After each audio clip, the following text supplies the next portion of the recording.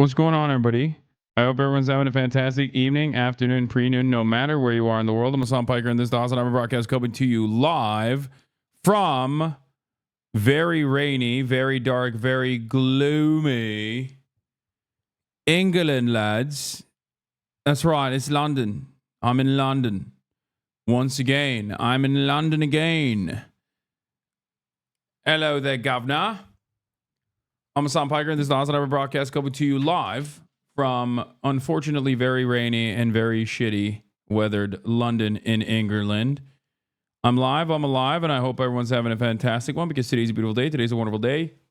It is 12:45 p.m. in sunny, I assume, Los Angeles, California. It is in the midst of a tsunami warning in the aftermath of a California earthquake. I, on the other hand, am far, far away on the other side of the pond in Londonistan. Anyway, ladies and gentlemen, boys, girls, and MBs, we're back. We're live, and I hope everyone's having a fantastic one because it's a beautiful day regardless. And this is part of the broadcast where I tell you about my personal news about what's going on in the life of Hasan HasnAbi Piker. Hold on, let me try to fix the camera real quick.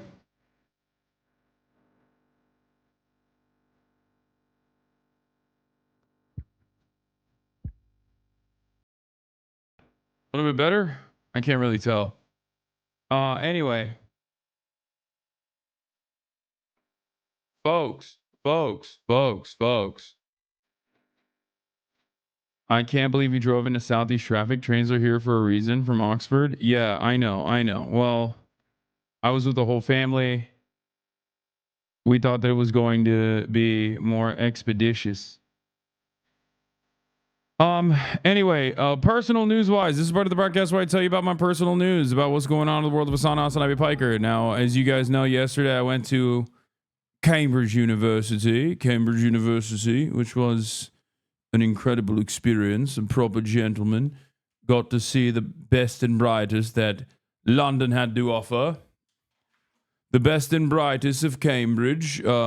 And it was a great experience overall. As you guys know, I haven't really gone through the footage or anything. My hair is crazy right now. I know, for the record. I know. Before you guys say, hey, dude, you need a haircut, trust me, I fucking know. We'll look through some of the, Cambridge University memes and stuff like that. The Oxford speech was today. It was actually better than Cambridge. I will straight up admit that Oxford was very serious, packed house. The crowd was elated. They were ecstatic. No hecklers. The questions were mostly policy focused, which was good. And I had a fantastic time. And honestly, Cambridge was a fun time too. I mean, it's good to have a little bit of controversy, you know? The Oxford debate won't be up until I don't know when they're going to post it, but it's not going to be up yet. The Oxford one was also the same exact format as Cambridge Union. But basically, I've spent most of my time running around. And yes, the Oxford one you'll be able to watch when it comes out. But most of my time has been traveling between London and Cambridge, and then Cambridge back to London. London to Cambridge, Cambridge to London.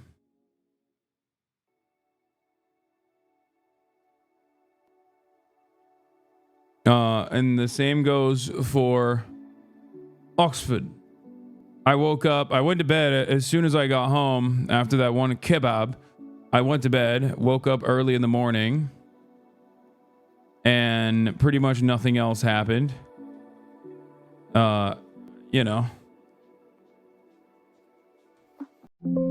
hold on. I went to Oxford today and it was fun. The House says Israel's apartheid is out, and man, it's insane. Israeli Hosbers really can't let a Palestinian speak without interrupting. Yeah. You've got a full English brekkie yet, lad? No.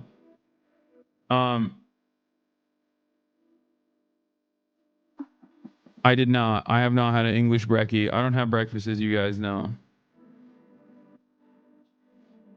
Friend of the show became a progressive caucus head, by the way. This is good.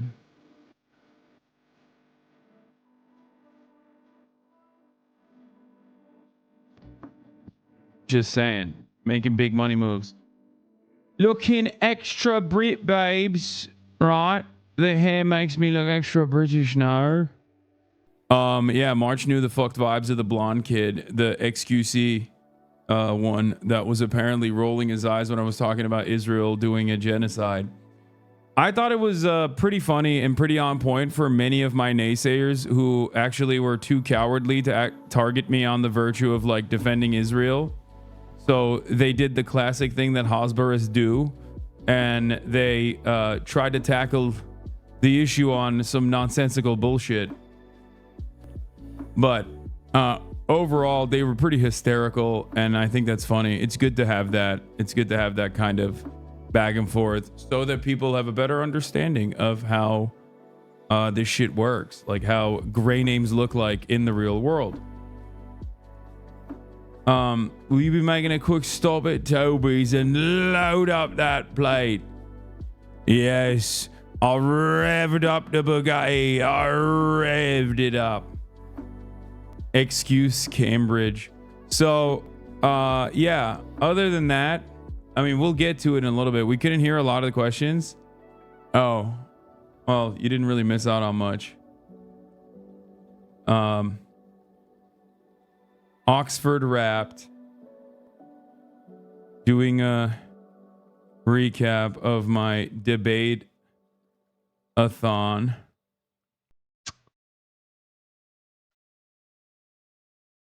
It is extremely nice to have back-to-back examples of you addressing each of these attacks against you while looking chill and professional. Yeah.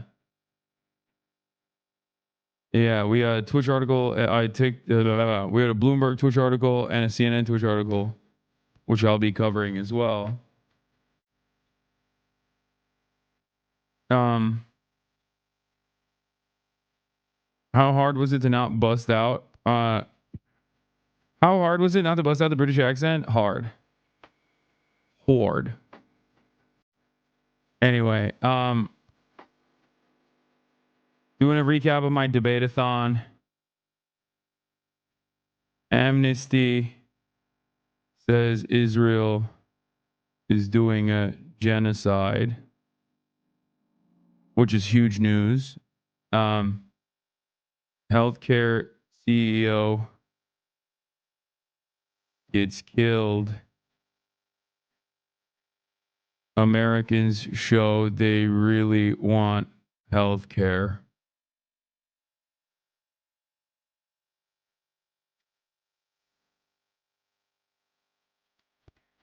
And then what else was I gonna say? CNN plus Bloomberg articles, CA earthquake, and more. Yeah, there's a French government no confidence vote. So much happened in like the time frame when I couldn't actually be on a desktop. So much happened.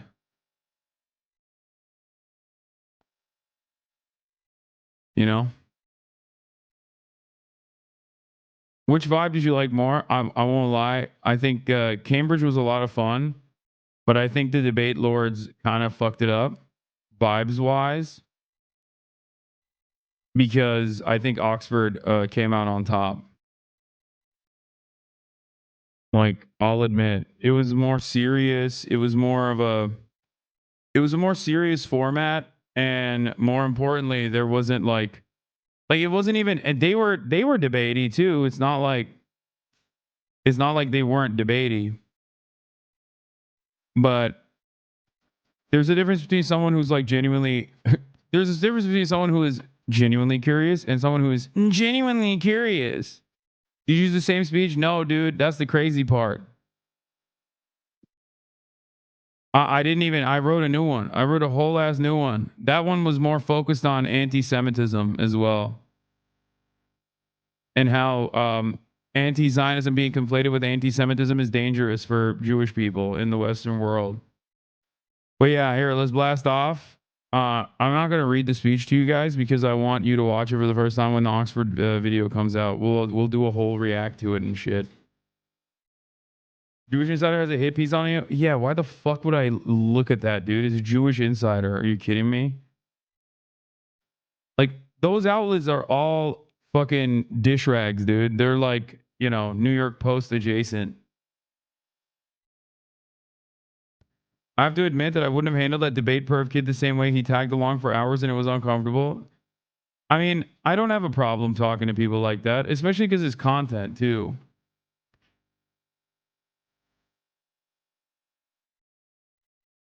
Did I think the redhead kid was earnest? I don't know. He did say he hates Destiny, so I don't know if he was just saying that to just make it seem as though, you know, that these were genuinely held convictions or whatever. But you know, maybe he just loves debate. He didn't hang out for the drinks after, which I thought was kind of sad. Like I was down to continue talking to him.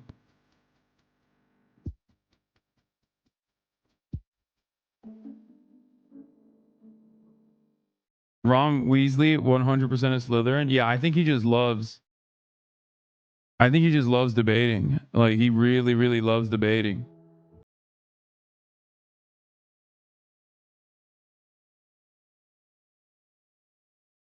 I think he loves debates. He came with you to the bar, but he left because I think he felt the vibe. I mean, he's the next Oxford Union. No, he's the next Cambridge Union president.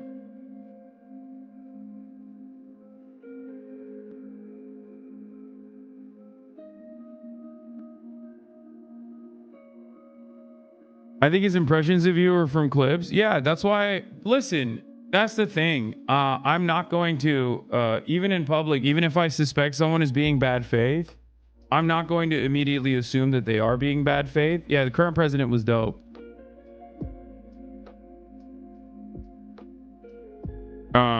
But like when I told him that the person wasn't a Houthi, he said, "Well, there's a lot of debate around it." Well, it's like, okay, there can be a lot of debate around, you know, wrong things. That doesn't change the reality that they're fucking wrong.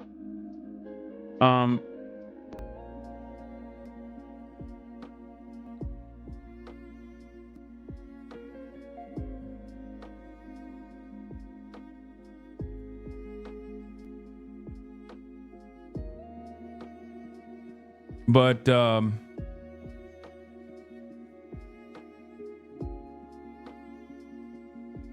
as a Cambridge PhD student, Peter Thiel's been flooding the conservative space on campus with money for years. Yeah.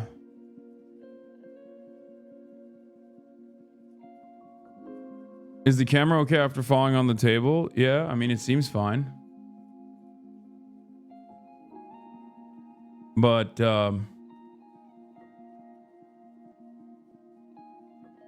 Nick Glazing Hasan, what is he? Hasan is him. He's been him. He has 80,000 subs for a reason. The dude is an absolute machine. I've never seen like anyone who's more regimented. He wakes up, he works out, he does everything he needs to do, posts Instagram, streams 8-10 hours a day, still takes care of his dog. His content's amazing. I watch him all the time. You know, he's a great guy off stream. And I've never seen anyone with more emotion than him in real life. We walk around in public, girls flock to him. They take pictures of him hiding behind cameras. God damn. He's just absolutely insane, and his content's great. And I think he's probably the most watched streamer that I have here. God damn, Glaze. I mean, I need it though. I need those W's, dude.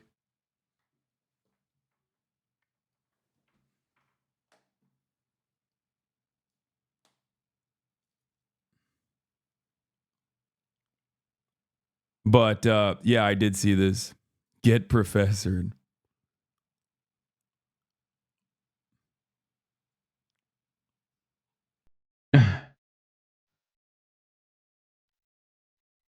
I think he got a little bit too emotional. That's why I think maybe he's not.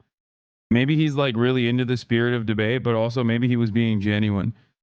Because I feel like he was like yelling a little bit at times. And I didn't want to like disrupt him or match his energy like that. But maybe he was a little nervous. I don't know.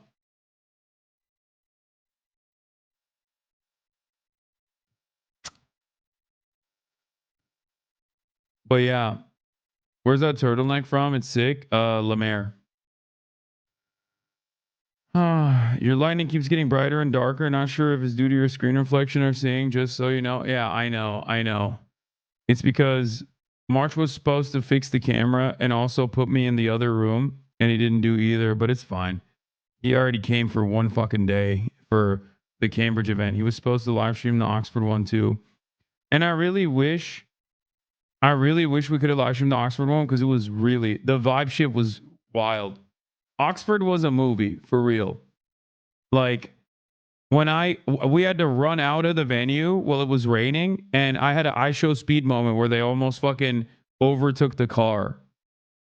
Like there was like a massive crowd of people that were just like swarming the car trying to get some photos before I leave. It was crazy. Did they record it? Yes, of course. The reason why we weren't allowed to stream it is because they recorded it, and that it's going to be uploaded. It's going to be published on the Oxford Union website or Oxford Union YouTube page.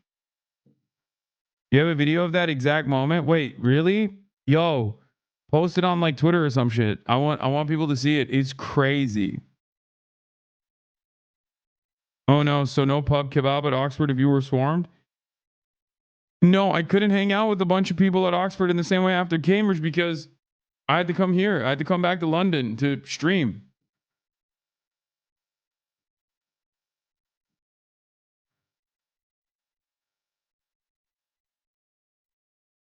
But yeah, she was crazy. Pupil maxing?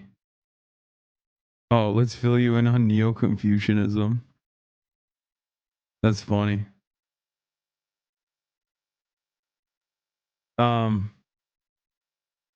Cash Nasty reacts to your b-ball performance? No, I thought I watched it already. He said you got destroyed by an economist. The bar segment, a lot of people seemingly like the bar segment where I hung out with all the union kids and we drank a little bit.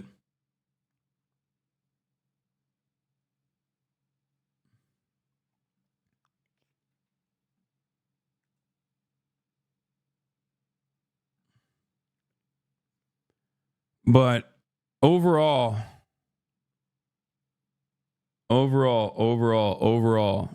great trip. Great trip. I think people really liked it. People really appreciated it. And, you know, the Cambridge stuff was really cool. The fact that we got to live stream it, like it was awesome. And yeah, new speech on Oxford as well. So when that comes out, I hope people, I hope people enjoy it. Were you drinking at Spoons? No. I wasn't drinking at fucking Spoons, lad. All right, so we got a lot of news to cover. Did Themacia send a playlist? Here it is. We're live. We're alive.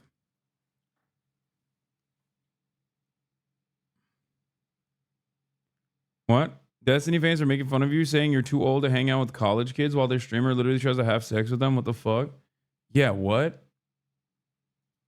Yeah, no, I don't think it's weird for me to literally fucking take the students out for kebab and beer for all the work that they put in a completely normal setting.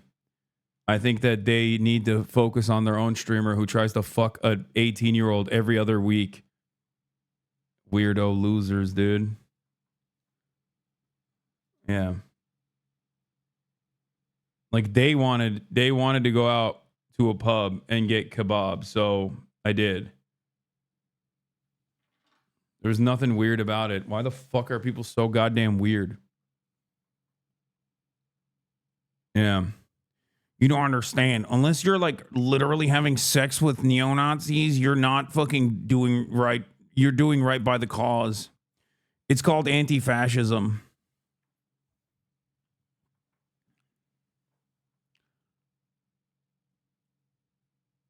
Yeah. The normal thing to do in that situation is actually to, you know, weirdly slide in their fucking DMs and make them into my orbiters.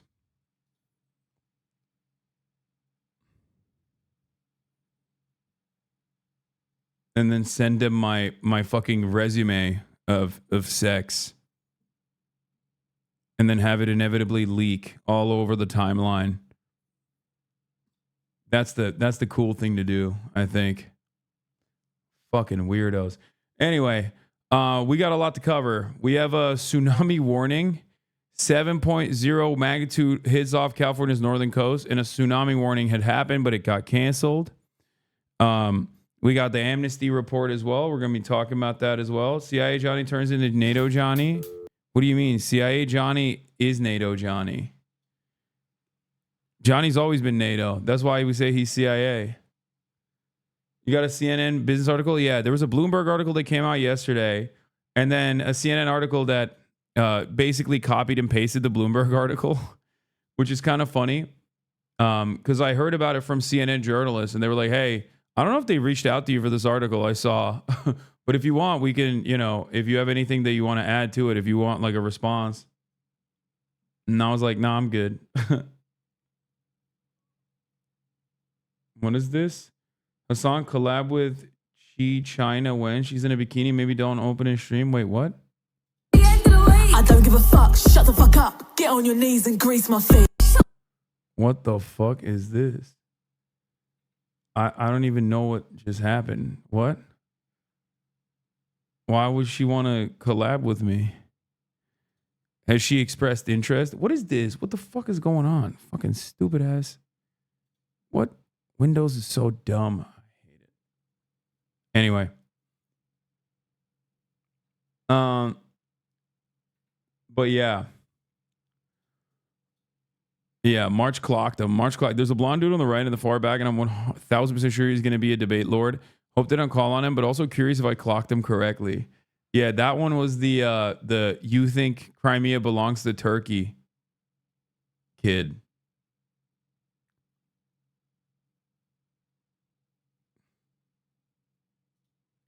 What is this? You lost a...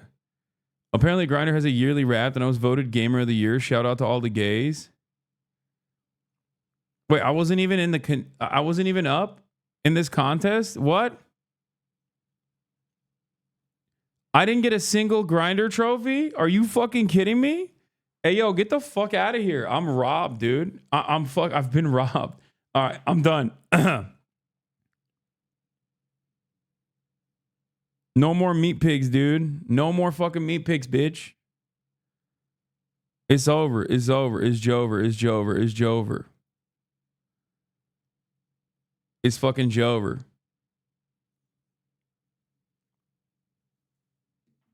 "33-year-olds aren't sex symbols, old man." That's what you think, bitch.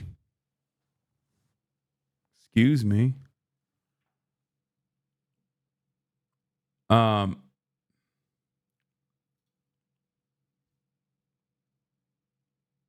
Anyway. Related to the CEO story.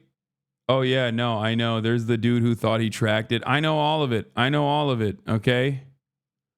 I'm aware. I'm aware of all of it. Trust. And I know that, like, I know everything. Was worried that you pushed your speech writing to the last minute, but you did really well at Cambridge. You're surprisingly good at reading the room and melding in with academics. Keep up the good work. Yeah.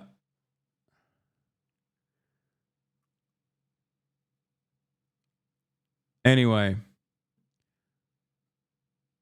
The fucking healthcare story is pretty crazy. Especially because the healthcare story is pretty crazy. Especially because of like the way people have reacted to it. Oh, what the fuck? This is broken, dude. My fucking Windows is bricked. How do I fix this, chat? What do I have to do to fix this?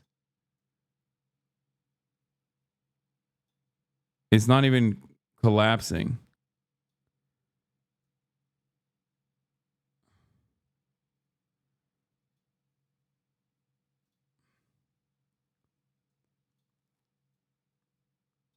Classic.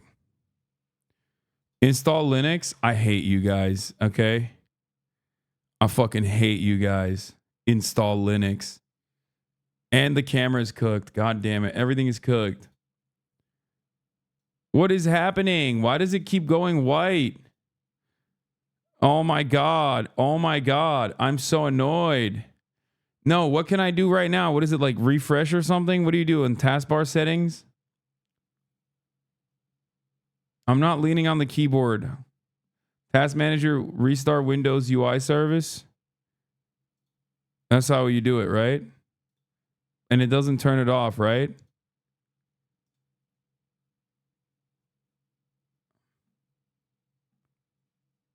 Restart Windows Explorer. On Task Manager? What the fuck was it?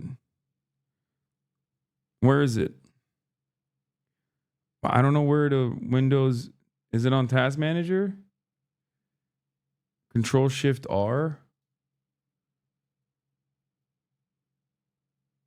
I'm trans and in IT restart, right click Windows Explorer and restart. It won't let me restart fucking Windows Explorer, man. I don't know how to do that.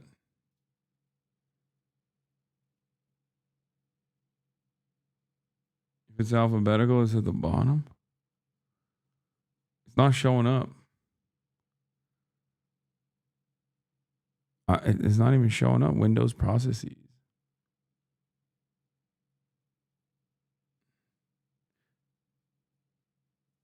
Type Explorer and Task Manager search.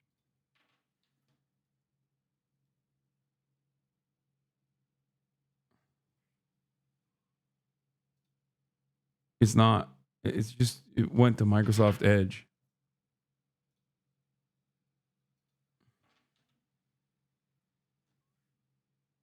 And then restart Windows Explorer. Okay, I did it. Hopefully yeah, that didn't do shit, not gonna lie. Or maybe it did. Let's see. Nope, still doing it. That is hella annoying. God, I fucking hate Windows so much. Oh my God, I did it. I restarted File Explorer and it still didn't fix this part, this problem. When I click on a window on my second screen, it just... God, I fucking hate Windows so much. I hate it.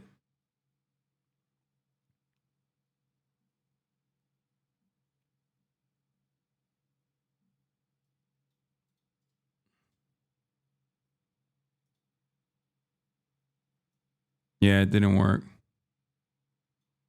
Like, what is this? What is happening here? Like, why is this happening? This should not be happening ever. Okay, this is a fucking new laptop, right? I did the right click Windows and F and refresh. God, everything sucks. Everything sucks. And the only option that people have are, you know, taking matters in their own hands. What the fuck? What the fuck? Everything fucking sucks. Yes, I have 2 monitors, chat. I do. Windows 11 is so dog shit. Anyway. Oh, let's just start quickly with the fucking earthquake before this makes me quake my earth. Welcome back, everyone. I'm Lana Zach. We continue to follow this breaking news out of California. Switch to Mac, bro. I'm going to fucking switch you out of this chat and out of existence. Okay? Listen to me. Do you want me to fucking do coverage today? Because if you do, then shut the fuck up. You can't stream on Mac anyway. It's hard. Some good news, though. A tsunami warning has been canceled following that 7.0 magnitude earthquake off of the state's northern coast. That earthquake struck 235 miles northwest. I don't want to disable auto maximize. I want auto maximize to work. I don't want to. I want the windows to snap, but they're not snapping in the way that they're supposed to be. San Francisco, that was about 60 miles from Ferndale. Large waves. Gen Z want to cancel woke? Gen Z want to cancel fucking tsunamis? What's happening? Are still being reported in the area, and officials have ordered evacuations in some areas. They're urging people, of course, to get to higher land and to avoid the coastline, even though that tsunami warning has at this point now been canceled. CBS News correspondent Carter Evans joins us from Los Angeles. Carter, even for California, a 7.0 magnitude earthquake, that's a big one. And when we're talking just 60 miles off of California's coast, that's pretty close. Talk to us, give us some context for understanding. Conditions were right. When I heard about a 7.0 magnitude, less than 60 miles off the coast, I immediately thought tsunami. And you've got a little time to prepare because the waves are going to take a little while to get to shore, generally traveling around 30 to 40 miles per hour through the ocean. That's how they can essentially time when they think the waves are going to hit. And that is ultimately probably how they were able to cancel this warning, too. The time when they expected the waves to hit based on when the earthquake struck passed and the tsunami did not materialize. And so that is certainly good news. But you're right, this was a big one. So I don't get it. Like, they were like, oh, there's supposed to be a tsunami, and then it just like didn't happen. How the fuck? I'm so mad. I'm so fucking mad, dude. I hate this shit.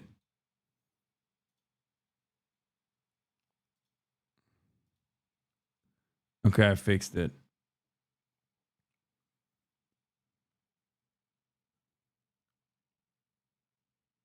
Okay, I think I fixed it. Conditions were right for it, just off the coast. Fuck. And think about the Bay Area, too. So many low-lying areas there. So it's not just along the coast that was concerned. It's along all those waterways on the inland as well, all those homes in Marin County that are down close to the water. Those are big, big concerns. So this was a massive effort to get people away from the water's edge, away from the ocean, as fast as possible. Yes, and Carter, it was interesting watching our colleagues over at KPIX as they were following the people who were still out on the beaches and seeing those helicopter shots, as you can see, it's right there, of people who were still out there because this happened so quickly. It was so close to land. If there was, in fact, a tsunami, we're talking about minutes, not hours. I understand that those evacuation efforts, they were undertaken. Do you know, now that the tsunami warning has been canceled, are officials telling people that they can go back in? Are we just in sort of a period of confusion at this point? What's the best option in order to stay safe? Probably going to be a lot of confusion right now. But since since NOAA basically has canceled this tsunami warning, I think it is safe for people to go back. But, like you, I saw the video from the helicopter. There are surfers in the water, and I thought, do they even know there is a tsunami warning right now? There's no communication with them out there. They may not even have any idea. And then you do get some looky-loos that will go down to the beach and try and see if they can see it. Now, one of the clear signs that a tsunami is about to occur is often the water recedes. So it would look like an extreme low tide. And a lot of times, if people haven't been warned, that's enticing. People want to walk out. They can pick up shells and things like that. It's a strange sight to see. That did not occur, fortunately. Very, very fortunate. What the fuck is going on with this computer, bro? Given, though, that this was a very large earthquake, aftershocks always happen. We know that there's already been some of them. Can you tell us a little bit about the possibility of additional aftershocks? What has already been experienced there in California? So we've already seen a handful of aftershocks, not nearly as big as the first one, but there is still possibility of more of them. Now, a large aftershock, 6.0 or bigger, that percentage is pretty low right now. But for the next week or so, that area could experience aftershocks that are definitely measurable and something that people could feel. Carter Evans out there for us in Los Angeles. Glad that you and everyone in California are safe and that tsunami warning is now over. Thanks, Carter. Sure. Urgent, man. All right, let's get to the top news story of the day, baby. What? The initial reporting of the tsunami was scary because the area that would have been hit was massive. I'm so glad the tsunami didn't materialize. Yeah, this is insane. So are we just cooked next time? Is that what it is? And by we, I mean San Francisco for the most part. Like, this shit could happen potentially. I can't help but feel like God is punishing us with first the likes of Donald Trump and now also with this. Don't bore me, baby girl. Sorry. We've been getting a lot of warning shots in Southern California as of late. All of a sudden, Chicago doesn't seem so bad. Chicago never seemed bad.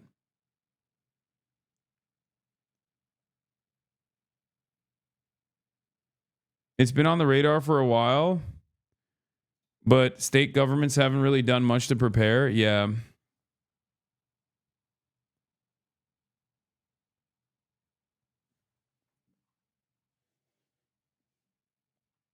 The San Andreas fault line is overdue. It would wipe out vast populations from Los Angeles to Seattle.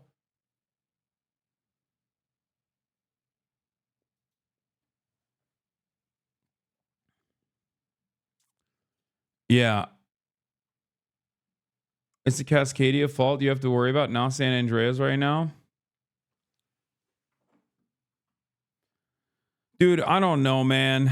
At this point, I'm just like, fuck it. You know? It is what it is, right? I don't know. Shit's not getting any better. Seems like there's only one direction. Do you consider these things when you're getting a home in LA? No. You can't live like that, man. That's just this is my dumbest, most reactionary attitude. But I happen to be a firm and committed believer that if you constantly worry about that shit, you're going to get cooked. If it's constantly top of mind, then, you know, the anxiety will cripple you.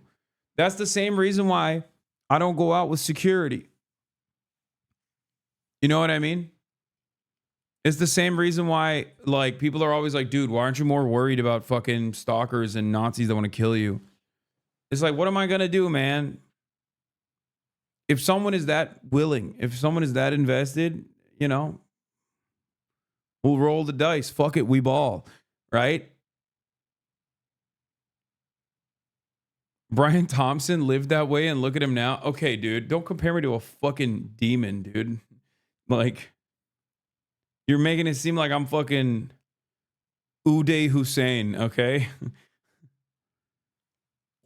Like, that's a little bit different. I feel like that man had a lot of karma. Yeah. Or Shinzo Abe, you know?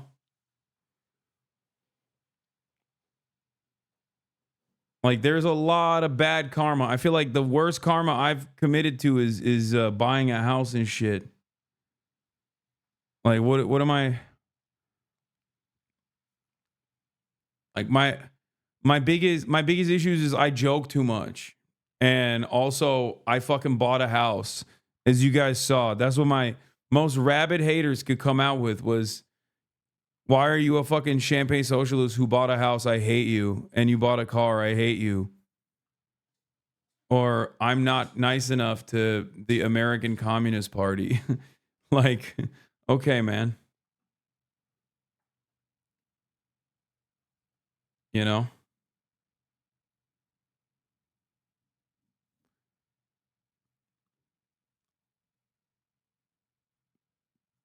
All right. Speaking of karma and people who have done a lot of wrong, but have consistently done it within the within the confines of legality. Let's talk about the story. United Healthcare CEO gets fucking murked by a hitman. Now, of course, I must urge you not to Fed post in this chat, even though, holy shit, everyone. Like, I think this is one of the first instances where I've ever seen so much universal support for something that is so criminal. You know what I mean? Honestly, I don't know. We're living in interesting times. We're living in scary times. We're living in interesting times. Let's take a look at this story. For the suspect who gunned down United Healthcare CEO Brian Thompson outside a New York City hotel. Our senior investigative correspondent, Aaron Kotursky, is at the hotel with the latest on the investigation. Good morning to you, Aaron. Good morning to you, Robin. 24 hours after this assassination. Okay, what is Fed posting though? Fed posting is when people just like get out of hand and say unhinged shit in the chat that might get them the attention of federal law enforcement. Also, oftentimes it's federal law enforcement that writes stuff like that in online chats to agitate people so that they can pop them, you know, coerce people.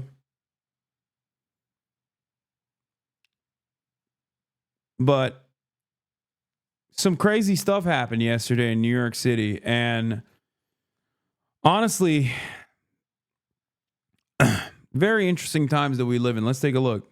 Style killing. The killer is at large, but he left behind a trail of clues here at the scene that may lead police to him and to a possible motive, suggesting anger with the insurance industry. This morning, a frantic manhunt for the man authorities spotted on this survey. So this dude, big homie over here, okay, Mr. CEO, walking up to his hotel, okay, having a wonderful day. You know, he's like, man, I can't wait to get a fucking child with cancer, no coverage, so their fucking family is saddled with medical debt. You know, just a regular old day for Mr. CEO. He's just like, walking over to my medical conference where I'm going to go, you know, hang out with a bunch of other CEOs, and we're going to talk about how many claims we denied, that sort of shit. I assume that's what's happening in the mind of a healthcare CEO on any given Sunday, right? Like, you got to be constantly thinking like, man, $35 billion in pure profit this year. What a banger. Artificial intelligence to deny claims, 90% of which are actually wrong. What a fantastic invention I engaged in. How the medical innovation, oh my Lord, the amount of coverage that we can just fucking deny because we made up some random AI thing. So sick. Like, that's probably what's going on in his mind, okay? I mean, he's up early. That's Sigma grind set. It's 6 a.m., okay? He up early as hell thinking about all the ways in which he's going to ruin the lives of tens of thousands of Americans. Because if you're that rich and that's your job, why the fuck are you up at 6 a.m.? You know what I mean? Like, why are you up 6 a.m.? Turns out this guy, he out-grindsetted the grindset CEO. Turns out he's up at 6 a.m. This motherfucker was up at 4 a.m. Okay? There's always a guy out there working harder, working smarter. He was like, oh yeah, you're up at 6 a.m.? Guess what, dude? You're down at 6:30. Okay? That's what he said. Walks up to him, bloom, blap, bloom. Now, those weren't the sounds that came out of that gun, because as you can see, this is a very long barrel. Guess what? That's not a barrel. That is a silencer. Okay? That's right. Now, the interesting part about that is, no, this was not a fart. It was silent but deadly, but it was not a fart. Okay? It was a suppressor on his pistol.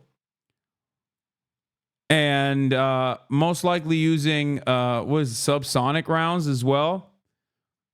That's the speculation on why the bullet, why he had to constantly fucking like rechamber after, what is that what's called? Like when your gun is jamming, basically. Which was really crazy because it looked like an open and shut, like, professional case. And the reason why I say that is because he was so cool throughout this entire process. I don't mean cool like, oh my God, he's like swagged out. That's a totally separate conversation. I mean, like he was cool he was calm as a cucumber. Like he was very calm throughout this process. He was very thorough. Now, people were saying that maybe it was because he wanted to get the casings after every shot, like collected, professional hitman style, Sicario style. Turns out he wanted to leave the casings there, as a matter of fact, because he wrote stuff on the fucking casings. He wrote stuff on the shells, which is wild. Okay.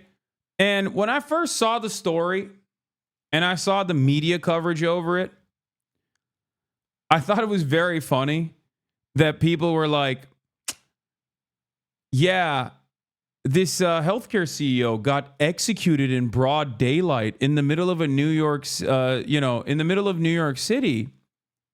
And the motive is unknown. And I was like, yeah, no, I think the motive is known. Like, it's one of those guys where I don't think this was a gay lovers quarrel, I don't think this was like, oh, his ex-wife called out a hit on him. Like, it's like, that would be a unique setting. You know what I mean? It's like, it's one of those situations where it's like, if you heard Vladimir Putin got assassinated, you wouldn't be like, I wonder what the motive is here. You know what I mean?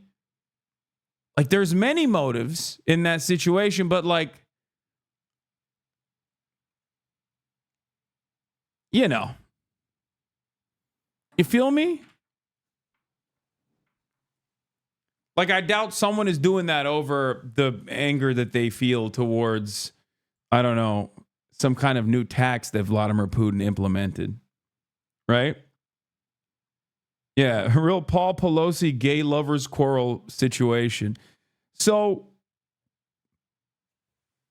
interestingly enough, this happened. Video shooting and killing Brian Thompson, the CEO of United Healthcare. Police said it was no What's crazy is this motherfucker was wearing a quarter zip in this fucking profile picture. Like, it is such, at this point, it's such a meme. Like, these guys, they love their quarter zips, dude. Like, I'm sorry. Like, what are we doing, dude? Why? You took a headshot. Well, no pun intended. And you were repping the quarter zip in the headshot, What are we doing here? What's going on? Y'all don't got nothing else? You just got quarter zips?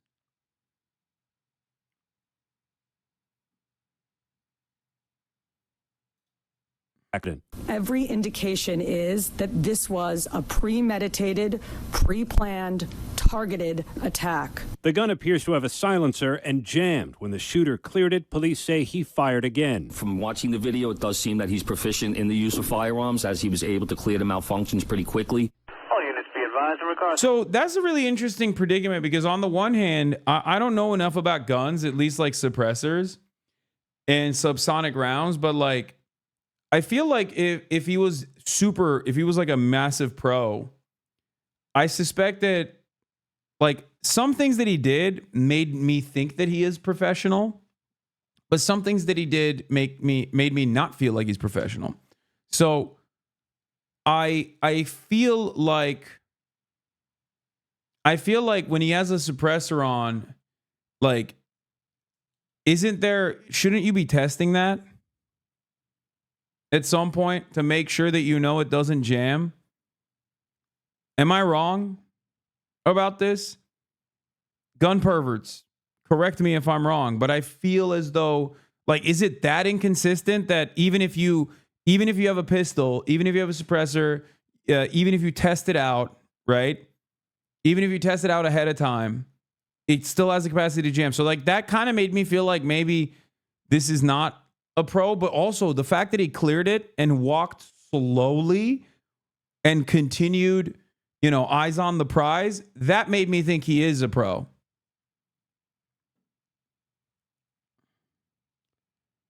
The gun wouldn't cycle because of the subsonic ammo plus the suppressor.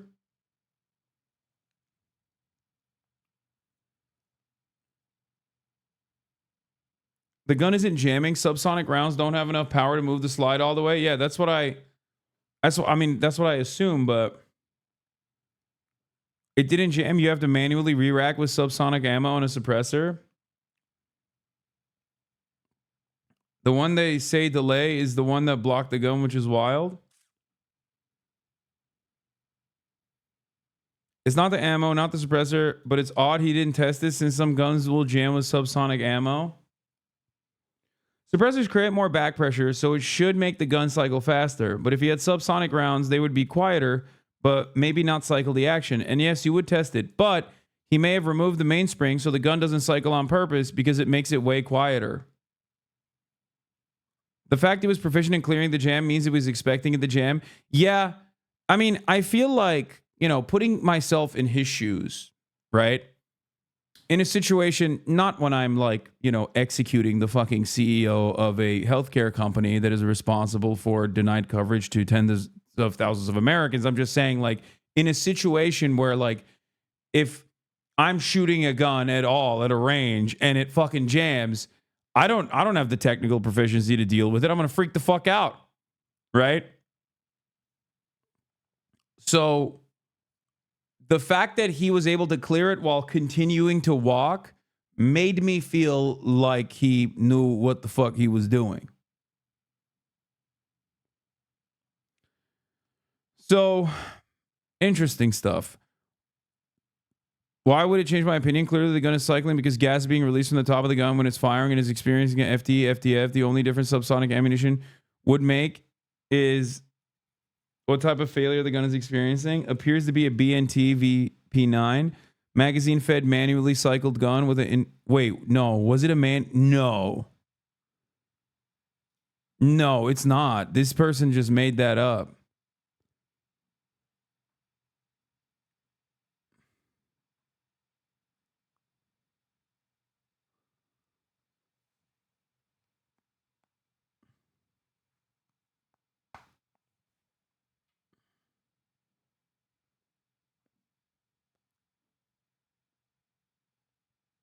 VP9 is actually on my gun wish list.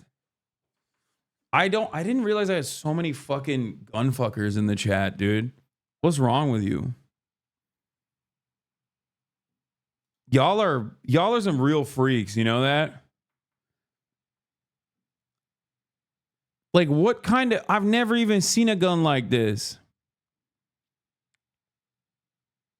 What do you mean this is on your wish list? I didn't even know this existed. Shit looks like a gun that a child would assume a gun looks like. Okay? This literally feels like a gun I would draw in like 5th grade before I ever encountered American gun culture. United I'm starting to see a bunch of comments coming through on mostly my Wellrod videos suggesting that Brian Thompson, the CEO of United Healthcare, who is gun channels are having a fucking incredible time. Recently killed in New York City, was in fact killed with a Wellrod or a modern VP9. All of those comments, those theories are in fact pretty conclusively wrong. I've watched that video, the surveillance video myself. Okay, first of all, I don't want to give anybody pointers, like especially the surveillance state, but how the fuck is CCTV footage in 2024 still so ass? Okay, what are we doing? You can't tell anything in that footage except for how fucking cool the guy was in his demeanor. Okay? You cannot tell if that's a well rod or a rod. You barely can tell it's a gun. Every goddamn CCTV footage still in 2024 is literally Vaseline lens, 1P. Makes no damn sense. Kathy Hochul stopping congestion pricing played a role in the escape. It didn't, but I want him to put in congestion pricing.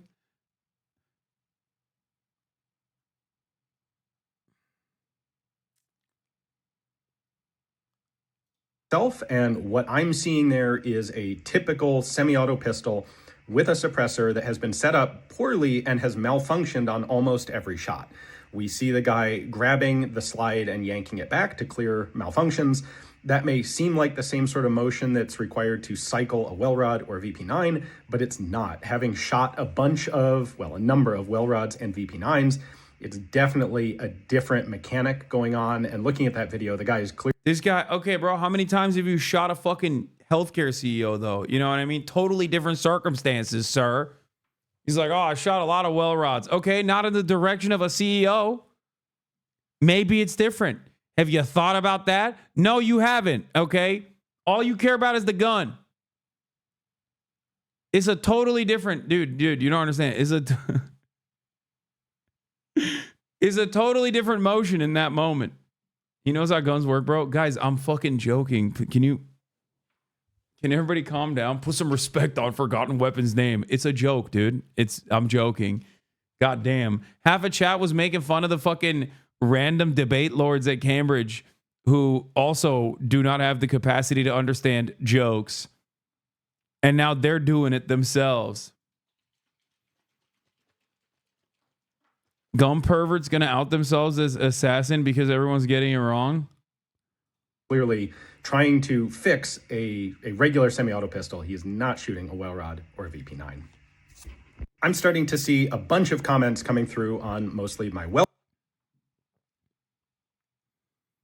Were you serious when you said the casings had writings on them? That's what they're saying.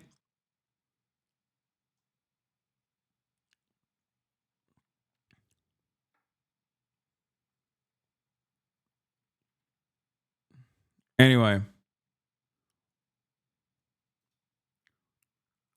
United Healthcare orders employees to not talk to the press in the wake of the CEO's murder.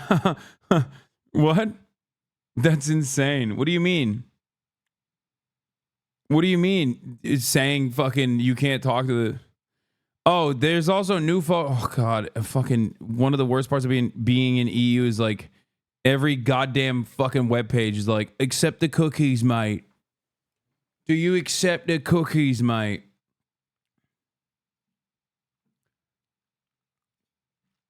Anyway, let's get back to it. So yeah, United Healthcare CEO is shot. A real doop, doop, doop situation. Okay. The guy just fucking walks away. Now, that is obviously an interesting story in and of itself, but I think one of the more interesting aspects of this story, one of the most interesting aspects of the story isn't even necessarily like the casings that he left on scene that said the words deny, defend, and depose, according to ABC News, which, by the way, is very similar to the title of the book, Delay, Deny, Defend, Why Insurance Companies Don't Pay Claims and What You Can Do About It by J.M. Feynman. Shooter of United Healthcare Chief Executive Brian Thompson wrote, Deny, Defend, Depose on the shell casings. The words echo the name of a book about how insurers won't pay claims. It's an earthquake for corporate America. So,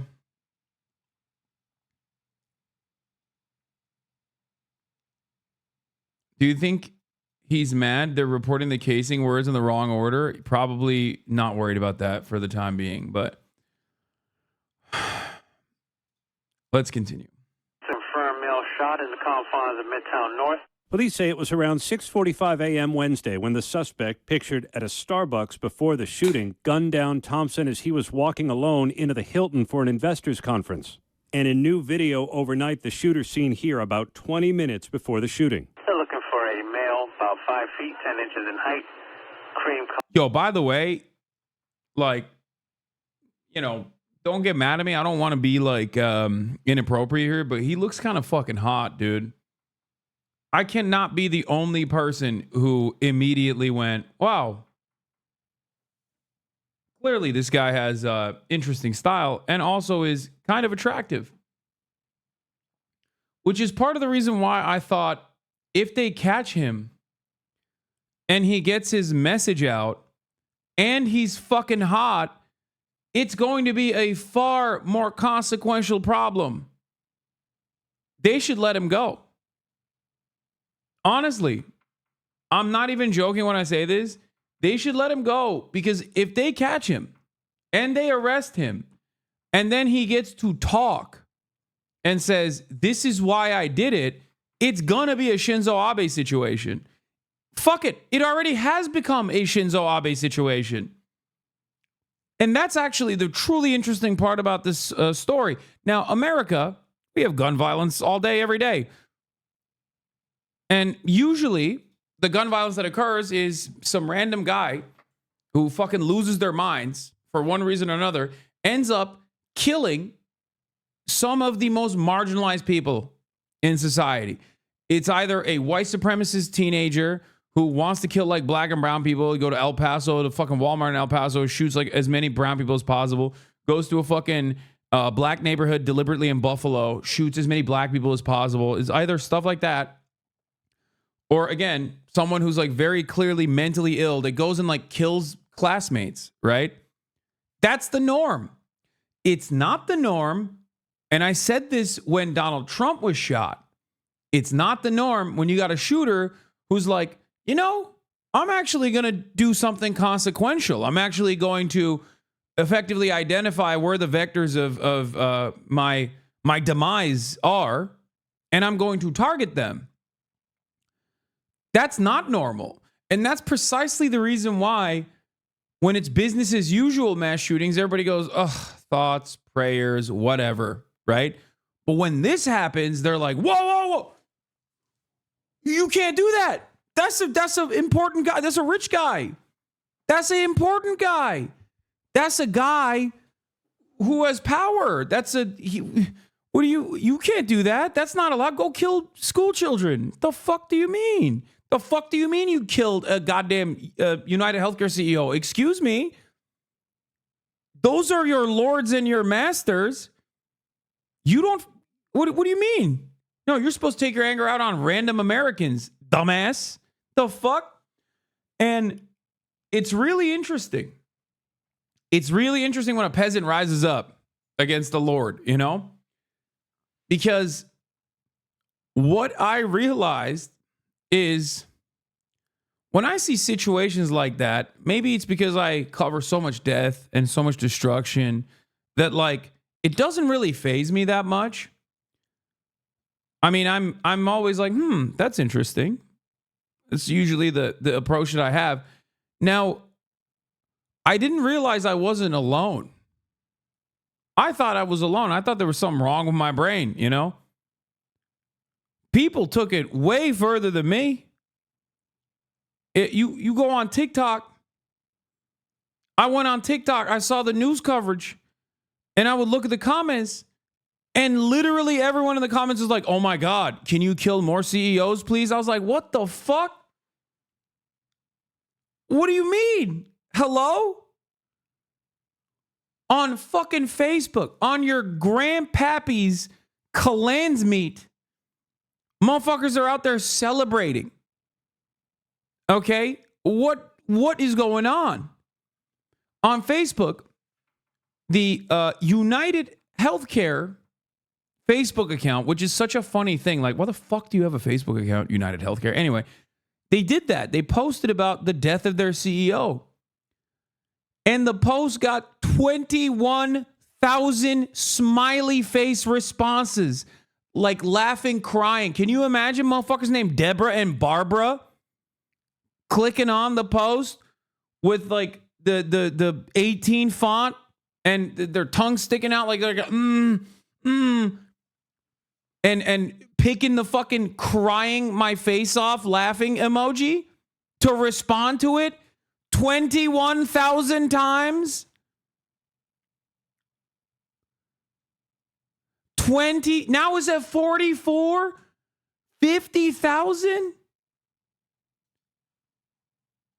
The Deborahs and the Barbaras are the ones who are not supposed to be saying that. Look, this is crazy. Look, United Health Group. We are deeply saddened and shocked at the passing of our dear friend and colleague, Brian Thompson, the CEO of United Healthcare. Brian was a highly respected colleague and friend to all who work with him. We are working closely with the New York Police Department and ask for your patience and understanding during this difficult time. Our hearts go out to Brian's family and all who were close to him. 41,000 ha-has. Only 2.2 thousand kind of sad crying faces. 42,000 ha-has. 40. No, people are now saying it's 51K now.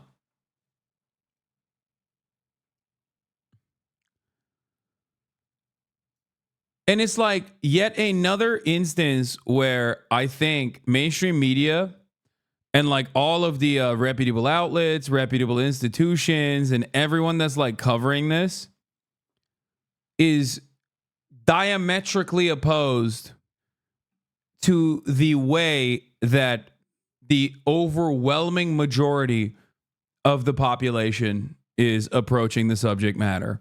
Like the media is like thoughts and prayers. This person had a family, which is really interesting to say, and I'll get to that in a moment. Fuck it, I'll say it now. This person had a family. Yeah, you know who else has a family? The fucking cancer patient who got their coverage denied. You know what I mean? Like, this person had a family. That's crazy. I know. Okay. So does Bashar al-Assad. So does Vladimir Putin. Okay. Anyway, this person had a family. So did Ted Bundy, But most people were like this. Most people had this take. I'm sorry, prior authorization is required for thoughts and prayers. 15,000 likes.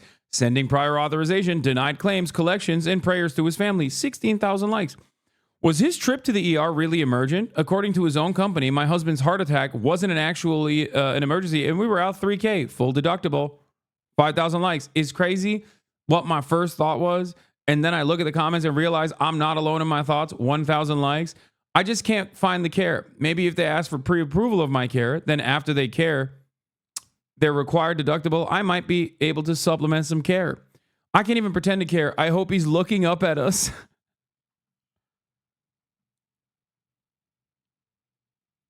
So,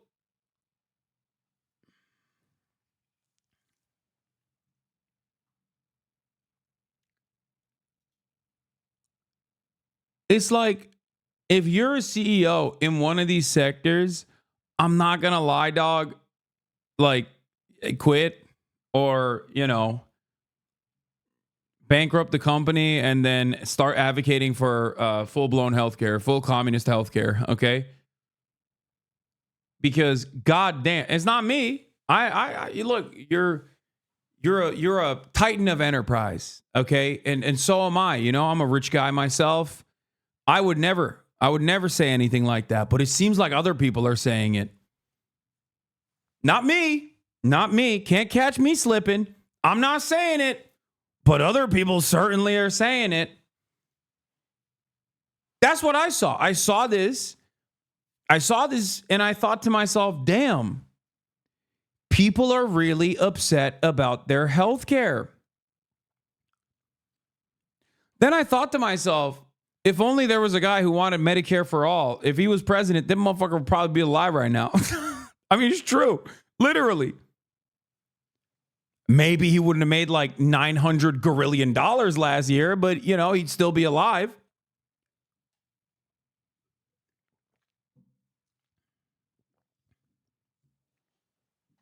You know what I'm saying? What's the JFK quote? Those who make peace impossible make violent retribution inevitable. Something along those lines, I think about that a lot. Or was it MLK?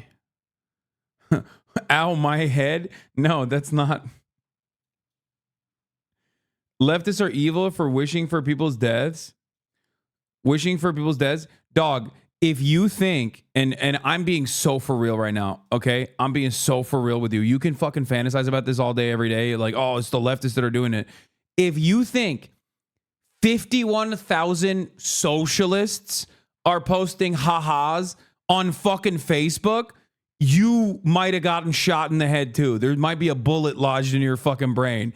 Okay, maybe you could be like, oh, TikTok, like they're all fucking little commies or whatever. No, dog, it's your neighbor and probably your aunt. Okay, The people who are excited about this is not just like some random card carrying commie that you fantasized about. It's your fucking aunt, okay? In between finger blasting herself to old reruns of Steve Harvey, she posted haha on the United Healthcare Facebook post. Okay? That's your aunt, dog. Go check in with her. Stop fantasizing about fucking card carrying socialists that want death upon everybody, okay? Unless you think your aunt is picked up a copy of Mao's Red Book or some shit.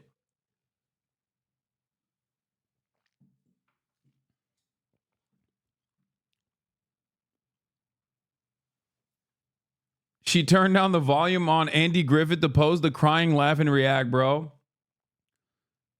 Yeah, I'm gonna be so real with you. This is like way beyond. This shit is way beyond the normal lefties want blood attitude. I'm not kidding. I'm not fucking joking. If we ran a poll right now, straight up, if we ran a poll in America, if any polling company was brave enough to run a poll right now, anonymous, how many people think the killer should go free? You would be shocked by the results. Okay? You would be shocked. Straight up. If any polling company has the balls, they should run this fucking poll.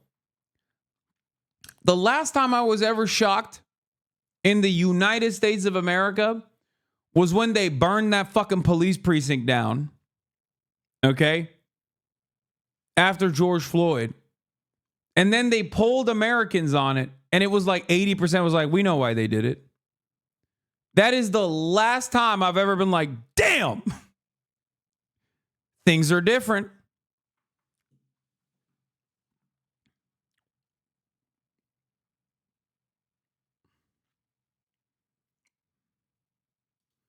This was a funny ass tweet I saw.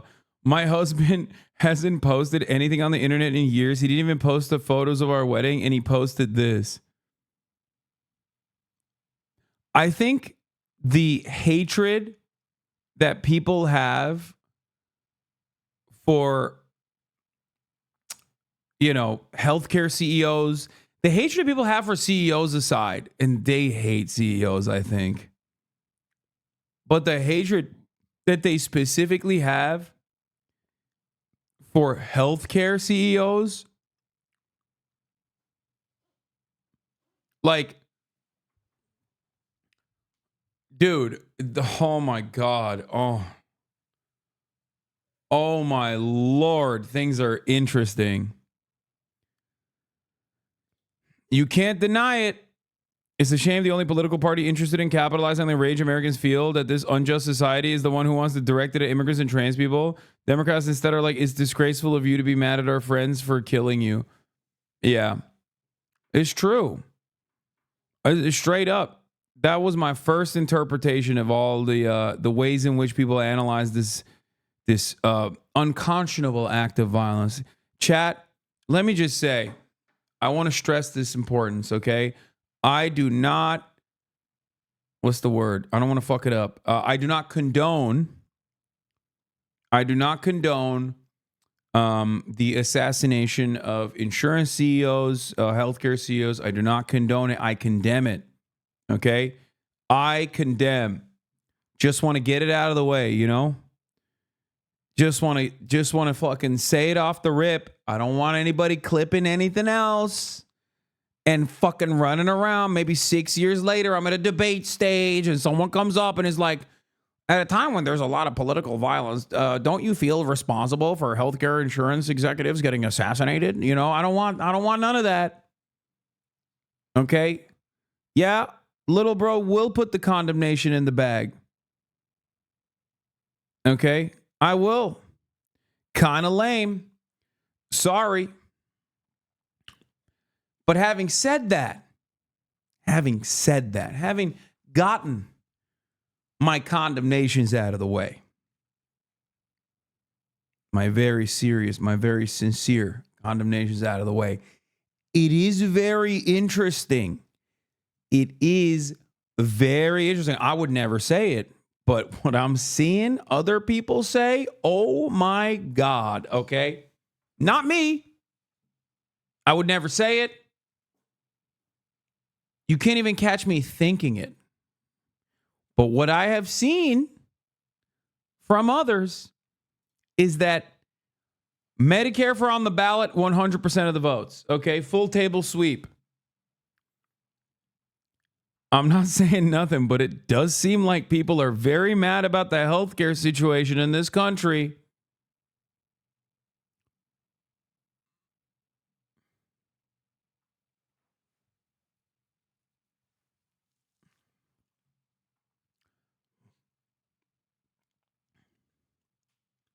You know what I mean?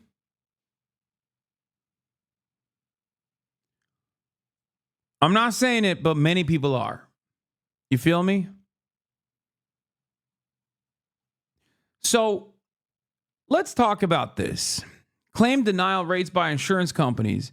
Now, United Healthcare happens to be at the tippy top right after Medica there, as you can see. All right. 32%. Now, the numbers, I was talking to my chat today. It's so lame that you and I now have to act like politicians because we are Twitch streamers. Incredible.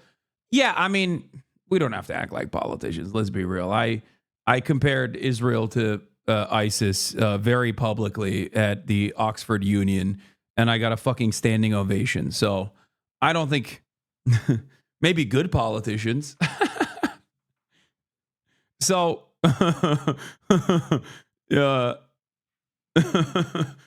great deliberative body. Think about that, bro. I went to the Oxford Union.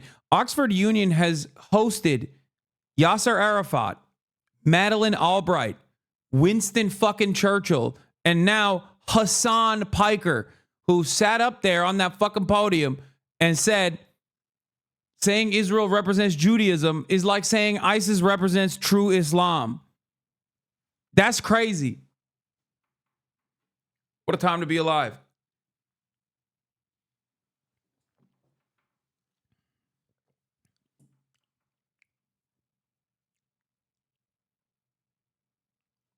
So, did you pick a bottle of mayonnaise? No, this is Bear Bell's milkshake. I've never had this in America, but this is the it's pretty good. It's got 24 grams of protein.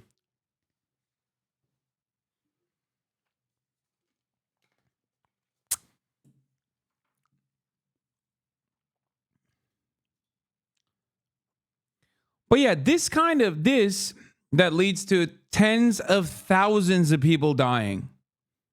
Okay? Just so you know, all of this leads to tens of thousands of people dying every year.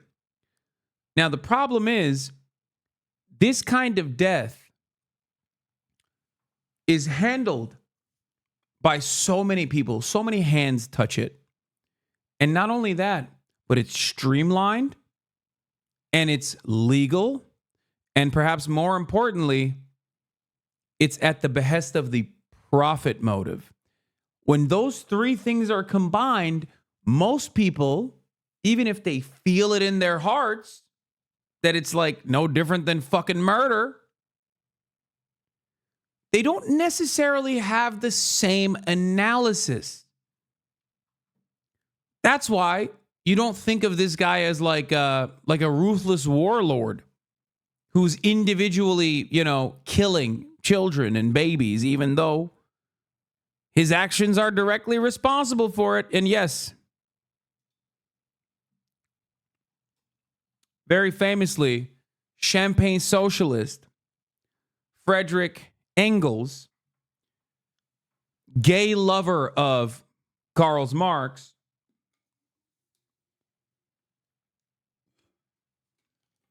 second Engels mentioned in 24 hours is crazy. He called this concept social murder, the unnatural death that occurs due to social, political, or economic oppression.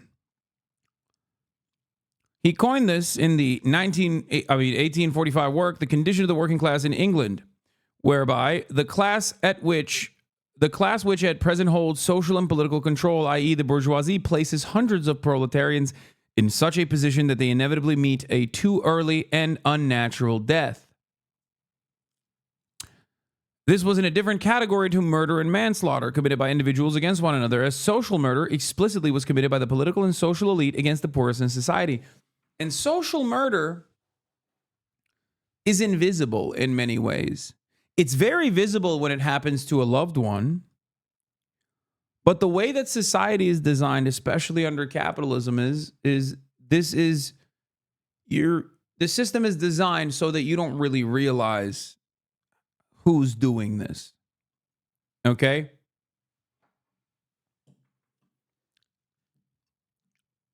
Let's read the full quote. When one individual inflicts bodily injury upon another such that death results, we call that deed manslaughter.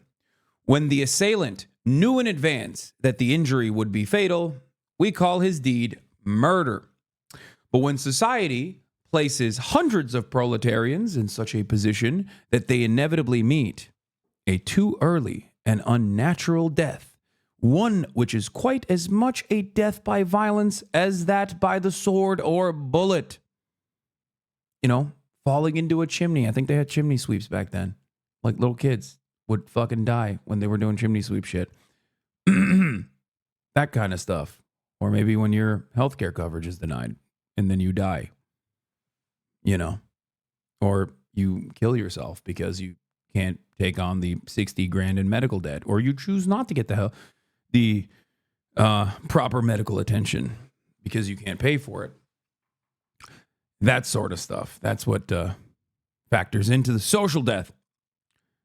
But yes, when a worker is in such a place, in such a position that they inevitably meet a too early and unnatural death, one which is quite as much a death by violence as by sword or a bullet, when it deprives thousands of the necessities of life, places them under the conditions in which they cannot live, forces them through the strong arm of the law to remain in such conditions until that death ensues, which is the inevitable consequence, knows that these thousands of victims must perish and yet permits these conditions to remain, its deed is murder. Just as surely as the deed of a single individual, disguised, malicious murder, murder against which none can defend himself, which does not seem what it is, because no man sees the murderer, because the death of the victim seems a natural one, since the offense is more one of omission than of commission, but murder it remains. And that's precisely what this is. This dichotomy exists within state violence as well. State retains a monopoly of violence, and therefore when the state engages in very violent ways, it is not considered violence. But when an individual fights back against the state, then it's violence. That's why when police use tear gas on unsuspecting protesters, it's not considered to be a violent act. That's why newspapers say violence broke out when protesters kicked back the tear gas canisters in the direction of the police. So that's what it is. That's what exactly this is, right? What 2 days in Oxbridge does to a motherfucker? Oh, come on.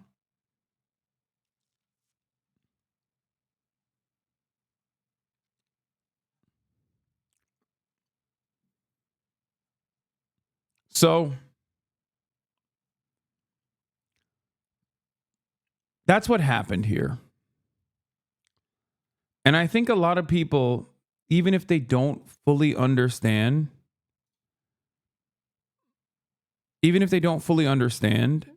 that this person is responsible for a lot of death and destruction,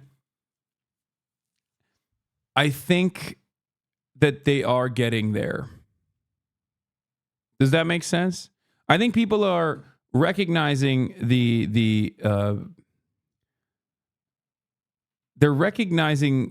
they're angry, and they're recognizing a little bit why they're angry. That's all I'm saying.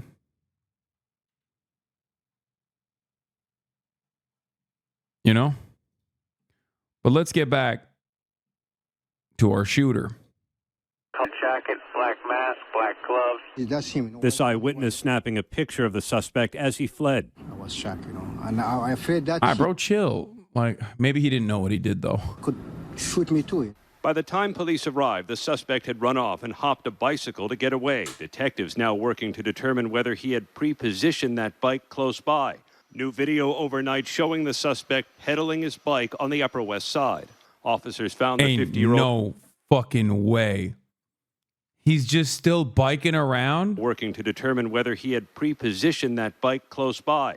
New video overnight showing the suspect pedaling his bike. Is that even him?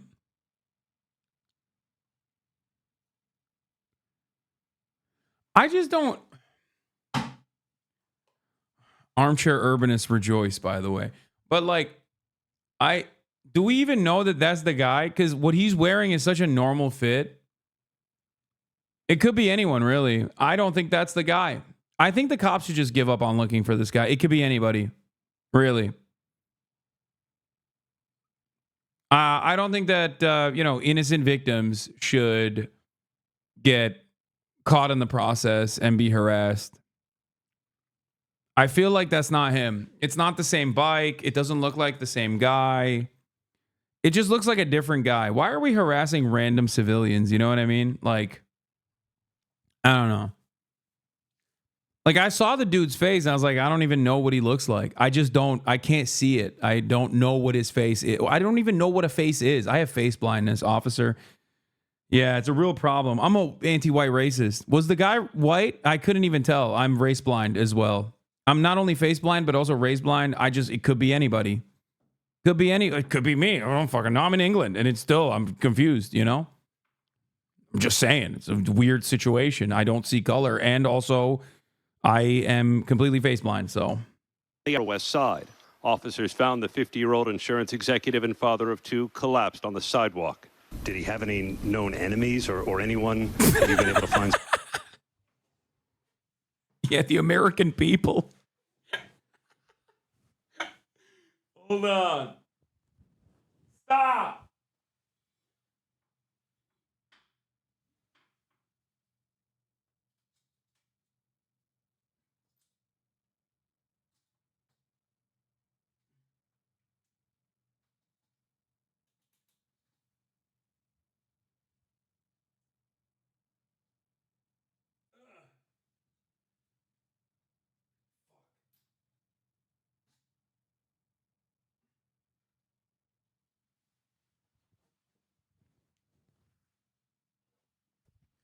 I'm just annoyed with the way the camera looks. Like, it's too high up. And I need to fix it. And I can't fix it. So it's annoying me.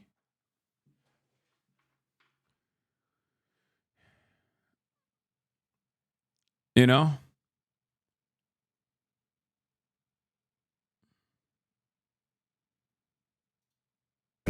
We're reaching out to law enforcement in Minnesota, and we're also interviewing his co-workers and family members to see if there have been any specific threats against him in the past.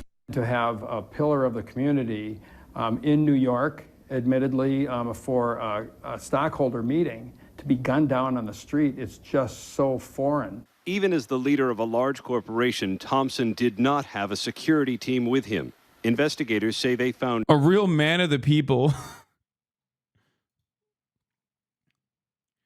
Think about all the jobs this is going to create, though, chat. Trump's America, baby. We got new jobs coming in.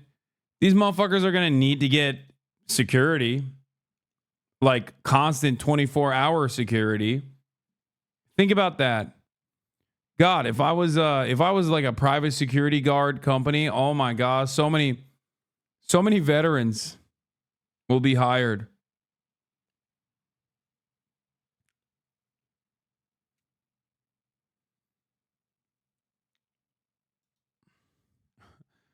Yeah. I do want everybody to know, yes, Brian Thompson won't see your cruel jokes about him because he's dead, but all of your friends that make millions and millions and millions of dollars off the debts of their customers will. Yeah. It's true.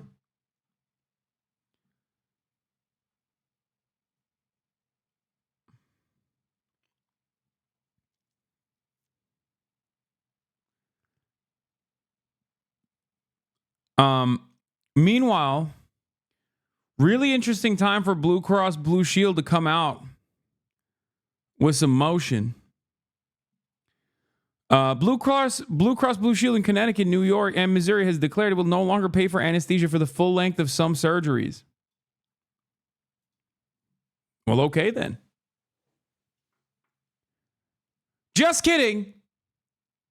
Blue Cross Blue Shield in Connecticut, New York, and Missouri, as of today, said, never mind, we're not going to do that, actually.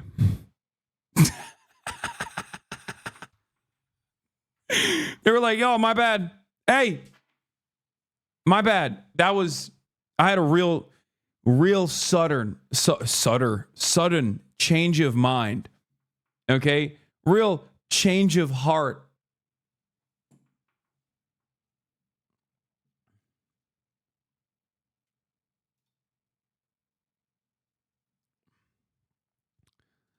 Kathy Hochul, New York governor, said, we pushed Anthem to reverse course, and today we'll be announcing a full reversal of the misguided policy. Last night, I shared my outrage at a plan from Anthem to strip away coverage from New Yorkers who had to go under anesthesia for surgery. We pushed Anthem to reverse course, and today they will be announcing a full reversal of this misguided policy. Don't mess with the health and well-being of New Yorkers, not on my watch. Kathy Hochul's so funny. Like, did you shoot the CEO?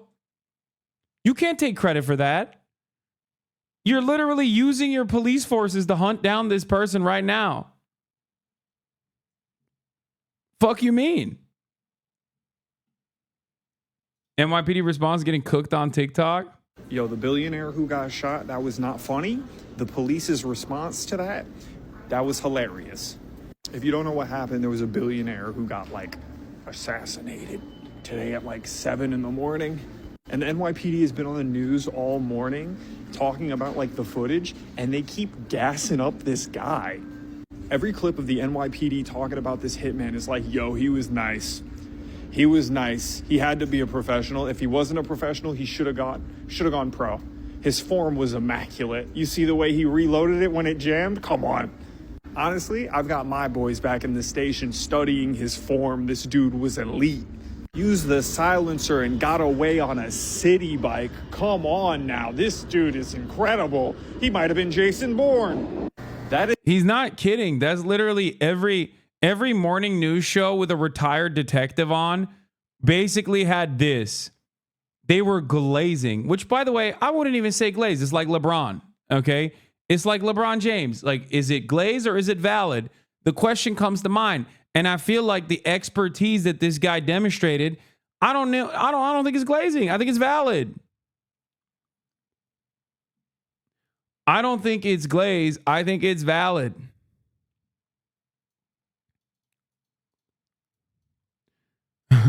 Imagine planning and executing the murder of a CEO in public in the biggest city in America, getting away with it, then going online and seeing a bunch of Reddit experts explaining how you're not a professional hitman. Yeah, I think a lot of people are fucking haters, dude. I think people are just straight hating on my man. It's like, have you fucking had a situation like that? I don't think so. I mean, straight up. Look. This statement in and of itself is not celebrating this heinous act, okay? This wrong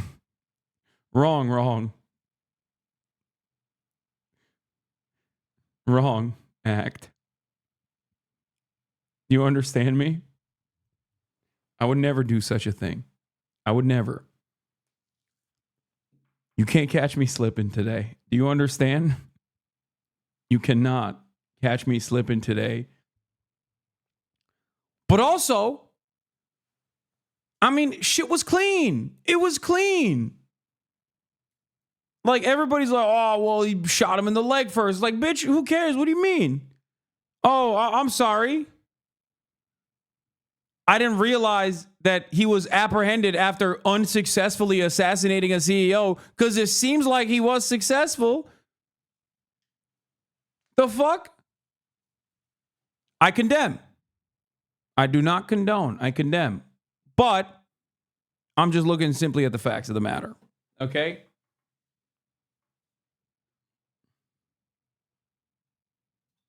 That is the funniest part of it. Like, even after all of this, the police are on the hunt for a hitman, and they still got to be like, yo, this dude's game is incredible. Game respects game.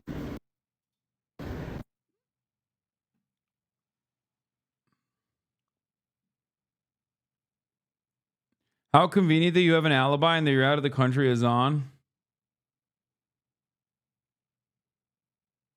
Anyway.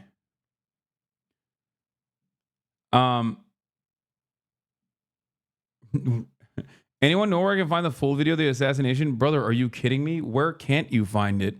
I think I've watched it like 700 times since it happened.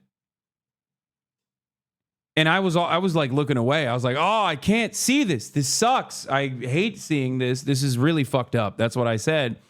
I was doing this the whole time. Whenever I would see it on accident, because my fucking timeline was just literally all that, I would do this.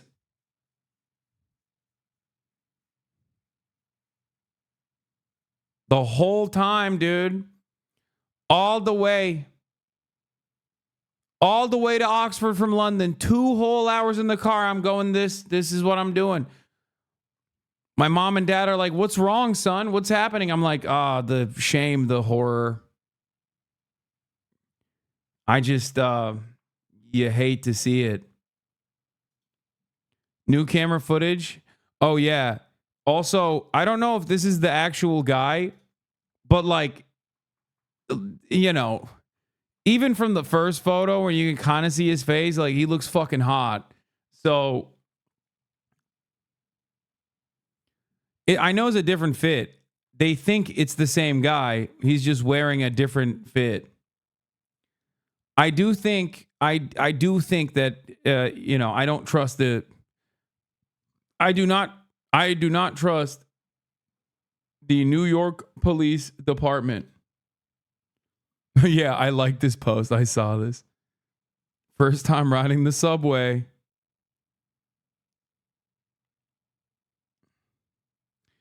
Who even said it was a guy to begin with? Could be a woman. So we literally have nothing to go on and should stop the hunt. That's what I'm saying. That's what I'm saying. How can you be sure? I can't. Can you say with a certainty? Maybe it was Kathy Hochul. Look at how much she's chirping at Aetna and Anthem and whatever the fuck.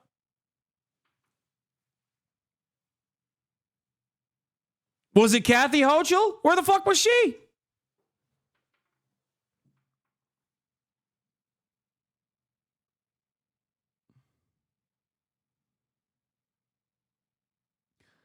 I think what's best is to take a step back at moments like this.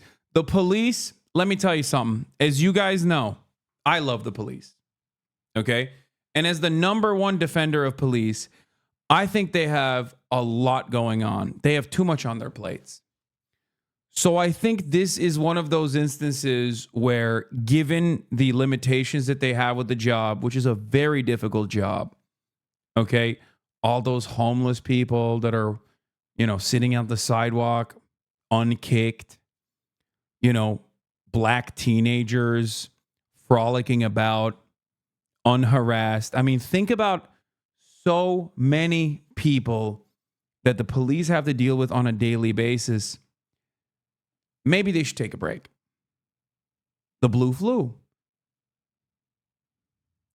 I'm just saying. There are Candy Crush levels that have yet to be tackled. Back the blue. Thin blue line, back the blue. Okay?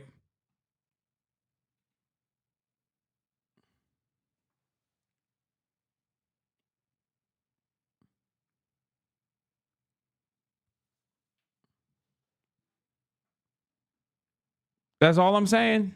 Cops, they have a lot going on. They have a lot going on. And I think given that they have a lot on their plates, they should just kind of, you know, take their time. Figure it out. You know? Try to really reconsider. Anyway, Let's keep going. Shell casings with writing on them, including the words deny, defend, and depose. They also say they found a cell phone, granola bar wrappers, and a water bottle they believe are linked to the shooter. See, now that could be anybody's cell phone. That could be anybody's granola. I've dropped my cell phone on the side of a crowded street and just kind of left it behind. Sometimes we have busy days, okay? We have busy days.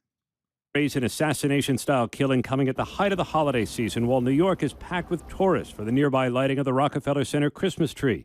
The NYPD increased patrols and security in the subways. You know, day-to-day in New York is really scary, and I think that... This is such a funny take from like a random person because it's such a very clearly deliberate, targeted attack.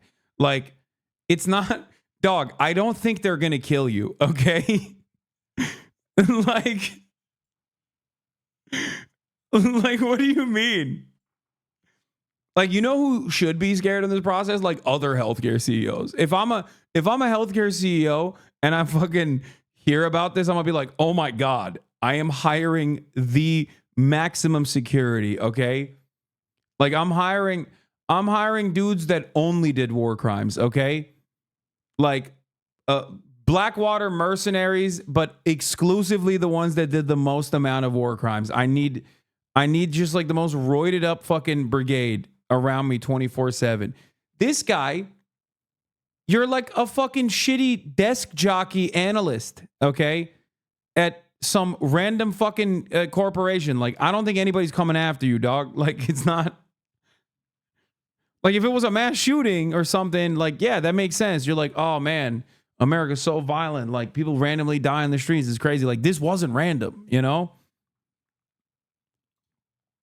Everyone here is doing their part to make sure that we have a safe event here. A family is now grieving this loss. Thompson's wife, Paulette, telling ABC News, "We are shattered to hear about the senseless killing of our beloved Brian.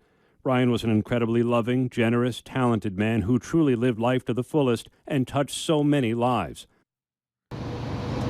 Police have not identified the suspect, but they are building a profile, Robin, of a man with a grudge, possibly against United Healthcare or the insurance industry in general. Robin. And what about the writings on those bullet casings? What does that tell police? That could be another clue toward motive. To take the time to actually write on the shell casings indicates not only premeditation, but also a deeply personal type killing. And those words, deny, depose, defend, those are words often associated with the insurance industry. Robin? All right, our thanks to you, Aaron. We actually have some breaking news just coming in the search for the... Yo, I'm not gonna lie, dude. Like, I already said this earlier, but if they catch this fucking dude and he says his piece and he's fucking hot,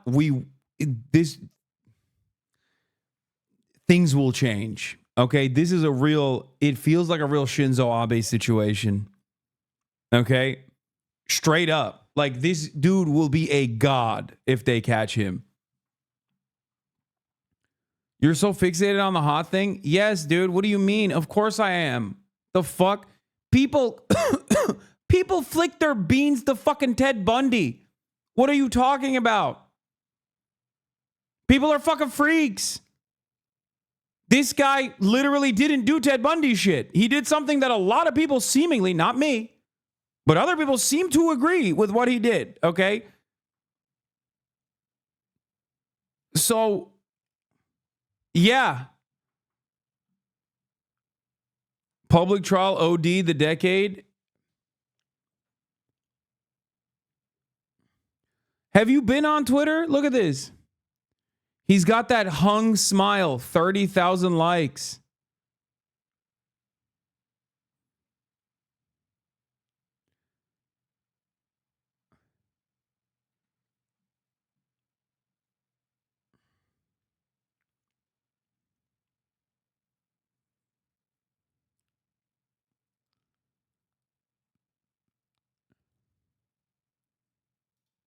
Not just Twitter, even your ops.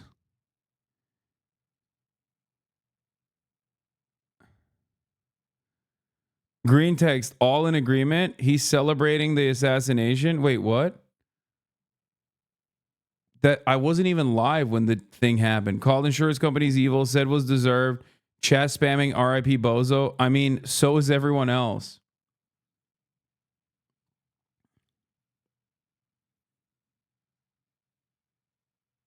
I didn't say that. I would never. I have not condoned. I have condemned. Yeah.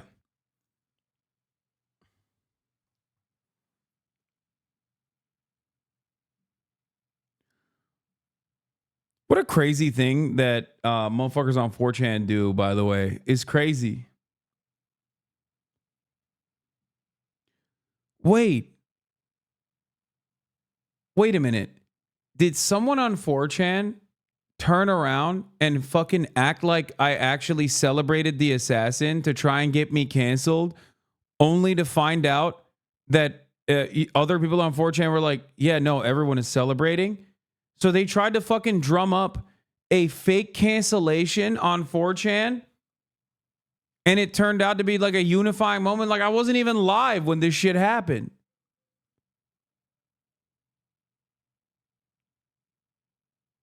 Is this real? Is this a real post?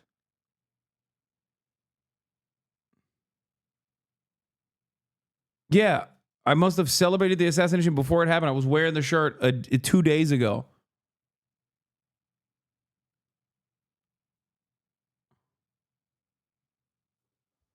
That's so funny that my fucking haters that constantly try to get me canceled. My haters that constantly try to get me canceled ended up fucking making me look good, I guess. I don't understand. Trying to cancel you for things people would support you for saying if you did.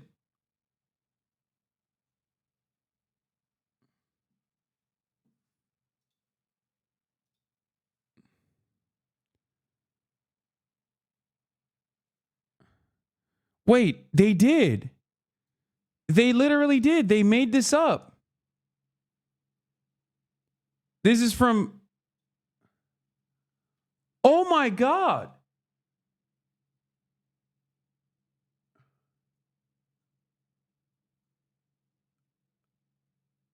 Oh my God.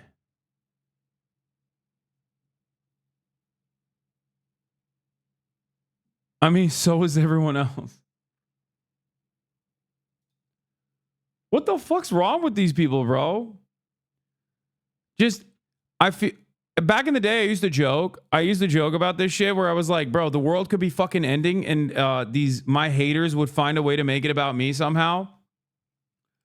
Like I could be not live that day and the nukes are flying and they'd be like, Hasan did this. 1,000 upvotes. Like that's crazy that they just like fucking... That's crazy that they went there and like tried to do a cancellation by being like, oh, he's celebrating it.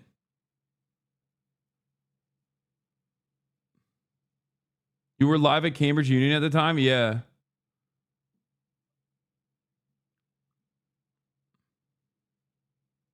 That is truly a fucking insane thing. My brother, every day you're not live, I fully expect shit like that to go down. Yeah. That's so funny. Look at this. I'm torn between shitting on Hasan and celebrating the death of a piece of human garbage. You can do both without being torn. I can shit on him today too, accidentally having a good opinion at once. I didn't even...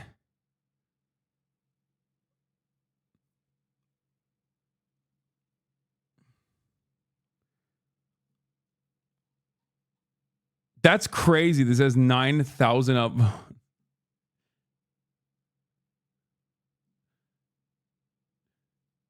Bro, people are so fucking stupid. It's crazy.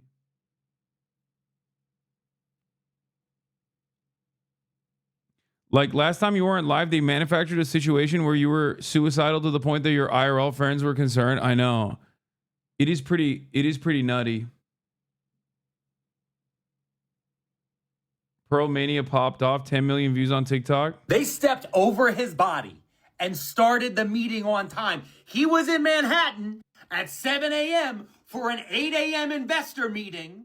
He got in front of the main doors to the building of the investor meeting. They could have had this shit on Zoom. Instead, they had to be there in person. Why they had to be there in person? Because we need to make sure commercial real estate is flourishing. He got by an assassin with a silencer while he wore a jacket thinking about PowerPoint presentations on how he is returning value to shareholders by denying health care to moms with breast cancer. And he got caught in the street, and they stepped over his body. Those investors that he was working for, the shareholders that he held dear as a CEO, they stepped over his pool of blood.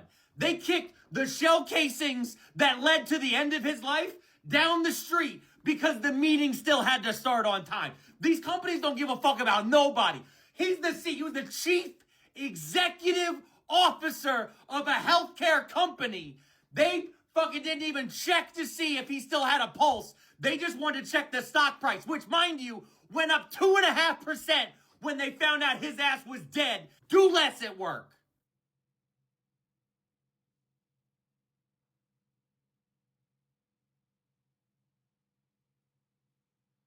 I'm very sorry, and I apologize for the inconvenience of me not giving up. And I'm swerving in the streets, got you low. I'm very sorry, and I apologize for the inconvenience of me not giving up. And I'm swerving in the streets, got you low. I'm very sorry, and I apologize for the inconvenience of me not giving up. And I'm swerving in the streets, got you low. I'm very sorry, and I apologize. Why did it only play one video and not more? The status. Anyway, I had to change. Oh my god. I had to get out of my freaking. Please be live Sunday because I'm afraid your curse is gonna rub off on the Romanian presidential election. That would be external interference in our elections.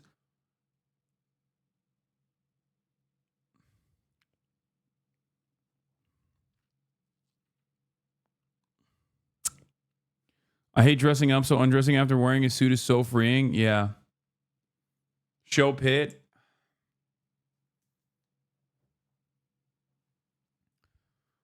Oh my god. Okay. The guns are out and unsilenced. Yeah. I had to take the silencer off.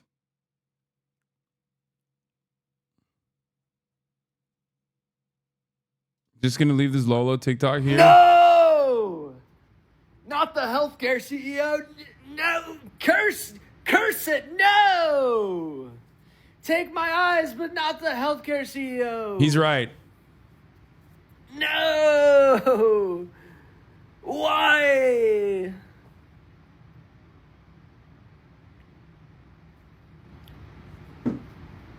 No! He only made $10 million last year. What can he even buy with $10 million anymore? Nothing. They approved 70% of the claims. They approved 70% of them. You want them to approve all of them? Oh, not the healthcare CEO. Why?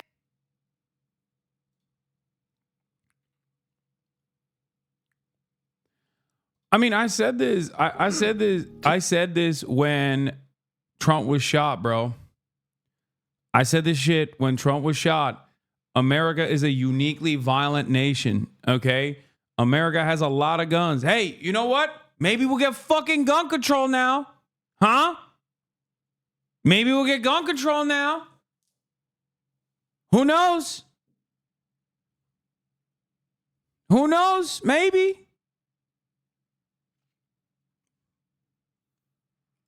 It was never a problem when you and your family were in the fucking crosshairs.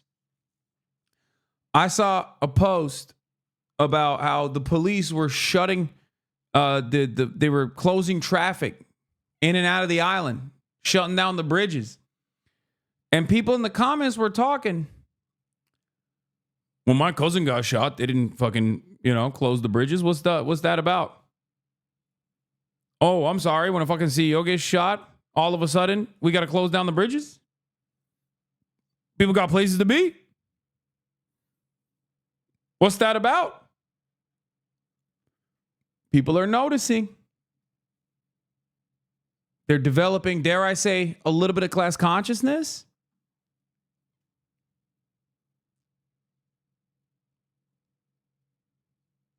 I don't know.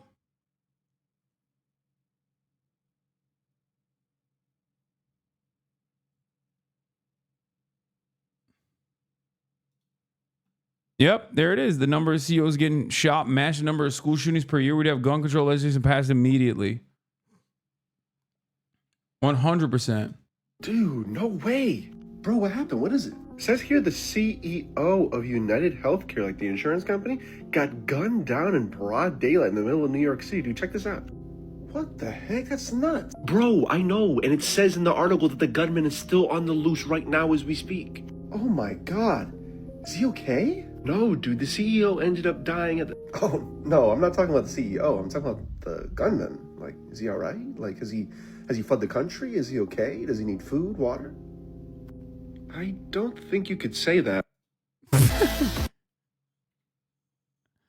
Yeah, I mean, true. That is what other people are saying. Not me. Chat, not me. Never me. I would never say that. I would never say that. I'm shaking my head when I see these TikToks. It's not funny. Okay?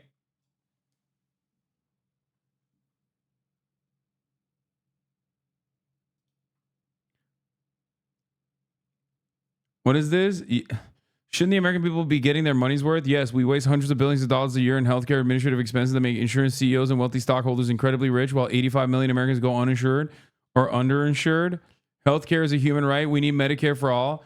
Yo, it would have been way more sick if he just fucking posted that on a post about the demise of the healthcare CEO.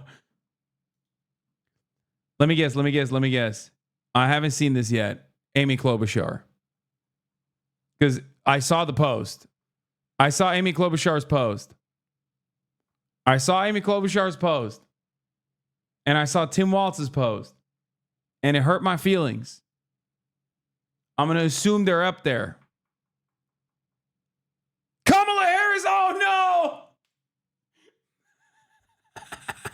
no! Oh no! Okay, she was running for president. All right, let's look at the other individuals. These are institutions and shit. I want to see individuals.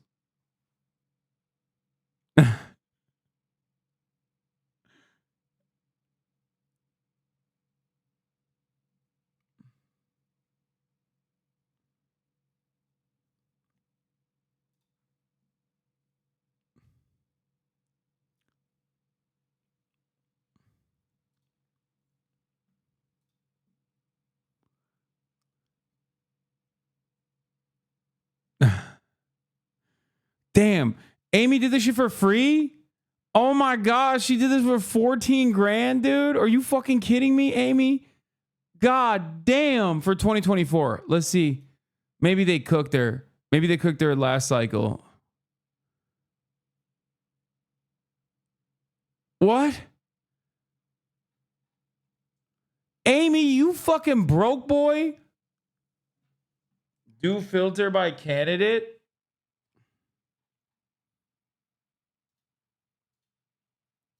United Healthcare Group recipients 2024. I did do filter by candidate. No, didn't I?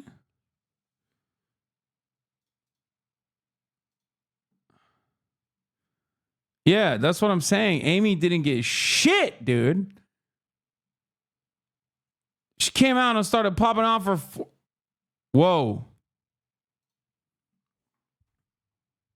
What? What the hell? Uh-oh. Deep State's coming after me, chat. Hold up. Hold the door. Hold the phone. We're back. We're back. I just got fucking, it's clobbering time. You know what I mean? I got clobbered. Little mini F. Little baby F. It's all good. We're back, baby. We're back. We're back. We're back. We're back. We're back. We're back. We're back. A little bit of fucking not today CIA moment, you know? All right. Let's look at the new photos.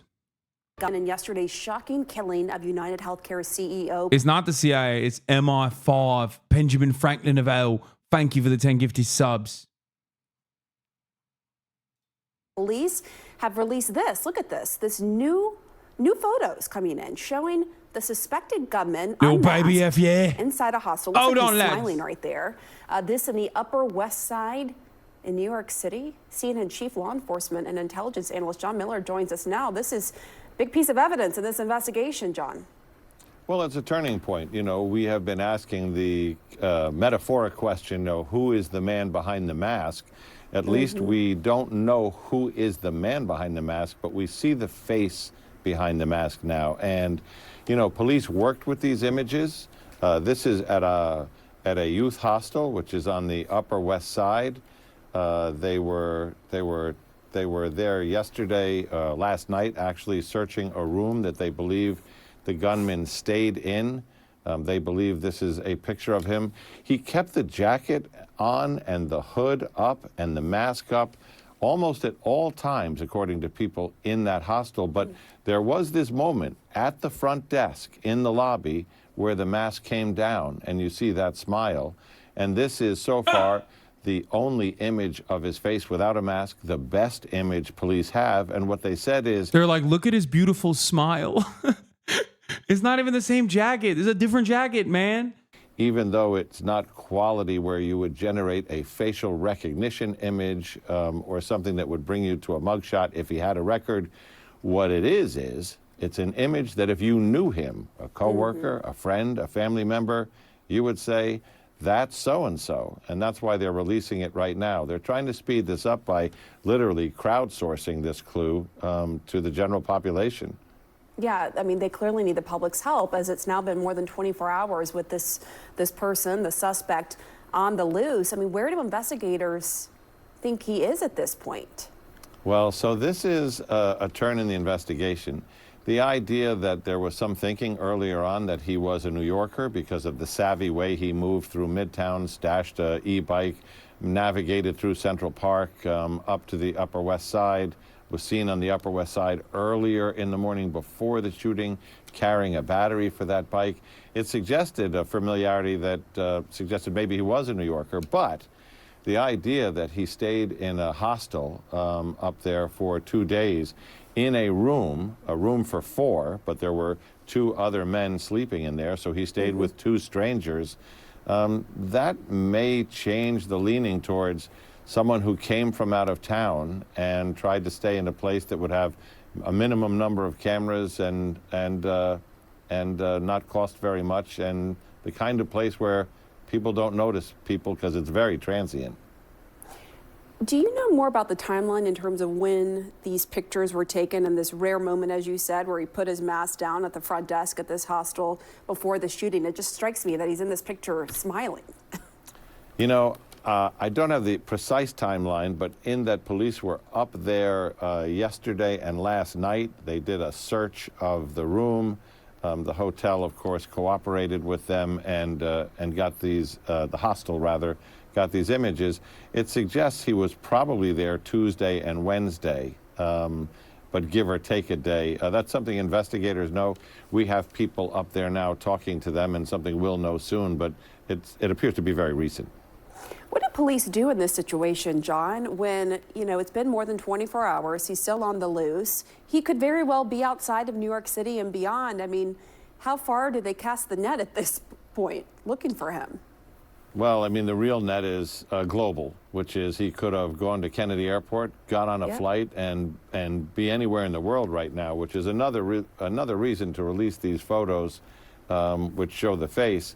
But I think the current thinking is he came in from outside New York, stayed at this transient location, did the job he came for, and is probably back where he came from, which is yet another reason to put these photos out, because is he from Minnesota, where United Health is headquartered? Is he from Montana or Nebraska or somewhere that has nothing to do with this? Or is he from, Pennsylvania? That's the wild card, and this may help spur that in terms of the crowdsourcing from the public. Quickly, John, given all of your experience in law enforcement, how quickly, typically, after pictures like this that are pretty clear of his face come out, do you hear from someone who knows the person? Usually very quickly. I think of the last couple of serial killer cases that I was involved in the NYPD, where we finally got a full face shot with good lighting, and within hours of putting that out, we had people calling in saying, I know who that is. I'm pretty confident that this will work. When you look at that image, if you know him, you'll know him. Yeah, it's true. We'll certainly. Snitches.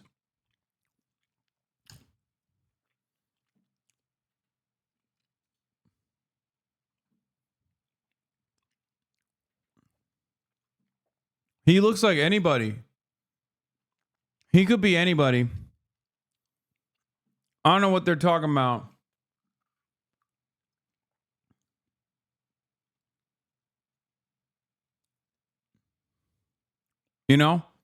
Maybe it was, I have an idea. What if it was the CEO of a competitive insurance company? Have you thought about that? What if he was the CEO of another insurance company and he wanted to take this guy out because he's like, oh my God, you're denying way too much. Like, you're too efficient. You've eliminated too many redundancies. Like, you've denied coverage to too many people. Like, that's sick. I'm jealous. And then they did that. You should just arrest all of the insurance CEOs, all the healthcare insurance CEOs, just to be safe. A real dragnet, I'm trying to find solutions. I'm trying to find solutions to the fucking problem. And a lot of people are not understanding, like, I want this criminal, this disgusting crime to be punished. Okay? And the best way to do that is preemptively arrest every single other insurance CEO. Plus, they're free. Like, they're free of potential other violence. Like, because maybe it's a serial killer insurance CEO and he's going to go and kill other insurance CEOs as well. So this way, like, you get to put him in prison. So, like, they're not going to be harmed. You know what I mean? This is real 5D chess, boys. Okay. I'm thinking big. I'm thinking hard. Seems like a lot of other people are not engaging in the creative thinking that is necessary in this moment. And it's sad to see. Honestly, it's a very sad state of affairs. It's sad to see. I don't like it. I want to put an end to this. It's for the safety of the public. Arrest all the other insurance CEOs. Just figure it out afterwards. You know what I mean?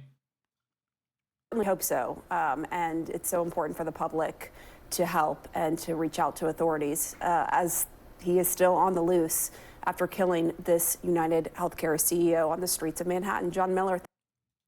Before he was killed, United Healthcare CEO Brian Thompson was facing a lawsuit accusing him and other execs of insider trading amid a DOJ probe. See, gotta arrest the other guys. I think, yeah. I think you have to arrest the other guys too, just to be sure. See, I think, yeah. See. There you go. You just got to make sure. You got to make sure. I'm doing this for safety, I think.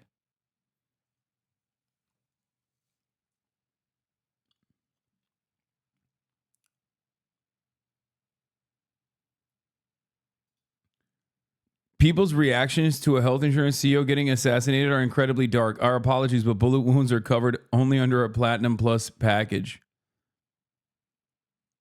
Yeah. Yeah, I'm not going to lie. Look. I think this, like, your reaction to the story is dependent on the way you view society, right? if you think society is you know, it's fine, it's not like things aren't that bad, right? Celebrating death of someone you assume is innocent across the board is a fissure, is a direct representation that, like, at least other people are in a very chaotic, other people have a very different assessment, right? And it's a scary situation for people like that. You know, the Jack Posobiec's of the world, right? Like the supposedly edgy right-wingers who jerked off to that one fucking old Santa Claus looking motherfucker who like shot the protesters, the climate change protests for stopping traffic. Like all those guys are now trying to maintain the edgy status that they have and the audiences that they have that are edgy, while simultaneously also shitting in their diapers because like they are definitely very interested in protecting the wealthy unconditionally. And I think part of that is because they just think like, you know, the social order is not all that bad. They don't, you know, they're either tasked with maintaining it and normalizing the pain, or they themselves are in a relatively privileged position, and therefore they don't understand why people would interpret the situation differently. You know? Death isn't a bad thing. It's a part of life.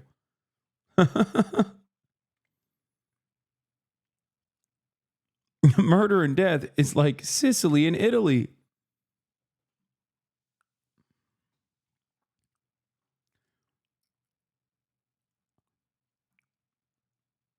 What about the Abe assassination? Did people also react like this? Yeah. I mean, yes and no. I think it was a little different because with Shinzo Abe, there was a lot of like anti-Korean hatred in Japanese society as well. So when they found out why the killer did it, they were like, oh my God, he had a very valid reason. So their initial reaction wasn't that, but when they found out why he did it, they were like, oh, this is great. We're on board. Like the assassin's wishes were fulfilled. Right? So that's the difference, I think. Whereas in this one, everybody immediately knew what the motive was and everybody was on board, right? And if you weren't on board with this because you're like, well, this like kind of destroys the social order that exists, like this is fucked up. This is vigilante justice. It's like really messed up shit. I understand where you're coming from. If your immediate reaction to this and the celebration of it is like panic, you probably are in a situation where the current social order has benefited you at least enough that you don't fully understand why people are so invested in this. And you see it as like vigilante justice, you see it as anarchy, right? And it's scary. So if you're one of these people that is in a position of privilege, that doesn't understand why people are so excited at this prospect, I think it would be wise for you to try to figure out exactly why people feel this way. Because it's not that America is so fucking violent. I mean, that plays a role in it for sure. But I think it almost feels like a pressure valve releasing for a lot of people where they think like, well, this guy's fucked me over. Guys exactly like him have fucked me over. They've fucked my family over. They've ruined people I know's lives. Like they've ruined the lives of my loved ones. And now one of them got to come up. And now if you think that is inappropriate to think, then that's fine. You can feel that way. But if you want to fix this problem, there needs to be legislation. And I promise you, I'm not talking about the type of legislation that makes it like extra illegal to kill fucking CEOs. I'm talking legislative solutions to why people are so fucking angry. Because their anger is valid. Maybe not directed towards this one individual CEO, but their anger is valid. It's real, and it's not going away. You understand me? It's not going away.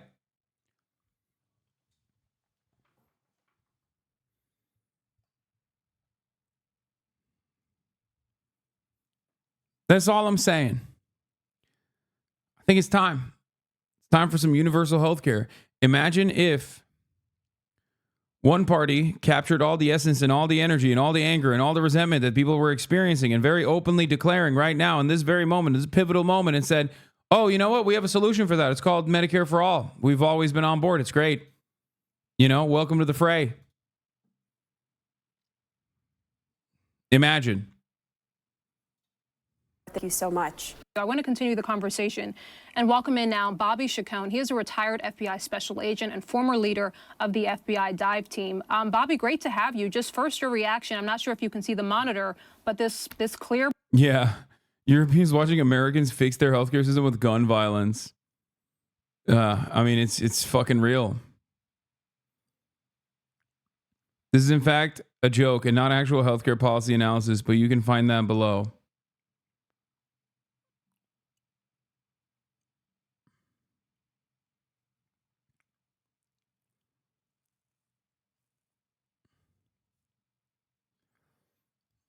Too bad the story itself would be the shooting and not the underlying reasons. I don't think it matters. Hi, everyone. My name is Andrew. I don't think it matters that the media is covering it as like this massive atrocity, or maybe even taking it one step further. Taking it one step further, and then like openly stating that you know, people are being really gross about his death or whatever. Cat's out of the bag. People feel this way. And better yet, people were not even remotely afraid of saying that they feel this way. I'm seeing my mom's suburban middle-aged mom friends post stuff like, I hope more of them die. What is even happening, Lamau? By middle-aged, I mean people in their 50s. I am a mom, not a teenager. Also, I didn't expect this to blow up. My mother died of cancer in 2022. She didn't have insurance, and it had spread to her whole body when she found out in an emergency room less than a year before she died.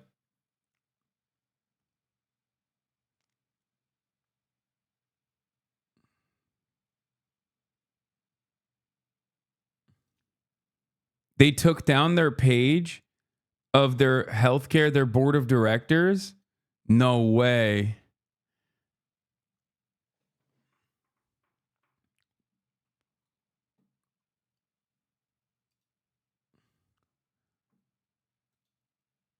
This is what we warned you about.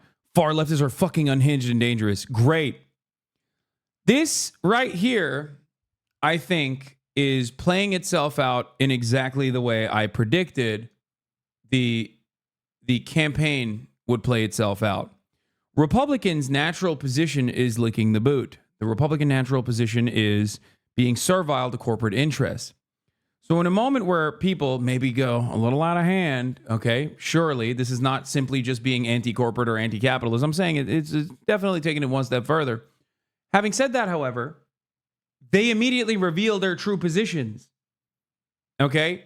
When you're a guy who's a Tim Pool fan and you're like, man, this shit's actually pretty dope. And you hear Tim Pool go, what are you doing? You're out of control. You're mad. After he sucked Kyle Rittenhouse's cock. And the fucking fat Santa Claus who shot the fucking climate protesters. And then he clutches his pearls like this. And you're a Tim Pool fan who celebrated when those other two things happened. And you see him go in this direction, in this moment.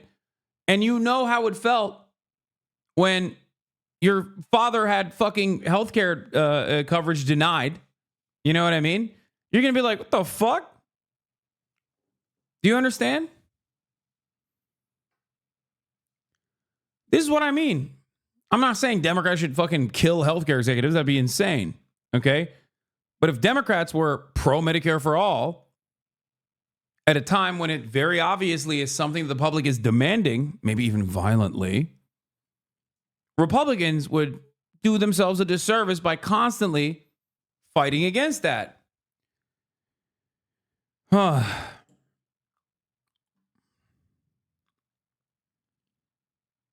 If the killer was pro-NATO, would you change your position? Wait, what?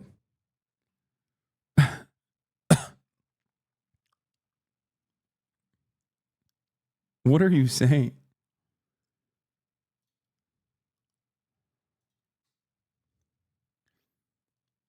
I mean, this is pretty much the same reaction leftists like him have when a working class woman is stabbed to death at a bus stop by a repeat offender. This is such a funny take because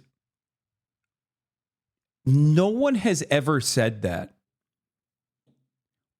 And notice how you had to like make up a fake fantasy about like a random working class woman getting stabbed in a bus stop and not a fucking healthcare CEO getting domed, because it's different, you know? That's a random person who was a victim of a heinous crime.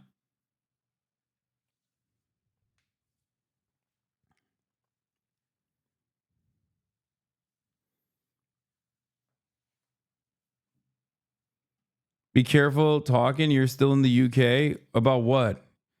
You think I'm going to get shanked, yeah? They're going to give you a Glaswegian smile, mate.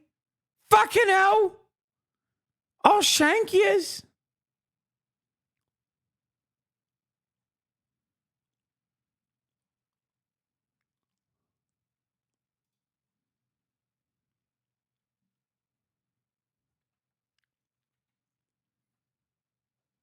It's also wild because the Daniel Perry incident, the Daniel Perry trial is also happening in New York right now.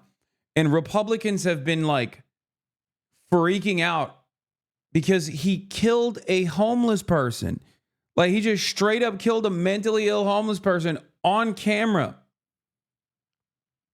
And they're like, you have to free him. So no, they are the ones who fucking celebrate when random, like the most marginalized random people get murdered. So no, that's what it is. You can either have an unconditional, I am no fun, anti-capital punishment unconditionally, anti-vigilante justice, or you can be a fucking right-wing freak. You feel me? Right-wing freaks love when powerless people get killed. It's a power fantasy for them. They hate when someone in a position of power actually gets killed. And when school children get killed, they just go, oh, I love my guns. Sorry, sucks to suck. Thoughts and prayers. But there's only one group that they actually think is horrifying to do violence against, and that is powerful people. Because at the end of the day, their ideology dictates that they must be servile little piggies. Okay?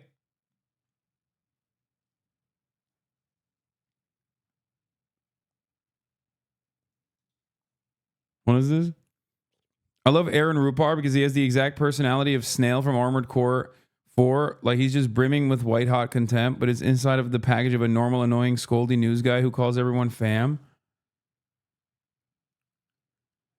That's insane. He fucking posted an Armored Core reference. That's too much for me. That's too rich for my blood, you know?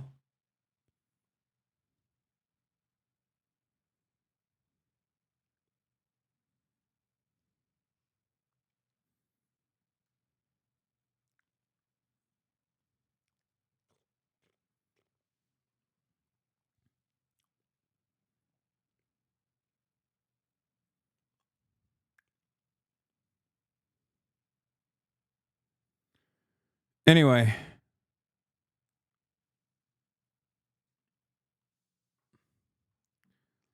Just something to consider about who right-wingers, what kind of violence right-wingers celebrate. Here's Kylie Chung with a fire take. The way we're socialized to see violence only as interpersonal. Hold on, my food is here. Full-face photo now of the suspect. Yeah, Rahel, I think this is the biggest development in the case so far. I think that there's somebody, a family, a relative, a friend, a coworker of this guy is going to recognize this. Now, you may have lookalikes, they may have to sift through some of those, but you know, you're showing this image globally and certainly within the United States and internationally, this is going to be all over, and someone is bound to recognize this guy as a neighbor, as a coworker, you know, as a family member possibly. So yeah, I think that they are hours away possibly from actually having this guy identified if they don't have him identified already. And Bobby, when you look at this photo, I mean, to me, a layperson, not in law enforcement, this feels pretty significant. I mean, if you know who this person is, you can see the person's smile, you can see pretty good facial features. How would you rate this photo in terms of it being able to potentially identify who this is? Bro, she's like, he's hot. Well, she's like, you can see how hot he is. Look at that beautiful smile. I would say it's not perfect, but it's very good. I mean, it's very good. You can see the shape of his face. He has kind of a unique smile or a grin. He seems very relaxed. I mean, I think with the nose and the chin and the smile, I certainly think people that know this guy, if they see this image, they'll be like, oh, that's so and so. So I think this is a great image to put out there, and I think someone's going to recognize this. And then, Bobby, if we can just sort of reverse track what we now know. So we now have this photo. Police apparently understand what hostel this person may have been staying at. They have these shell casings with these words on it, delay and depose. I mean, from your vantage point, does it sound like they're closing in here? Absolutely. They're closing in from several different aspects, right? So we already have the forensic evidence. Now we have possible motive, which is, denied coverage.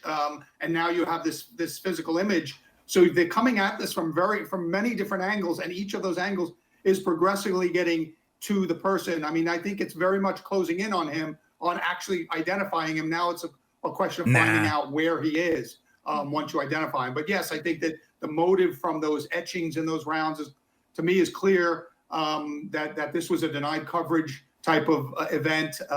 In that situation, you usually have communications with the person who's been denied coverage, and those communications there's a series of them, and they grow in frustration. The person keeps getting frustrated at each turn that it's denied and appealed and denied. And so you might have a series of communications, however that is, probably emails or possibly the website forms on the company's websites, or written letters even, that show a increasing frustration on the part of the person or their family member in this denied coverage. And each letter gets Why is this guy giving reasons? Threats of violence eventually seep into those letters. You'll have somebody, forensic linguistics, go over this and look at those. But there's probably a series of communications that get more and more frustrating from the person. That doesn't narrow it down, big dog. Just saying.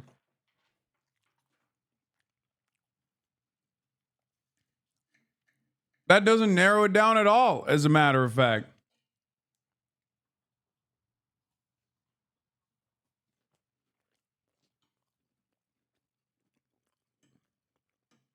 Tens of thousands of people. Ending it, because nobody goes from zero to shooting someone in the chest. There's probably been communications that show a increasing frustration on the part of the claimant. And just for our viewers, you are looking at another angle at the very least, or a completely separate photo of the suspect, again, without the mask. Bobby, what do you imagine is happening right now within the police force? Is this a sort of all hands on deck? Now they have these photos, they flood the streets. I mean, what's happening now as they try to bring this person into custody? They're combing Central Park looking for his clothes. He probably changed clothes in Central Park. They'll probably find the e-bike there, maybe his set of clothes that he changed out of. They're working the phones on international media like yourself to put this out to as many outlets as they can, to get as many eyeballs on these two photos that you're showing now on the screen. I mean, these are great photos. Somebody's going to recognize this guy. So they're probably working the phones on every both national and international news outlet to get this worldwide image, because someone's going to recognize this guy. The forensic people are doing their job. The canvas people are out in the street still interviewing people both in New York and in Minnesota. And then the media people are really pressing the phones and trying to get this image. The race to catch a killer in New York City, with new clues this morning after the brazen murder of United Healthcare's CEO Brian Thompson yesterday, just right on the sidewalk in the morning in Manhattan. Several law enforcement officials now tell CNN that two words, delay and depose, were found at the scene. Depose, written on a shell casing from a round that was fired into the victim. Delay, written on a live round not fired, but ejected when the shooter appeared to be clearing a jam. There's also new video of the encounter, and police say show the killer who planned the attack, targeted this man, and had experience with guns. Let's get right to CNN's Bryn Gingras, who was here giving us all of the breaking news as the details were just beginning to come in yesterday morning. You've been gathering details since. What's the latest this hour, Bryn? Yeah, Kate, well, that, is a big piece of evidence that they uncovered there, according to our sources from John Miller, just because it might possibly point to some sort of motive here. If you talk about those two words, investigators are trying to connect the dots and see if it has anything to do with the fact that Brian Thompson was the CEO of United Healthcare. Did it have to do with insurance, because the popular phrasing in the insurance industry of delay, deny, and defend. So that is something that is being asked by investigators right now. But that's not the only thing, only piece of evidence, rather, that, of course, that investigators are looking into. We know there was a lot of things that were left behind by this suspect that right now police are trying to determine if they can get DNA off of, fingerprints, running forensics on them, trying, of course, to get closer to getting a name. And of course, we are asking our sources, are they any closer to getting a name in addition to finding this person responsible?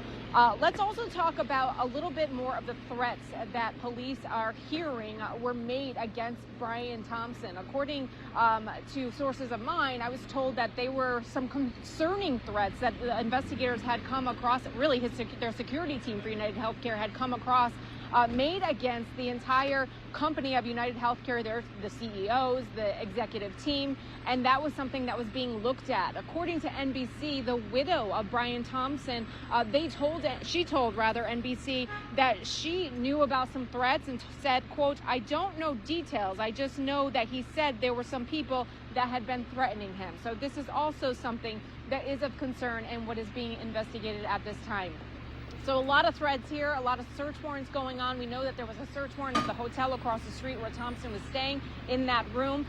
We also know that investigators are still piecing together that timeline. We know that, according to sources telling John Miller, that suspect left the Upper West Side early yesterday morning, heading downtown, getting off at the 57th Street subway, and stopped at a Starbucks, got 2 power bars, bought a water bottle before actually committing this brazen, really, execution. And investigators were able to get that water bottle and hopefully, again, are trying to see if there's any DNA that can get off of that. So it could be anybody's water bottle this morning, but no idea just yet if they're any closer to finding who is responsible for this horrific killing, guys. Yeah, and we'll definitely be standing by to wait for and hope for another update press conference from the NYPD at some point soon. It's great to see you, Bryn. Thank you. John. All right, with us now, CNN national security analyst Juliette Kayyem and former FBI Deputy Director Andrew McCabe. And Andy, let's just start with these words. I mean, delay and depose. What a big development to have something like this, a message, a literal message from a killer. Yeah, it's really fascinating, John. It doesn't quite identify the person at this point, but it's a bit of a tantalizing detail. I mean, as Bryn just noted in her piece, it raises some questions as to whether or not those words are a reference to kind of insurance speak. And that would, of course, point in the direction that this person was somehow, was certainly personally invested in this murder. And that, might be a disgruntled customer of the company, could be a disgruntled employee. And I'm sure that investigators are already looking in those areas. And of course, looking at the threat information that apparently the company had been receiving for some time about this specific victim and other potential victims on the team. But those words can also provide forensic significance later on in the case. If someone is detained and has writings in which those words appear in kind of the same context, you could have matches that way. And of course, you might be able to render a fingerprint or DNA evidence off of those rounds and casings as well. So very, very important piece of evidence for the investigators. Yeah, to be clear, those words delay and depose and also deny is occasionally thrown in there as well, are words very much used by critics of the health insurance industry. I mean, there are books written, it's, Reddit. You don't have to do many searches to figure out that would be a message about health insurance. Given this message, Am I crazy, or did they not mention deny?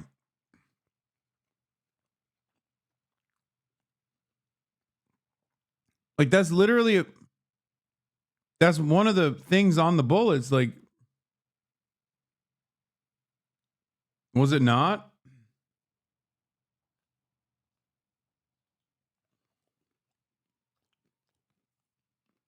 No, he said sometimes deny is also mentioned, he said. But he didn't say that it was on the bullets when I think it was. What is this?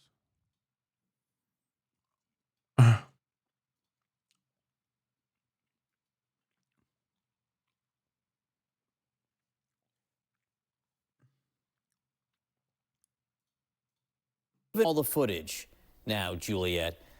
Are you surprised we don't have a name, at least a name that we're not being told yet? Yeah, and in fact, the fact that we're entering day 2 and that his exit was so sophisticated not only confirms what we already know, that this was not just a targeted killing, but a professional killing. I mean, just the specificity of it, his calmness when he reloads a gun.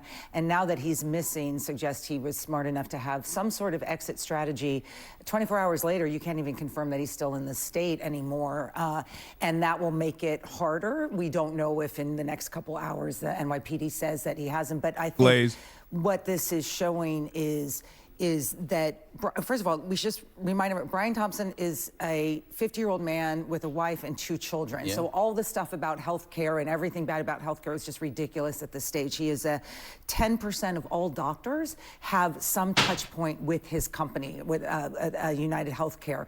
In other words, this is such a vast web of associations, and lots of people are probably angry at him. It's a customer service business. Yeah, he's just a customer service representative.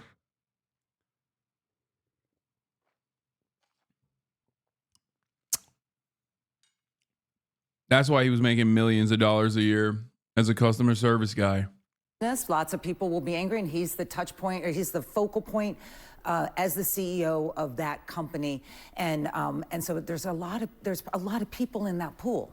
I mean, if you were running a healthcare company, yeah, would you be getting protection right now? If I were, I mean, okay, so now this is going back. Looking at those videos, not only does he not have a detail, he appears to have no staff. I've never seen anything like that for a company that large. It may be that that he's always under threats. People are always mad at an insurance company. I spent a lot of time yesterday with people who are in executive protection. Everyone is ratcheting up until they know. Healthcare and other service industries where people are mad, angry, disappointed on the other end are ones in which CEOs are going to look for more protection. All right, Andy, Juliet used the phrase professional killer. That may be art or science here. But how would you describe the level of skill in terms of the killing itself and also the getaway, and what that means about who this person might be and also the manhunt itself? Sure. So we don't know at this point if it's a professional act, meaning someone who was hired to commit this murder. It's possible, but we don't know that just yet. What we do know is an extremely well-organized, highly planned, sophisticated attack. From everything we've seen so far, from the fact that he was seen carrying the battery to the e-bike, which raises the question of maybe he pre-positioned the e-bike before the attack to stage it for his getaway. The fact that he showed up at the perfect time, which was really a weird time to have the CEO showing up for this conference, an hour and 20 minutes early, but he knew that the guy would be in that place at that time, which tells you he possibly did some surveillance to make that determination. His approach to the target, letting the target pass first and approaching him only. Bro, you guys literally get mad at me, and I don't do a third of the glaze on LeBron that this man is doing for the guy.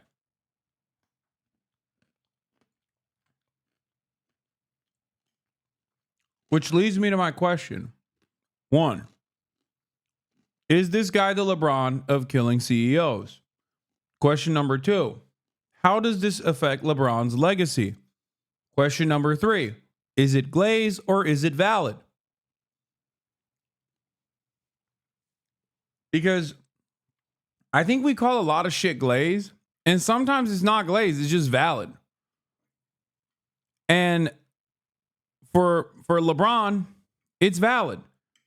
Despite his, subpar performance here and there in the past couple of games. He just wants other people to also feel the glory,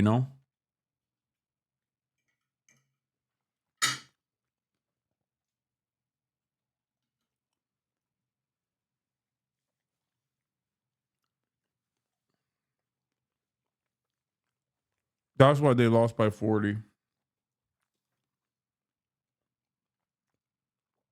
LeBron wanted other teams in the NBA to feel what it's like to be able to drop 40, you know? He's just a good guy like that. Anyway, let's continue.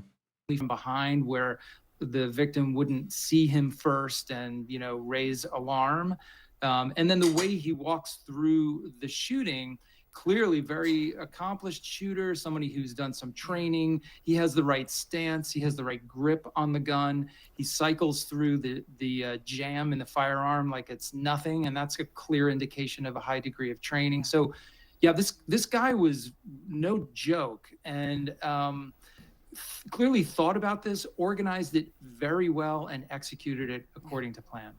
How long could someone like that hide, Andy, do you think? You know, I think it's fair to assume that he put just as much thought and preparation and organization into his escape plan.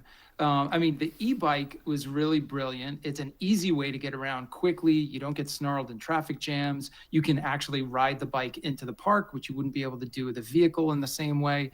So that was great. He's got the big backpack on. It likely has a change of clothes in it. I would guess that as soon as he got a moment or some cover, he took off that coat and the mask and the things that could identify him, and likely walked out of the park in a totally different appearance and blended right in with the crowds of tourists and people going to work. So he could be on the run for quite some time. Now, he's being chased by probably the best police force in the United States of America, maybe anywhere. They have an amazing video surveillance network to rely on. They've been very good about getting the information out to the public to get all these public eyes looking around and thinking and calling in tips. So I think they will get him eventually, but this could take a while. Yeah. All right, Julia Kayam, Anna McCabe, thanks to both of you. So, speaking of tips, as soon as this shit happened,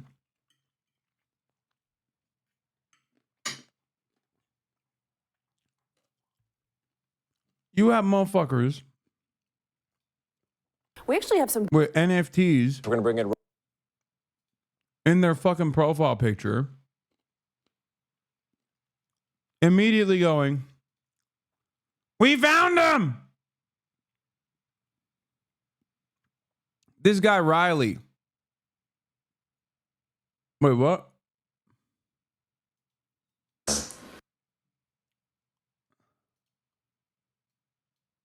This is his friend, Not, who shot with a low-tech camera footage of this kid going, it's not an NFT. It's not. It's a character from Brain Pop. Moby is not an NFT. Anyway, this guy had a big ass effort post on Twitter. Worse than NFT is a webtoon. Okay, I don't know what it is. I don't care. Shut up, nerds. Okay.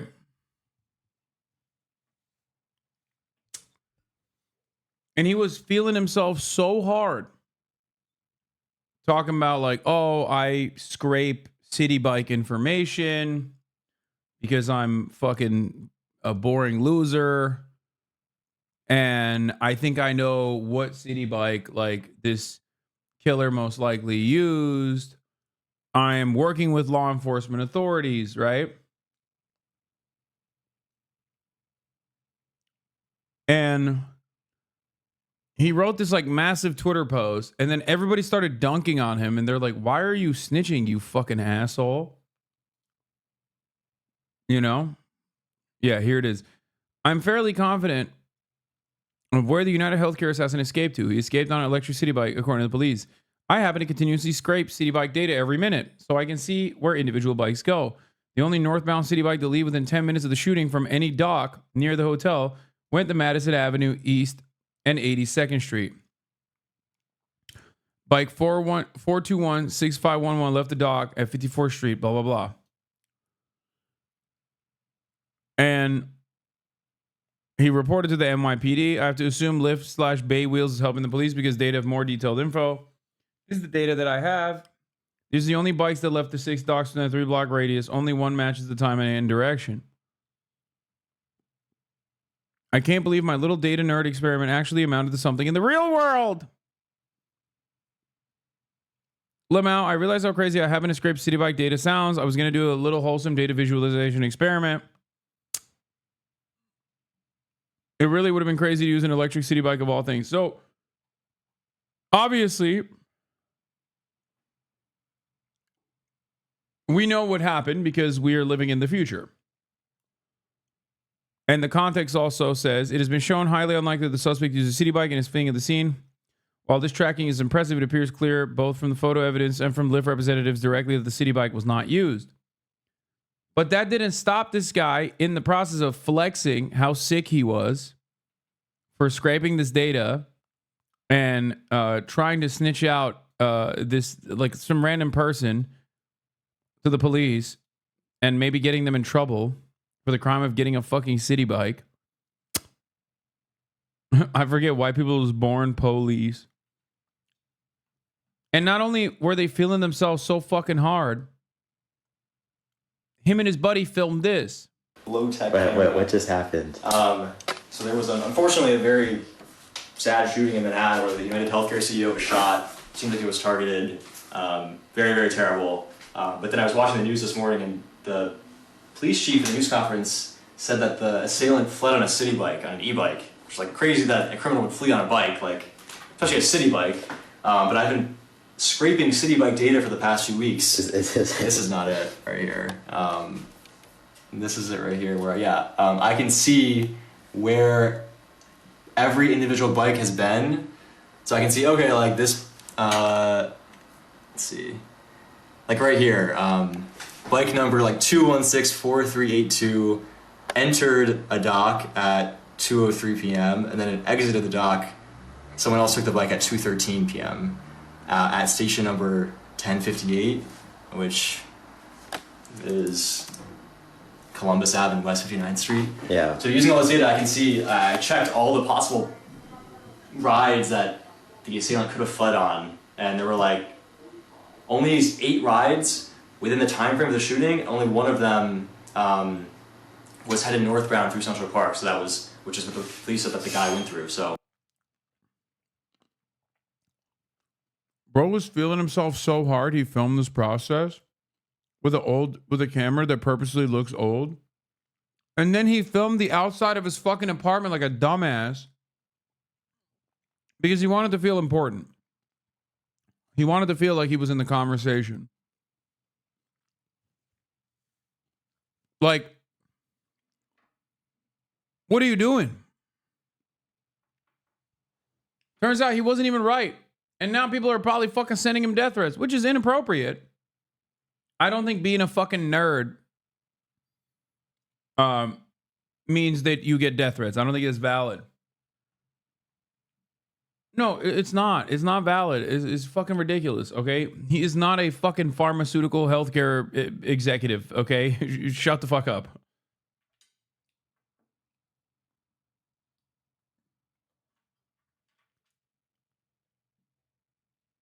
He also kind of looks like he could be the shooter. I'm like really, really confident that this one ride was where the guy ended up. So he ended up on the Upper East Side. So yeah, I tweeted this. I'm like, oh, this is kind of interesting, and a bunch of people reached out, and like the tweets getting a lot of likes now. Yeah, why the fuck do you have this data, Riley? Yeah, that's a good question. So I like making kind of fun, weird websites that show data in an interesting way, and like I thought it'd be cool to make a site that shows like in real time like all the city bike rides in New York. Because like this isn't data that you can normally get. Like I had to reverse engineer the Lyft app to get this, so it's like data that you really can't get normally. Wait, what did you do? So like in the Lyft app, if I like want to go and get a bike, let's say I like click on this stock right here, I can see that, oh, like bike 437034 is there and like 382600 is there. This is not public data, but like Lyft does give it in the app. Like it's not easy to get from their like public data APIs, but Yeah. you can see it in the app. So I reverse engineer this endpoint, and then I set up scripts to like go through and check every minute, every dock in New York. So I've just been sitting on the data. I haven't made the website yet, but I have the data at least. So yeah. What? Yeah.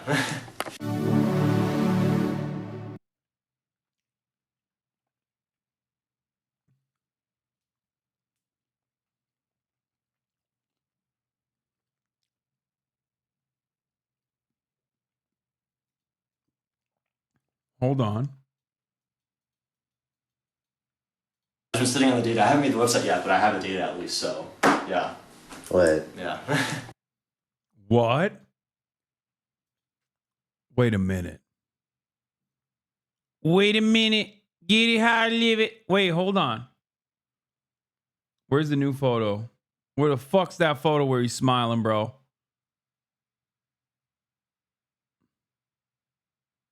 Wait, this one doesn't have the... Let's bring in NBC.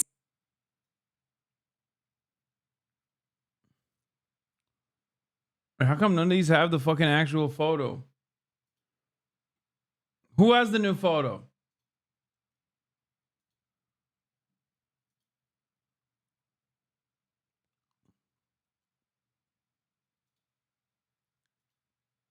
Hold on.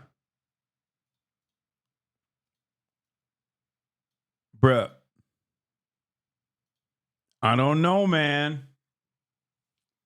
This guy right here, officers. Officers, we got him. Officers, this is the guy. You can't throw people off the scent. We got him, boys. That's right. Get this criminal now. NYPD, open up. He's the one. Get this guy off the streets, okay?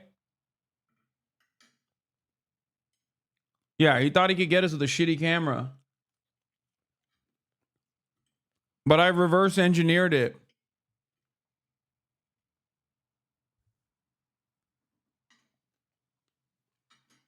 With my 5-head hacker moves.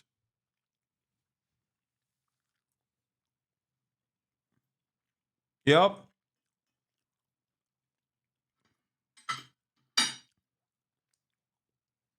Get his ass, officers. Please.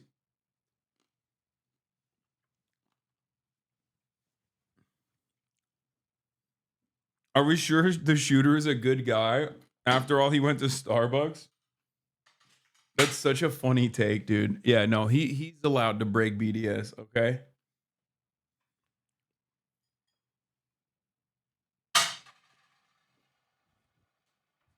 He could have been chugging a Diet Coke in the process.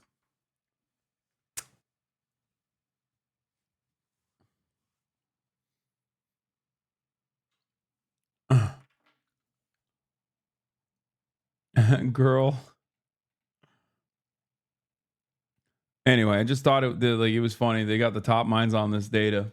To bring in NBC News analyst Clint Watts, a former special agent with the FBI. Clint, good morning. This is a fascinating and tragic case. And when you look at some of these facts that we now know, especially this breaking news about an inscription of some sort on the shell casings themselves, what do you make of what we know? Yeah, interesting, the different scenarios that can play out. One, it's a targeted killing, maybe sponsored by an entity, versus a personal grievance, and maybe this individual had against the victim or the United Health itself. Looking at the two, the reconnaissance obviously was done and was quite remarkable. The shooting, the shooter was very good with clearing that jam with a weapon, would show weapon experience, the escape route and the pre-planning. All of that is in place, which would seem to suggest there's some professional, sort of capability there. At the same point, the engravings, that are being reported on the shell casings, using actual purchases at a Starbucks right across the street, those are things that you just wouldn't see from something that was a more professional sort of assassination attempt. You wouldn't be caught on camera either. So just looking at these two scenarios, I think we just need a lot more evidence. Okay, that part's not true. Bro, It's New York City. Hella parts of New York City have cameras. Like, what do you mean?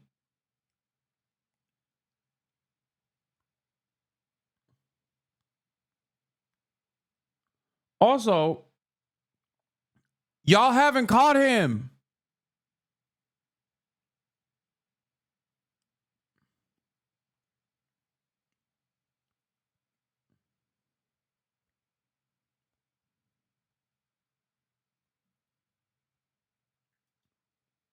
The CEO flag is at half mast. Beautiful. They're flying a Patagonia vest half mast to honor the fallen sea.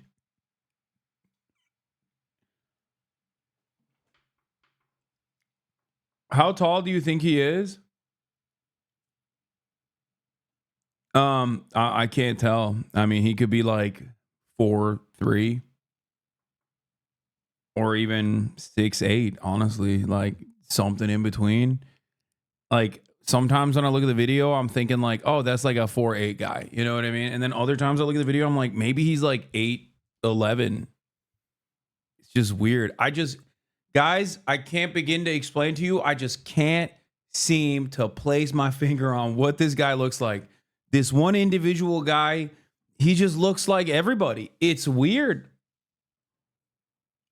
You know, I don't know. Maybe I'm alone in this. Some other people in the chat have also made it clear they too have no idea who this guy is and can't seem to place what he looks like. He just has no like unique traits to him at all. Just so generic. Is he? People say he's white. I don't even know. Is he a white guy? Like I said, I'm face blind and race blind, so evidence to understand which way it might go. And some of that evidence, again, was found at the scene, those shell casings that we were just talking about. It said defend, deny, and depose, somehow inscribed on the bullet casings. What does that tell you? Yeah, that would seem to suggest that there's some sort of a personal or ideological motive around this specific target. What you also saw in that video is it was going after that gentleman, but not anyone else. So this is not a random shooting. This is not a spree shooting that we might be talking about. This is somebody who was specifically targeted. You see those words there. It's probably attached to some sort of a motive, some sort of a grievance for going after that specific target. So what are investigators doing now? I mean, there's cameras everywhere. They were able to track him to a certain point. But now what? As every hour passes, this as presumably gets more difficult. I think that's another thing that's remarkable about this case is New York City's got more cameras than just about anywhere in the world. Maybe London and Singapore are two others. Where does this individual go for their escape route? They go into Central Park, which is one of the places that's most difficult to actually keep track of an individual over time. So from now forward, I'm sure the NYPD are moving very aggressively on really three things. The evidence around the purchases at the Starbucks and the evidence left behind, the gun casing. The gun casing will also have marks of the actual weapon. So they're going to try and see, is that weapon registered? Do they have some sort of ATF? Do they have some sort of evidence that ties? That's insane, chat. Calling all my deductible daddies and premium princesses, the CEO of United Healthcare just expired, and we about to file a claim on this campy coffin cutie. Shout out to all my copay cutthroats who stay denying the system and working the gag order. Today's the day we snatch this funeral fantasy and serve it with a side of universal healthcare. No network restrictions, no pre-authorization. Send this to 10 of your network Nancy's, or say bye-bye to that policy payout. If you get back 5, you're a certified claims queen. And if you get back 10, we all get in that single payer puss. Hashtag claims denied. Hashtag system approved.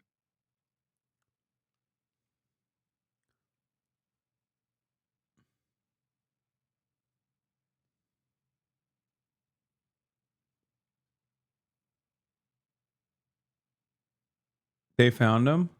Yo, oh my God, police. This man right here. I'll have you know, he's got priors. He's got priors. Philadelphia suspect on the run. Dude, that looks exactly like him. Oh my God. Chat, you did it. Wow, I'm so proud of this community. This is how you know when you got 37,000 of the top minds, when they get together, we do it. We do the damn thing. We found him. NYPD, here he is. He's a Philadelphia native, okay? He goes by Benjamin, also known as BB. Please arrest this man. I know he has priors already. He has priors already, okay? Like some pretty bad crimes, actually, honestly, like mass starvation, like using starvation as a weapon. Think about that. Arrest him, please. Thank you. Another case closed. Tied to a shooter, and then the escape route, you know, moving from Central Park and beyond. I'm not seeing much reporting on it yet. I'm hoping they can break that case open today. Are you surprised they haven't caught him yet at this stage? We have seen so many times in recent cases, Hoda, where they have closed in 24 hours. I expected overnight that there'd be more evidence about the escape route. I haven't seen it yet. I'm hopeful that sometime today we'll get more information. Thank you, Clint. Appreciate it. Thank you. Hey, thanks for watching. Fox News. See, this is my shit. I want to hear what these fucking scumbags have to say. Because, like, the media loves stories like this because they love the clout. They're clout hungry. So they'll cover this. And in the process of covering it, like, they will kind of glaze the shooter and stuff. But Fox News, I don't think they're going to say anything nice. They're going to be like, this disgusting scumbag needs to get the book thrown at him. He needs to be assassinated. News alert at 19 minutes before the top of the hour. The suspect, man, screen left right there, in United Healthcare CEO Brian Thompson's cold-blooded murder, still on the run at this hour.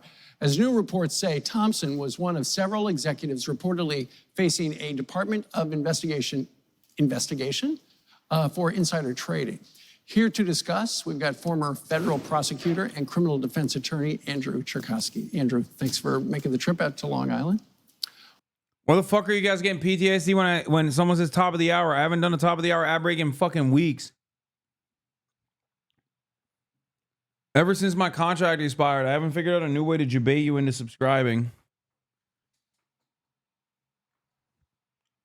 And people miss it. It's so funny. You guys don't know what you got till it's gone, by the way.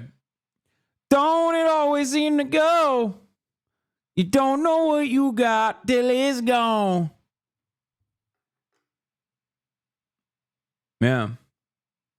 You take the top of the hour ad break away and you put up a parking lot, dude.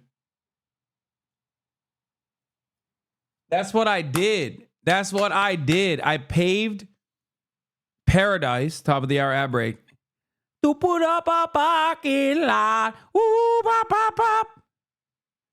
Yeah. Sex Haver, thank you for the 5 gifted subs.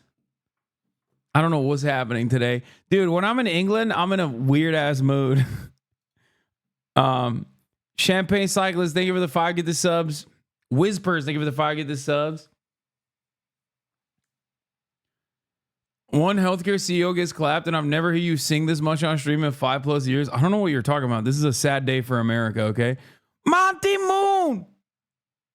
Thank you for the 5 get the subs. I don't know why I'm smiling from ear to ear. It has nothing to do with that. That's so stupid. Why would you say that?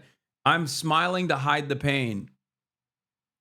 No one knows what it's like to be Brian. Is a trauma response. Yeah. We all grieve in our different ways, okay? We all grieve in our different ways. And I'm grieving right now. I'm grieving hard. You know what I'm saying? I'm so sad. Womack, thank you for the 5 get the subs. It's a sad laugh. Every time I laugh is a laughter hiding the sadness. Paluki, thank you for the 5 get the subs.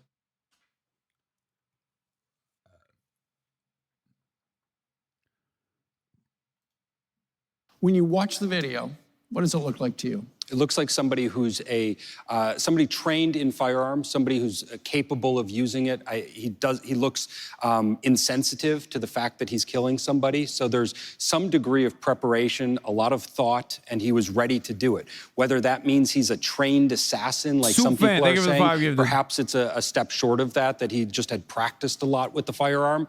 But there is definitely a strong motive there. I think that what we see in that video is somebody who is very committed to following through with this crime. And so now there's all sorts of speculation about what that motive could have been, right, and whether that might lead us to actually finding him. Okay, so that picture right there, I believe is taken in a nearby Starbucks. And this was before the shooting. And the guy bought a couple of power bars and bought a water and got a cup. And so presumably there would be DNA on that. Obviously the cops have. My bro had to stay hydrated, dude. What do you mean? He probably just wanted to go on a trek. I don't know what you guys are talking about.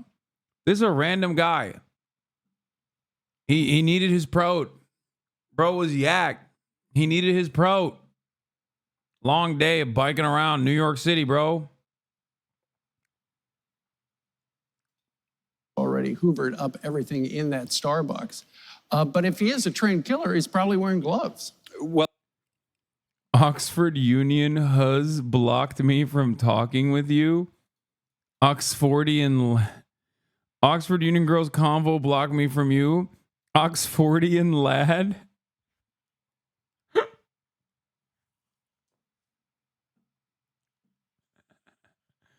Bruv, they wouldn't get off you? What are you talking about?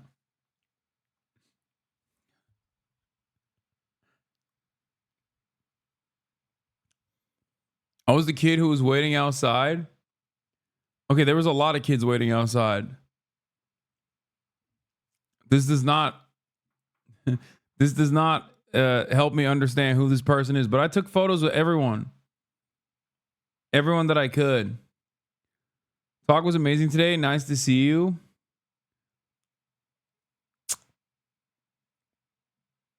Oh, you did get a photo. Okay, then what are you complaining about?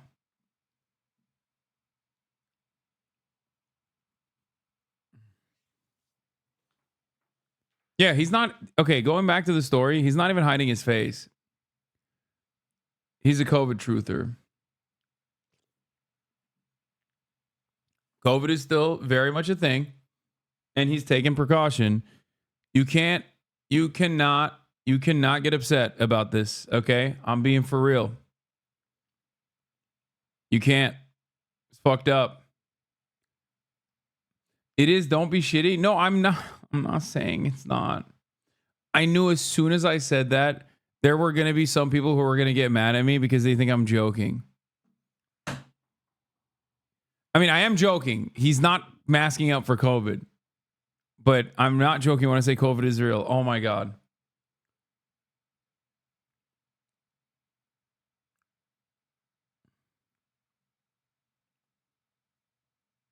What? I was the first guy you met at the meet and greet yesterday at Cambridge. The one who said you were mostly right. Chat said I was glazing, but you deserve it. Come at me, chat. Hell yeah.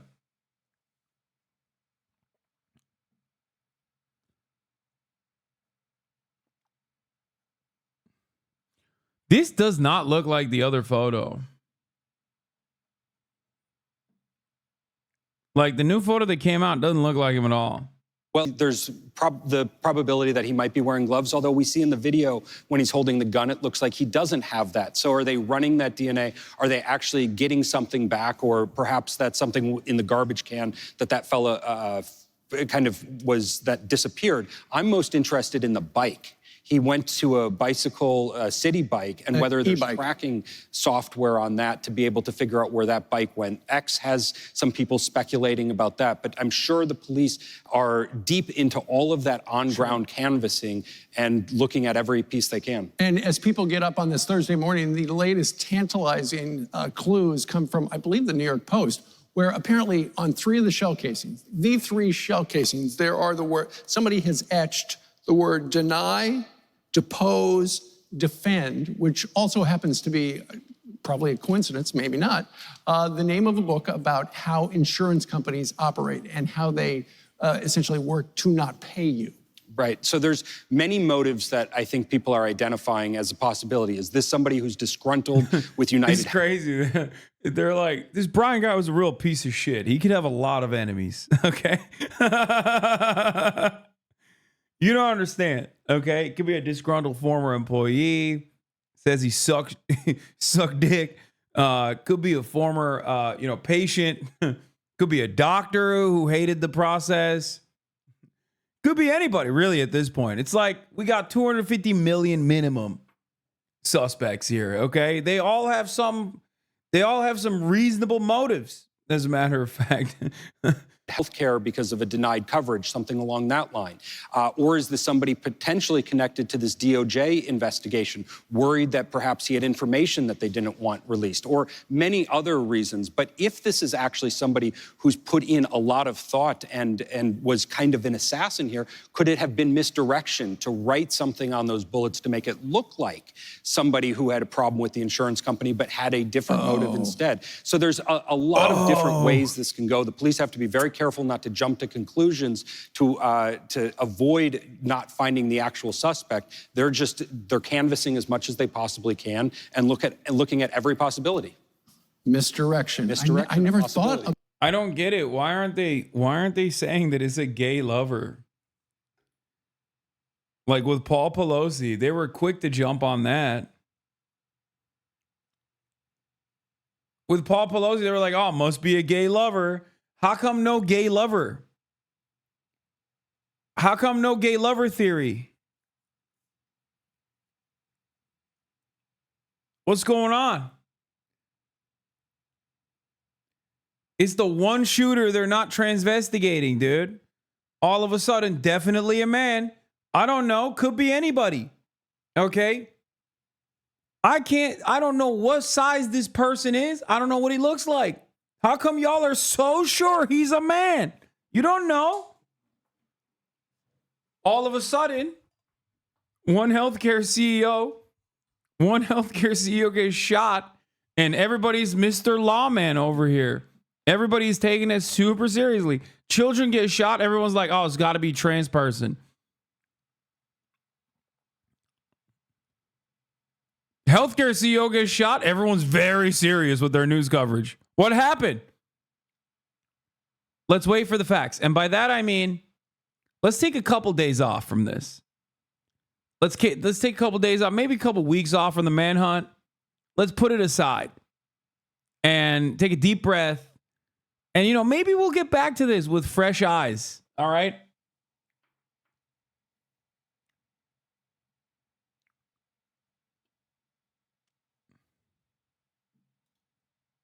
That. Yeah, you have to be open to that. Hey, look into the book. Maybe it's that kind of person. We don't know yet. That's right. See if they catch him today. Andrew, thank you very much. Hope so. We have some breaking news that just came into our newsroom just a few minutes ago. State Comptroller Sean Scanlon says a controversial insurance policy will not be going into effect in our state.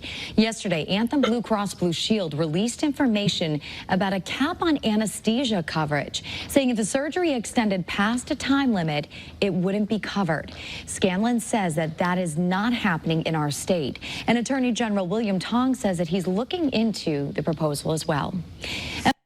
United Healthcare, what did we do this time? A PET scan? No, we barely cover human scans. Listen, sir, you can talk about this Beta Island all you want. We're not going to approve a continuous glucose monitor. This is from a year ago.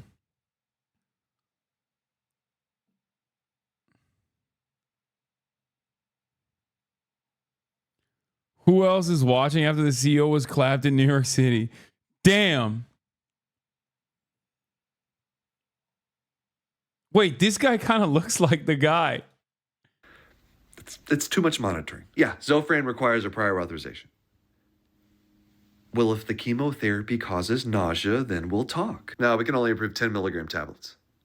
And if your patient even thinks about splitting those in half, we will surprise bill the hell out of them. Okay, but the chest pain didn't end up being an emergency. I know you have evidence that says this patient needs a CT scan for cancer surveillance, but counterpoint, no. I'm just saying. I'm just saying maybe the brain tumor will go away on its own. Preventative health care. I understand you don't think. His response? Okay, so I have been tagged hundreds of times about this United Healthcare CEO murder. Usually when I get tagged this much, it's because somebody slept in their contacts or used Visine. Don't do those things, by the way. So this is different. First, let me just clear something up. Jimothy is innocent. He needs to stay gainfully employed. He would never do something like this. Also, two things can be true. One, that murder is bad, that even bad people who do bad things don't deserve to be executed. It's okay to think that. It can also be true that United Healthcare is an evil corporation that has caused pain and suffering to Ooh, you would say that, Jimothy. I don't know. Seems suspicious.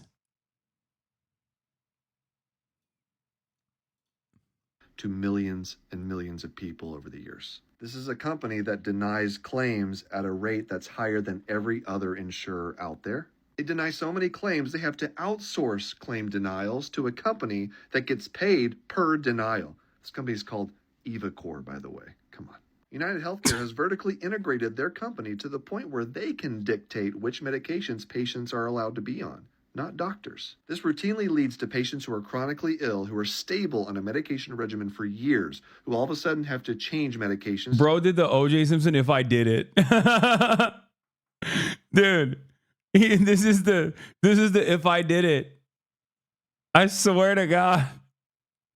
He's like, listen, here are the many reasons as to why, you know, I'm not losing sleep over this. This is something that doesn't work, all because United Healthcare got a better deal from a pharmaceutical company. United Healthcare, or Optum's business strategy, is so anti-competitive that the FTC has sued them. And the CEO is the leader of this organization doing all of these terrible things. People are hurting. People are financially devastated by our healthcare system. They're not able to get the treatment that their doctors recommend.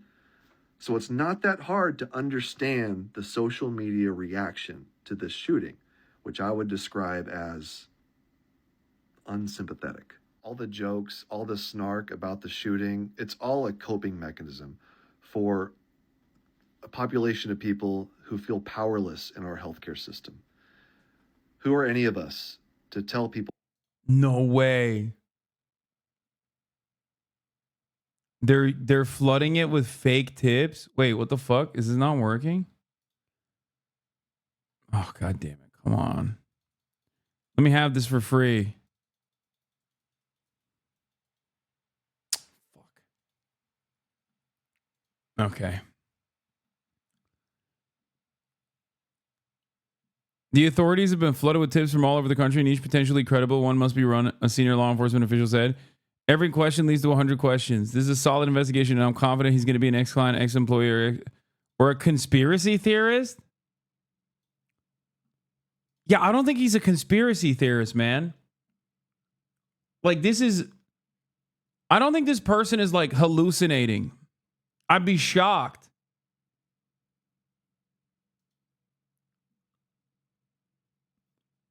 Everyone in New York City that recognizes the CEO assassin.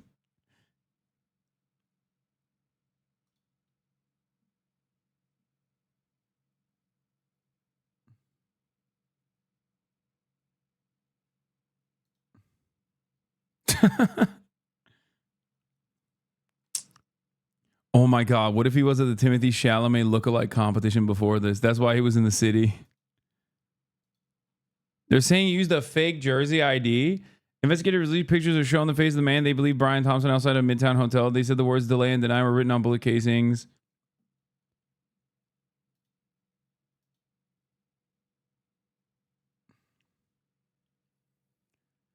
Senior law enforcement officials said he used a fake New Jersey identification to book a room at a hostel on Manhattan's Upper West Side where he stayed before the killing. Police still have not made any arrests. I mean, he even had a fake ID. Dude. Listen, I've talked about this before. Victimless crimes. You know what I think about that. People how to react to this very unique situation. Now, is violence the answer? No. Because I truly believe that there are far more effective ways at improving the healthcare system. And I'll tell you something that's been really encouraging to me over the last 24 hours.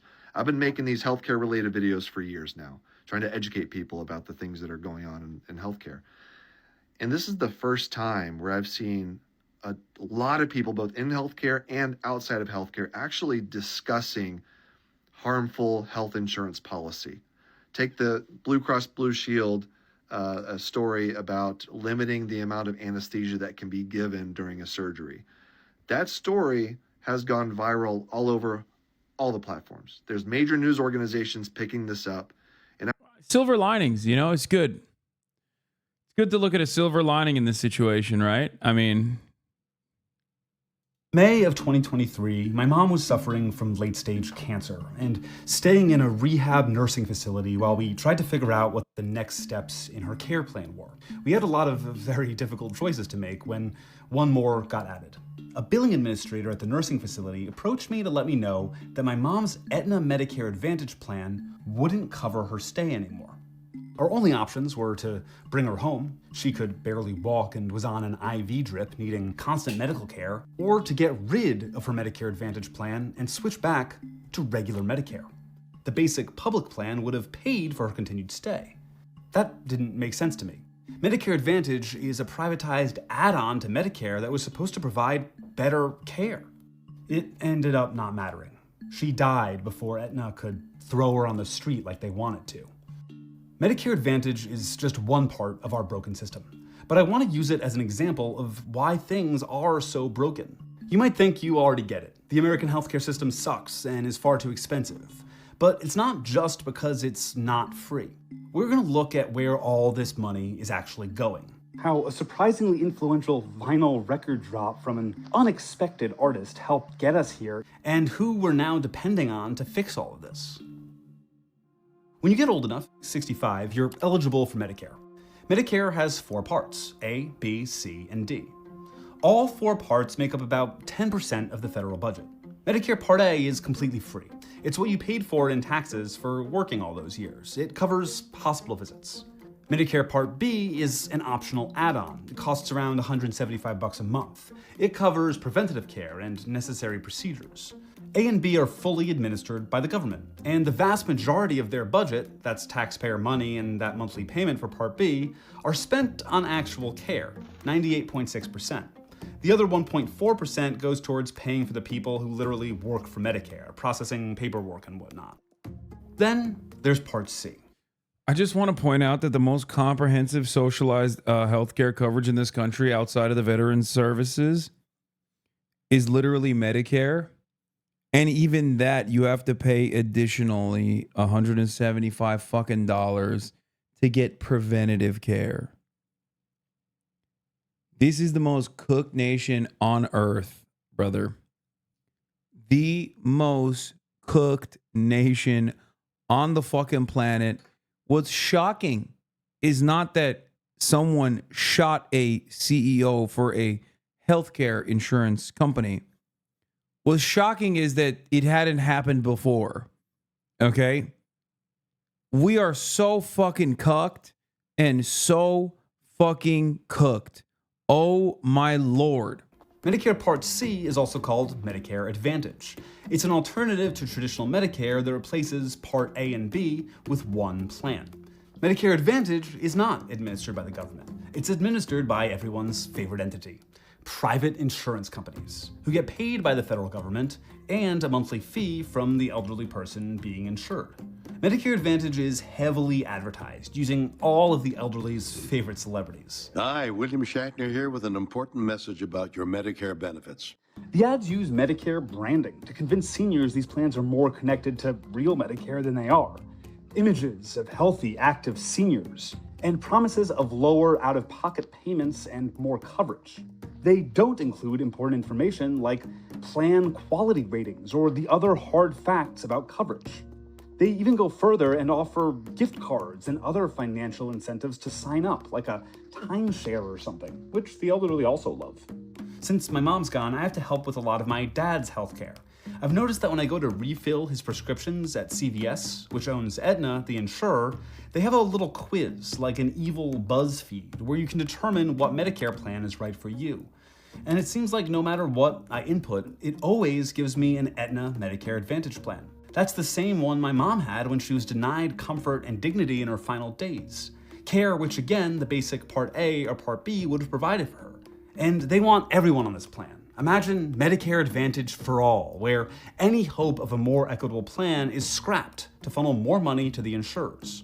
It's not just my family, obviously. Since the advent of Medicare Advantage as we know it today in 1986, the amount the United States spends on healthcare has more than quadrupled. Medicare Advantage and much of our modern healthcare problems exist because of not one, but two versions of Ronald Reagan.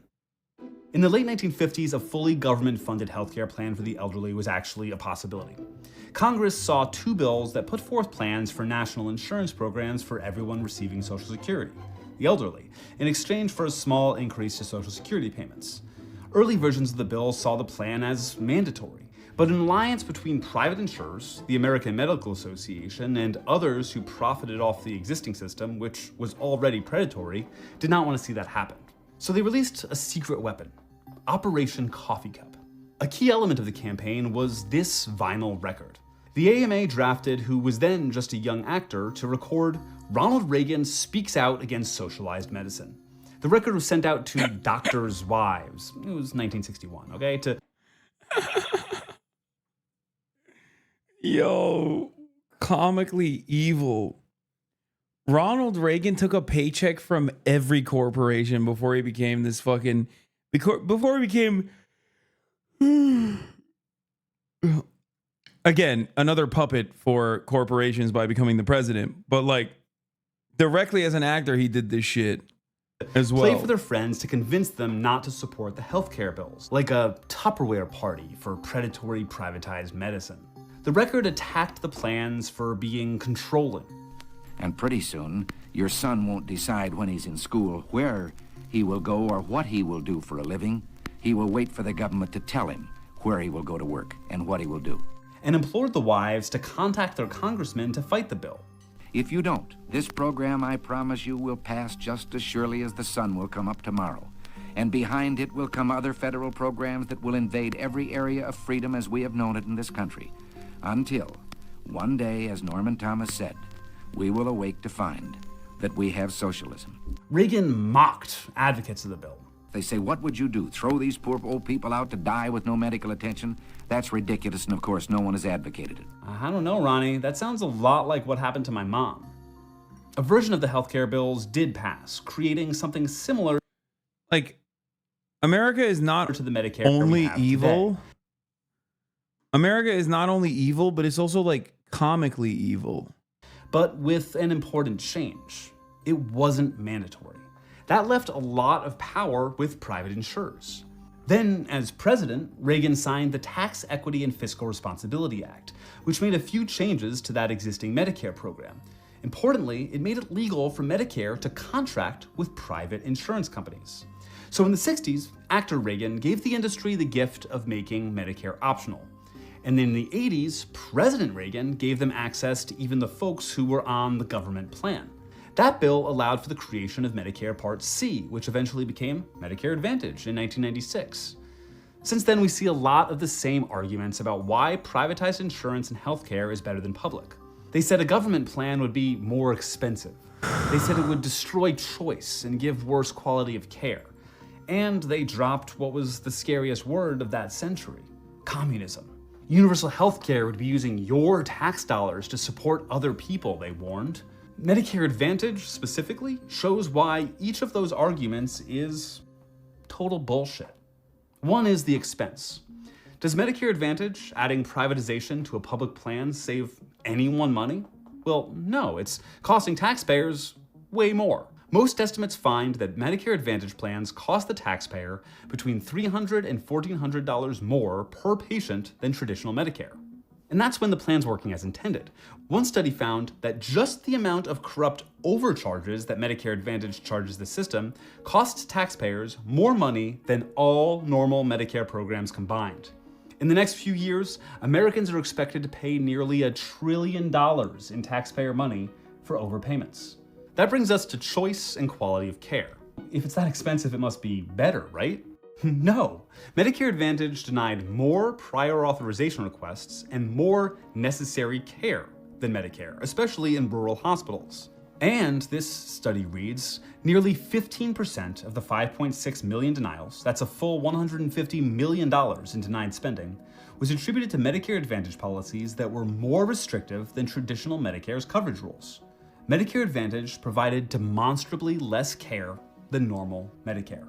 That's exactly what I saw with my mom. She needed a place to stay with medical assistance while we planned for her cancer care. Aetna Medicare Advantage said no, whereas normal Medicare would have said yes. And they're also more restrictive in where you get your care. Medicare Advantage plans often have a much smaller network of in-network doctors than regular. And the government control thing? Well, guess which health system in the United States has the best customer satisfaction? Veterans Affairs. Vets are very satisfied with their VA healthcare, and that's a totally government-run program. They deserve great care, but it's proof that even in America, government care can work. And then there's the whole communism thing. The critics ask, why should my tax dollars go to support someone else? Well, with Medicare Advantage, they are supporting someone else. Remember that stat from earlier, that the actual administration of Medicare is only 1.4% of the cost? For Medicare Advantage, it's 10 times that, 15%. And that's in large part due to executive salaries and profit margins. Because this is a for-profit business that needs to make a profit. Sure, government programs can see corruption or incompetence, but if everything works as it's meant to, their purpose is to serve you. The purpose of private insurers is to profit off of you. That can come at the cost of providing you less care or overcharging you, either through premiums or tax dollars. Medicare Advantage isn't the only problem in our healthcare system, obviously, but the many failures of the program are emblematic of what a privatized system looks like compared to a public one. Yeah, the more I see tax dollars going to Medicare, the more I realize it could be going to Israel instead. So I think we should just cut it.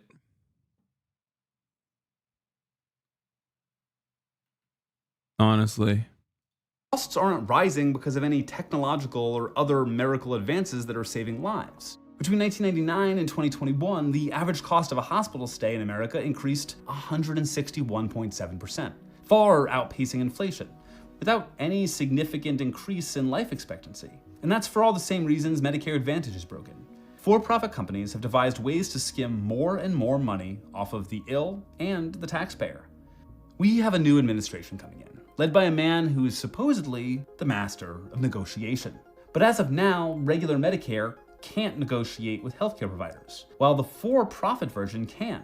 If President Trump really wants to help Americans and has the power of the art of the deal, shouldn't he be getting us deals where we, the people, pay less for our healthcare, both as patient and as taxpayer? And then there's Elon Musk's new Department of Government Efficiency that promises to cut trillions of dollars in government spending. Senator Rick Scott is one of the Congress members who's sitting on a new Senate caucus that's going to be advising DOGE, sorry, I can't say that with a straight face, on where to make trims. What sort of cuts would someone like Scott, whose company had to pay a $1.7 billion fine for defrauding Medicare and Medicaid, possibly recommend? And wouldn't the best way to save taxpayer money be to cut out the corporate profiteers transferring your money to their pockets? Contractor profits are the tax that we spend the most on and get the least out of. Replacing Medicare Advantage with a fully nationalized program for everyone, not just the elderly who opt in, would help with all of this. It would take negotiating power away from the healthcare companies as they'd only have one customer, and it would cut out the opportunities for corporate profit to siphon money away from taxpayers and people who need healthcare. But so far, it's not looking good. President Trump's pick for running Medicare, Dr. Mehmet Oz, has long been a proponent of Medicare Advantage for all, taking the popular language of real healthcare access advocates and using it to push for a fully for-profit system, with all of those problems I outlined above, enriching greedy insurers at the cost of everyone else. Oh my God, we're gonna get Medicare for all, but for profit. Oh my God. Oh my God, Americans are so stupid. We're such a stupid country. We're so fucking cooked. My mom wouldn't have survived even if Medicare Advantage were better. She was far too sick when she first went to the hospital. I don't blame her death on their greed. But seeing how easily they denied her care on the supposedly better plan when the normal government plan would have taken care of her made me very angry. And that's a rage that the incoming administration needs to take straight to the insurers, to the healthcare providers, and to all of the profiteers if they aim to keep the promises they made to all of us.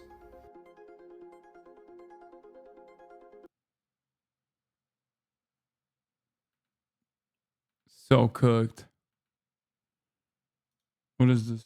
And I am, in fact, a practicing attorney, although admittedly, I could have chosen a different shirt to lend me an air of professional gravitas. For absolutely no reason whatsoever, I'd like to talk to you about a little thing called jury nullification.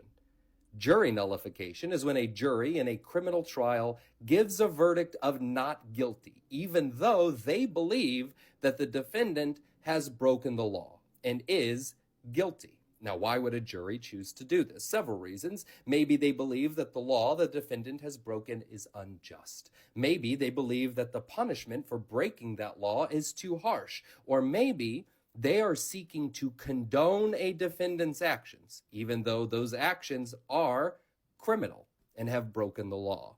Now, there are three things to keep in mind when it comes to jury nullification. Number one, a jury cannot be punished for giving an incorrect verdict, even if that jury has intentionally given an I'll never believe a Chiefs fan.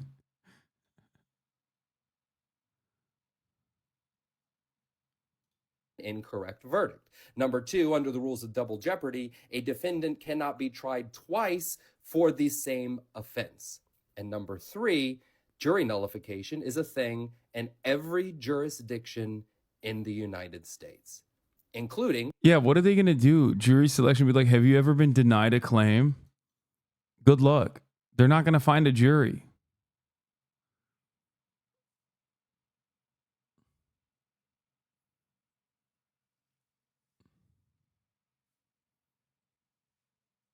Yeah, what are your feelings about healthcare? It doesn't make sense.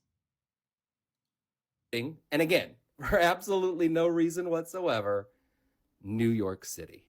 The FBI just raided.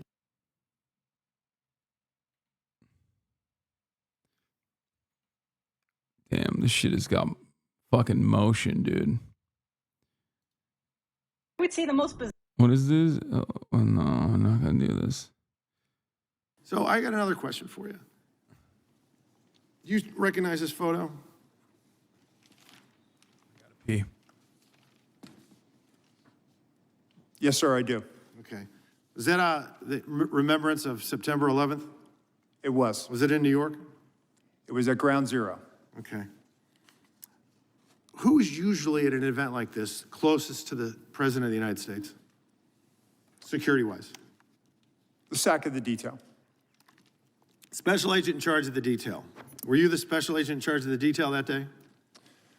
Actually, let me address this. Could you please, staff, leave that? Oh, no, leave that one up with the circle around me. Thank you. So actually, Congressman, what you're not seeing is the SAC of the detail out of the picture's view. And that is the day where we remember the more than 3,000 people that have died on 9/11. I actually responded to Ground Zero. I was there going through the ashes of the World Trade Center. I was there at Fresh Kills. I'm not asking you that. I'm asking you, Congressman. were you the special agent in charge? To show respect You were not. for a Secret Service that's a bunch of member horse hockey. that died on 9/11. Oh, that you're trying to be. Do not invoke 9/11 for political purposes. Oh, that not. I'm invoking this. You are, sir. Gentlemen, And you are out of line. I would like to ask him a question. Please. You are Order. out of line, Congressman. Don't Way try out to of bully line. me. I am an elected member of Congress, and I'm asking you a serious question, and you are I playing am a politics. public servant who has served this nation, and You spent won't answer time the question. on our day, on our country's darkest Mr. day. Chairman, Committee will come Do to not order. politicize it. Committee will come to order. I'm asking you serious questions for the American people, and they're very simple. They're not trick questions.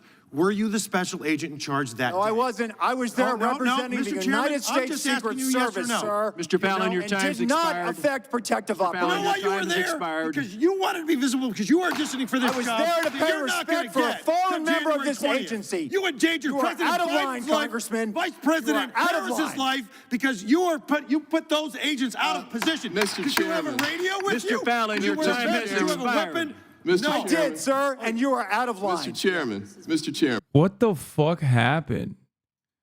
Like what? I was pissing and I started I heard the thumbness coming out of this man. Secret Oh, that's Service a bunch of member horse- where we remember the more.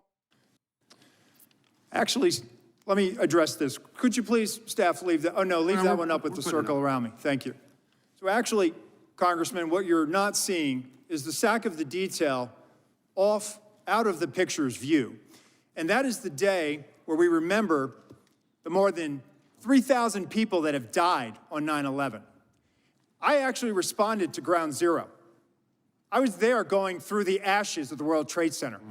I was there at Fresh Kills. I'm not asking you that. I'm asking you, Congressman, were you the special agent in charge? To show respect You were not. for a Secret Service that's a bunch of member horse hockey. that died on 9/11. Oh, that you're trying to be. Do not invoke 9/11 for political purposes.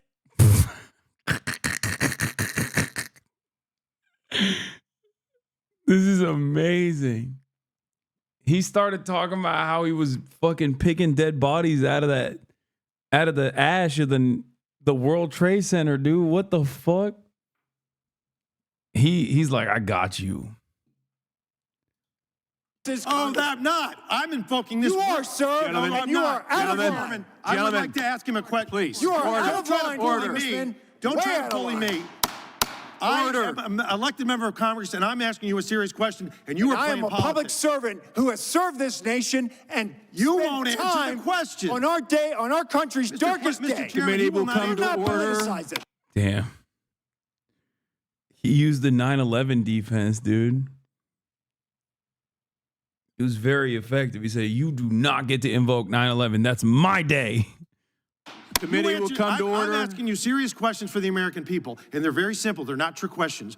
Were you the special agent in charge that day? No, I wasn't. I was there representing Mr. the Chairman, United I'm States just Secret asking you yes or Service, no. sir. Mr. Fallon, your time's did not expired. affect protective operations. You know why you were there? Because you wanted to be visible, because you are auditioning for this I was job there to that pay you're not gonna respect for a get fallen till member of January this 20th. agency. You endangered You are President out of Biden's line, life, Congressman. Vice President You are out of Harris's line. life, because you put those agents out of position. Mr. Did you have a Chairman. radio with you? Mr. Fallon, Did your you wear a time vest? has Did you have a expired. weapon? Mr. No. I did, sir, and you are out of line. Mr. Chairman, Mr. Chairman, Mr. Chairman. Yes, sir. I'm not kidding. I think he's not wrong. Like, it doesn't really matter, but he probably wanted to like be up front, and that's the reason why he's getting yelled at.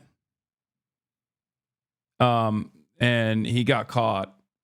Like, he's making a bigger deal out of it, obviously. Please. But We are back in order now. We are back in order now. Thank you.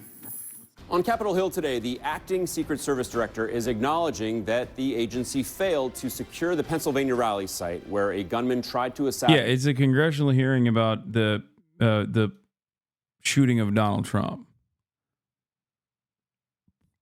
But this guy's like pulling that up specifically to be like, you're fucking fake.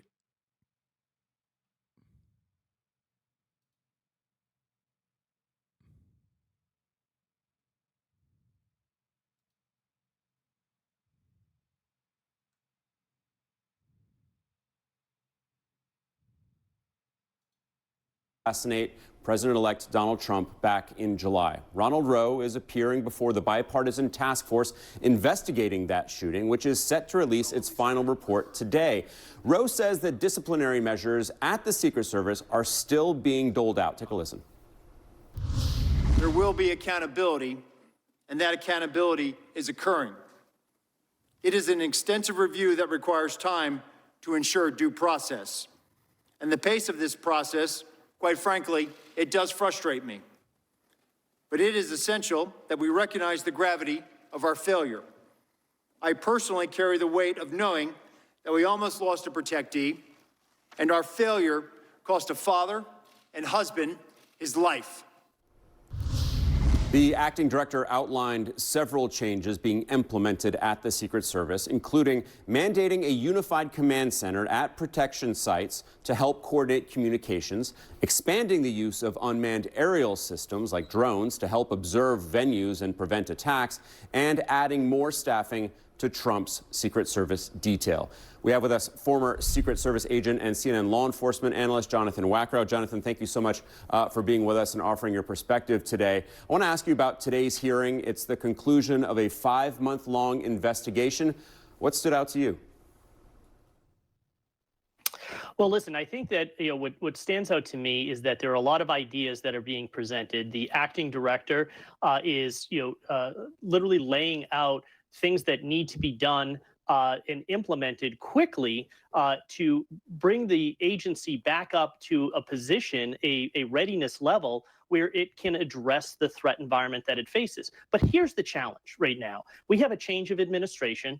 Challenge number one. Challenge number two is that this is the acting director, right? So his longevity in that role is questionable. And three, a lot of the senior leadership positions of the Secret Service are either have individuals that are net new to that role, or they are vacant. So from the Secret Service standpoint, how do you set the right strategy, long-term strategy right now under those conditions? Can you actually implement this change that is necessary to meet the mission readiness against the threat environment? I want to point out something that I just saw that I think is really fucking funny. Okay, it's especially funny for me because it's like, this is a person with a fucking, like, the red triangle on their account. This is Hasan. Another Hasan. There are many of them on the planet. I am not the only Hasan. He posted this saying, white person discovers other people are named Hasan. Remember when you said that it's okay for rich women to be raped? Okay, this is what this person with a red triangle is saying to Hasan. Hasan says, are you fucking insane? I never said anything along those lines. Maybe you didn't mean it in that way, but there's a video where you say something that sounds quite similar, ... Says, don't be throwing around insane ass allegations like that, you freak. Don't be fucking mean to me. Drew Pavlov, a person with a red triangle posting a Drew Pavlov clip. Rape is good if it occurs at wealthy colleges. Hasan responds, I'm not even the same Hasan, what the fuck? I'm going to kill myself. I'm so sorry. This is embarrassing.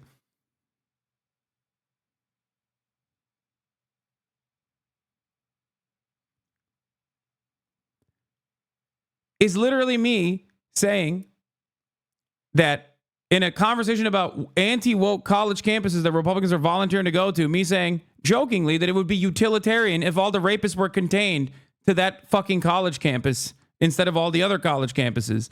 And to this fucking day, they still literally will go, Hasan wants wealthy women to be raped.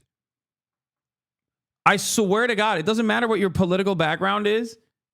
It's just like, if you're fucking mentally ill and you become a HasnAbi hater, you're just going to go down that pathway of just being increasingly more mentally ill every fucking day.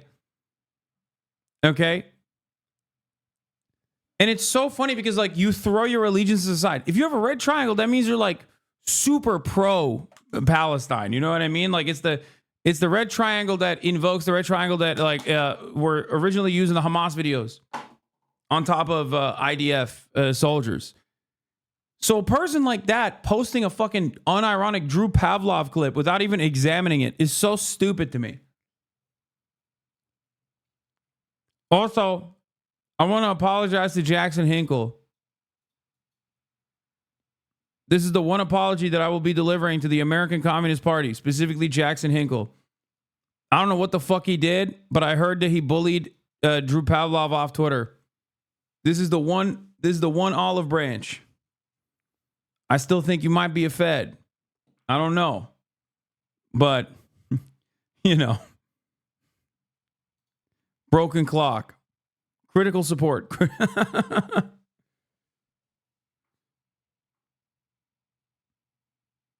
My wife saw that dude from the Cambridge Union mess meetup and asked if he was unwell. Normies know these dudes are freaks. That's why I like the Cambridge Union combos, because these people on Twitter are anonymous, so you don't fucking see how mentally ill they are. But in the real world, when they bring up this shit, in the real world, when they fucking become, you know, openly hysterical in the same exact way when they're panting and screaming, you can tell how freak-like they are. Okay? Bro, my grandpa just sent me this. They got you on Newsmax.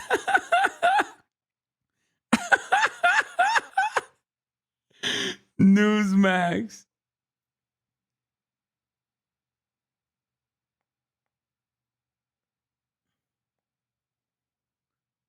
Don't do that. He posted AI porn of Drew's mom. Wait, what? Okay. I didn't know he did that. That's really fucked up. That's insane. Okay, my bad. My bad. That's psychotic. That is psychotic. Holy shit.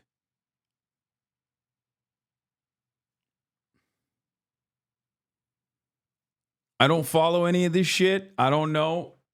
I just heard that he bullied Drew Pavlov off Twitter, and I was like, that's not the worst thing that happened to the world. It wasn't porn. What was it?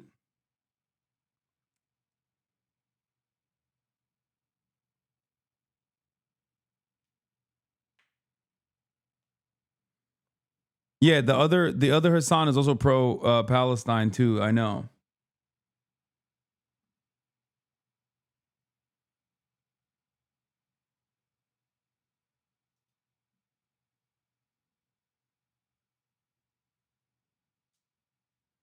What? Thinks it's okay to rape rich women, complains about sexual assault? Wait, what? What?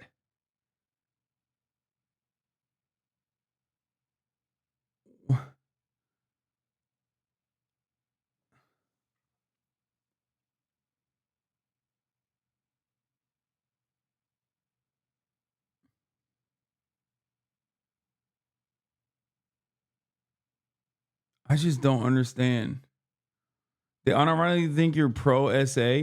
No, they don't. You want to know why I know they don't? Because if they legitimately thought I was pro sexual assault, they would be fans of mine. Okay? It's always like Groiper Himmler 13, Groiper Himmler 1488, who like will literally be like constantly talking about how he wants to fucking rape women and kill them and shit. If they genuinely thought it was pro sexual assault, they'd be fans of mine. They wouldn't be fucking falsely claiming that that is what I'm into. That's the difference. You were incredible at Oxford. People next to me became new fans. Hell yeah.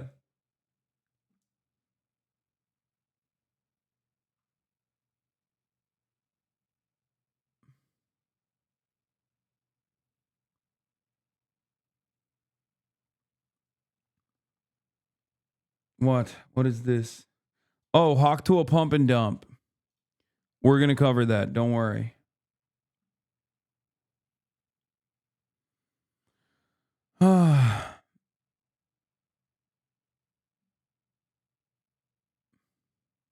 What time is it there? Fucking late, dude. It's late as hell over here. Do you miss Kaya yet? Yes, a lot. But I'm going to see her tomorrow. My little lady. What a string of words you just said. Okay, well, let me read a string of words that is even worse. Sell that thing. Hawk 2, a girl faces pump and dump allegations of crypto coin collapses hours after launch. It's done. It's over, dude. Yo, how the fuck do people still get involved in crypto coins, dude? How is that possible? How is that fucking possible, man?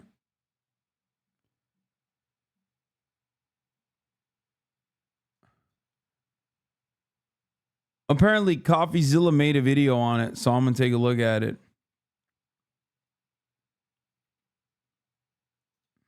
Today we're breaking down the Hawk 2 scam, exactly how it happened, and I'm going to confront the people behind it. Well, I did last night.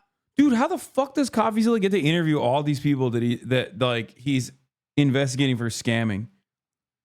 Like, is it because he gets like millions of views or something? Like, I don't understand. Are people just like that clout hungry?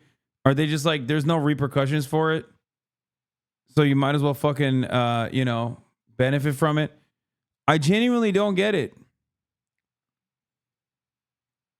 It doesn't make any sense. He literally will, he will investigate somebody, and then he'll just be able to talk to them too directly in the video. It's impressive. Let me just say, it didn't go very well. Happy to answer any I have questions. I have questions. I'm raising my hand. Hey guys. What CoffeeZilla? Hey, this is one of the most miserable, horrible launches I've ever seen in my life. Okay, then why the fuck are you on? Profiting from the rug pull, I think it's relevant. We didn't pull a rug. I don't know what you're trying to say. It's not true. That's defamation. Doc, You're saying do the math. Do the math. Defamation. You're saying that we pulled a rug. There was no rug pull. 3%. You're defaming our character. Are you not?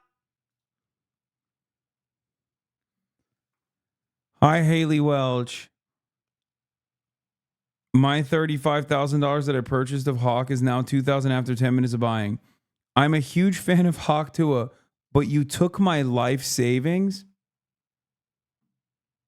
Nah.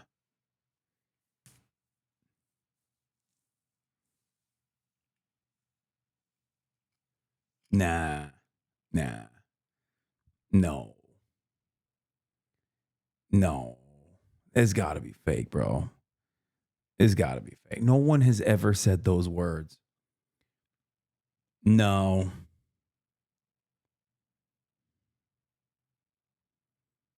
No one has ever said, I'm a huge fan of Hawk Tua, but you took my life savings. Like, no.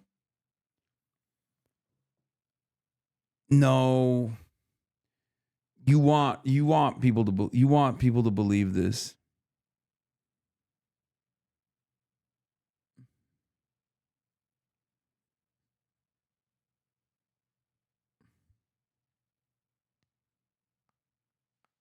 Yeah, no, it's fake. This is fake.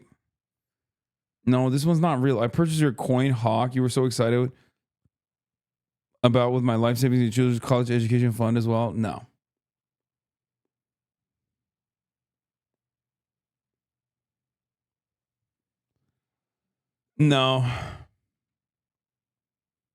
It is definitely a rug pull though. They did that.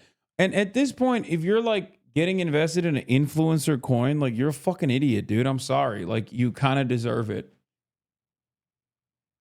Like you're not a 90-year-old that got conned into going into like a old folks home and now they're just like fucking milking what remains of your assets and keeping you alive, but only barely for as long as they can. You know what I mean? Like that's not like those people are vulnerable. Like their brains are not working that well. You are supposed to be like, you know, a regular ass adult. Like you have no, like you should have a little bit. Yeah, I'm victim blaming, dude. This is like too stupid. It's like a child that you tell not to touch the pan because it's hot. And then he just fucking slaps it. You know what I mean? Sometimes you got to touch the pan.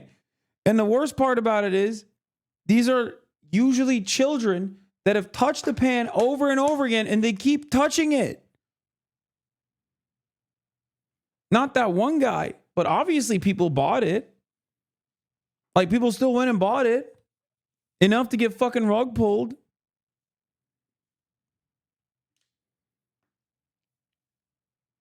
You're like a kid that touched a pan, your hand burned, and then you touched it immediately again.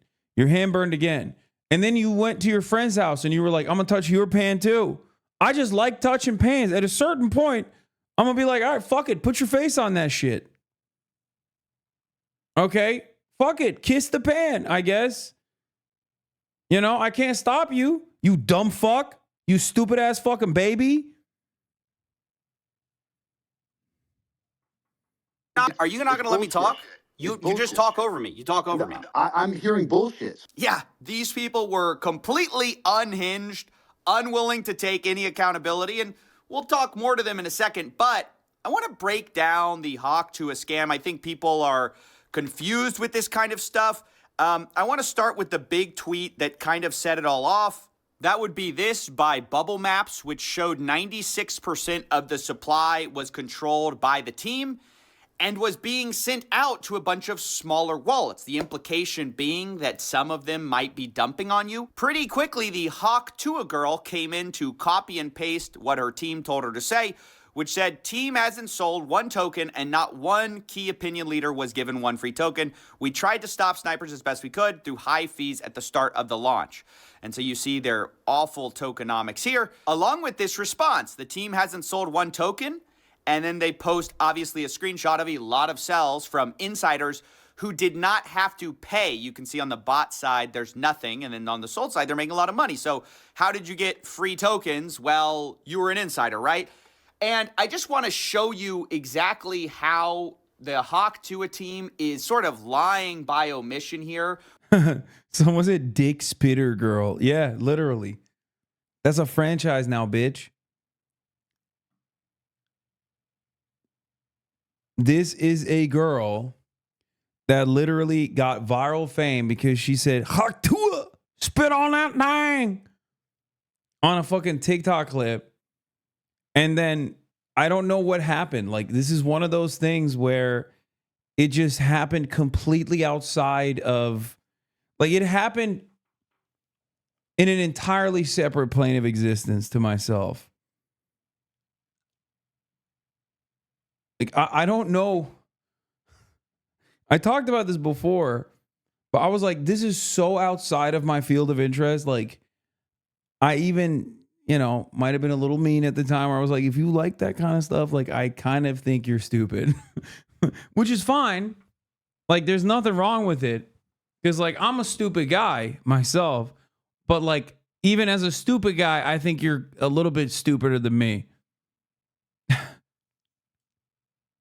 You know what I mean? It's fine. There's nothing wrong with it. But, like, that's peak coworker humor shit. And I feel like if you're really invested in those memes, like, you know, you're a little stupid. You're a little dumb guy. It's fine. But whatever. What? He pulled the mask down because he was flirting? Wow. Per John Miller's and among the interviews law enforcement has been conducting, they spoke to a female employee at the hostel who said at one point she asked the then masked man to lower his mask while flirting with him, which is then why this photo was released to the NYPD.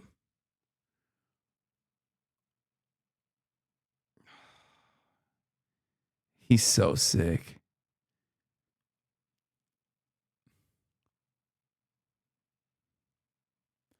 That isn't the guy. He's clearly wearing a different coat. Chat, this is, you know, he has multiple codes. Like, most people have multiple codes. Okay? I just,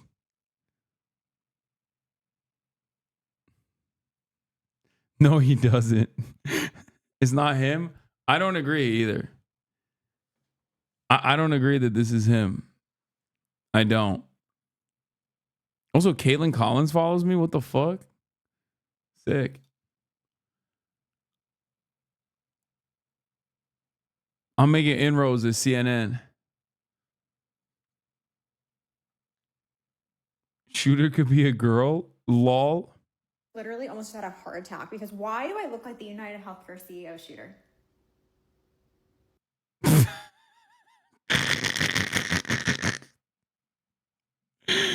Yeah, I mean, could be anybody, really. Man, woman, anything, really. Honestly, I agree. They say the team hasn't sold one token, and that's because they pre-sold the tokens, guys. They sold them to a bunch of investors with a pre-sale, and then those people were unlocked immediately upon launch. So you can see that with her tokenomics here.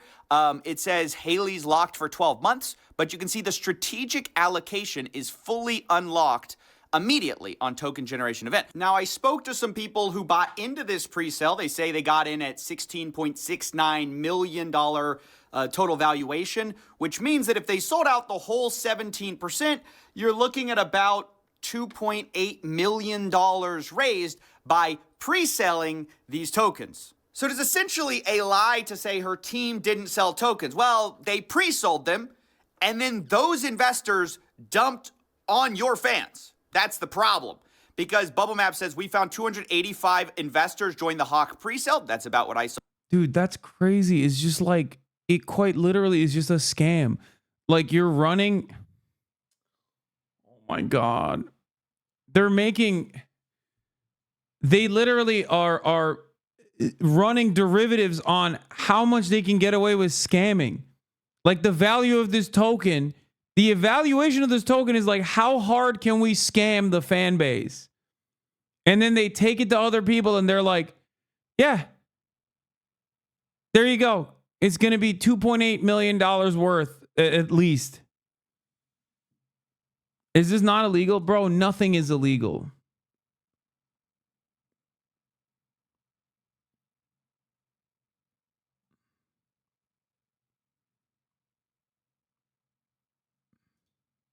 Well, 89 wallets sold 100% on launch. 47 sold over 50%. Anyway, you can see in total, $3.3 million were sold.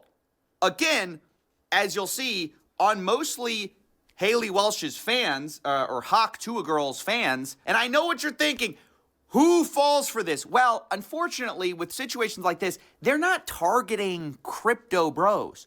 They're mostly targeting, like, actual fans who've never been involved in the crypto space before. They don't know any better. And you're going to hear the guy behind a lot of this say that explicitly. These are people that are outside of crypto that we're going to be onboarding, and they don't give a shit. They don't even know what a market cap is. They just go, oh, cool, free coin. Now I get to join a community. Cool, done. Not only did they say it, they sold it in a pitch deck. You can see the Hawk deck here. Massive onboarding event. Hawk will onboard normies. So that's why I just don't buy this thought of, oh, well, if you bought this, you deserve to get scammed. Okay, fine. But a lot of the people who bought it had never bought crypto before. They were targeting those people. Yeah, I mean, they're still stupid, though, like, honestly. Because just because you never bought crypto before doesn't change the reality that, like you've seen it. Please, are there still people at this point that haven't understood that this is always a fucking scam? Like, come on, man. It was called Hawk to a coin. Fuck. I think the real meta now is to just like farm dumb people over and over again. I guess the other version of that is called becoming a right-wing content creator.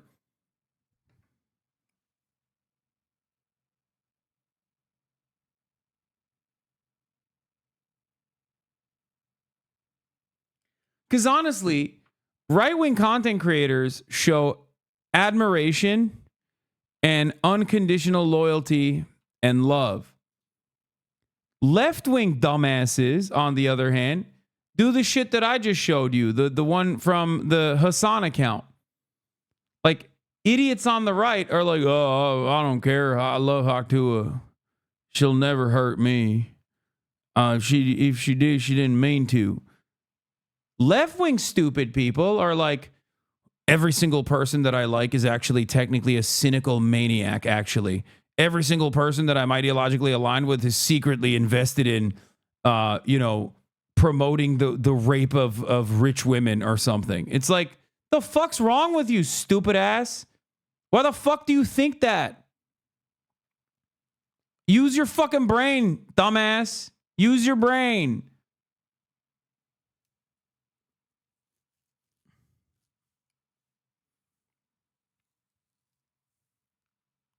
I don't know if you're aware of this, but a scammer won the presidential election. Yeah, that's true. That's why it's so much better to fucking... That's why it is so much better to just be a right-winger, honestly.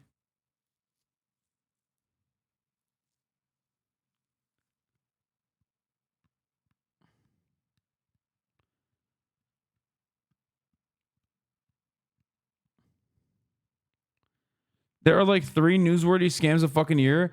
No, there's a lot more of them. 3 of them at least make it into mainstream, though. Like 3 of them make it into mainstream. If you are on its face, if you're going out and buying a coin called Haktua coin,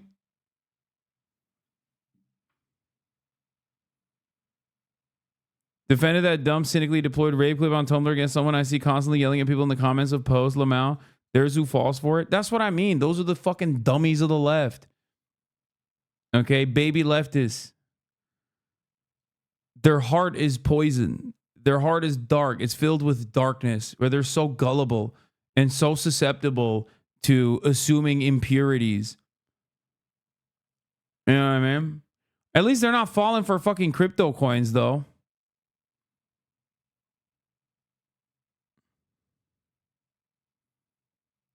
If she wasn't already a curiosity, this wouldn't have nearly as much motion. Brother, it's called Haktua coin. I don't know what to tell people. Like, bro, this is so far beyond timeshares. You know what I mean? Like, it's like if a timeshare was called, like, you know, the shit paradise. Okay. You'd be like, I don't know if I want to buy into the shit paradise timeshare. Okay. It's kind of giving me a reason not to invest in this timeshare. It's called shit paradise. Kind of odd. You know what I mean? It's dick spittle. Okay. Hawk to a coin. I'm going to spit on your penis coin. That's the coin that you're like, this is my big ticket to victory. This is it. I'm going to the moon with this one.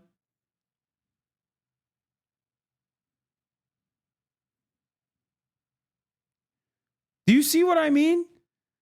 Like, we as a society have gotten so fucking stupid that you don't even have to market something anymore.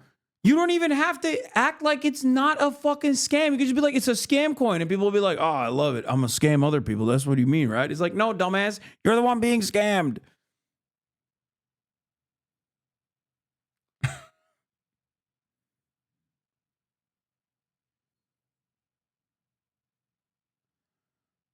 Oh.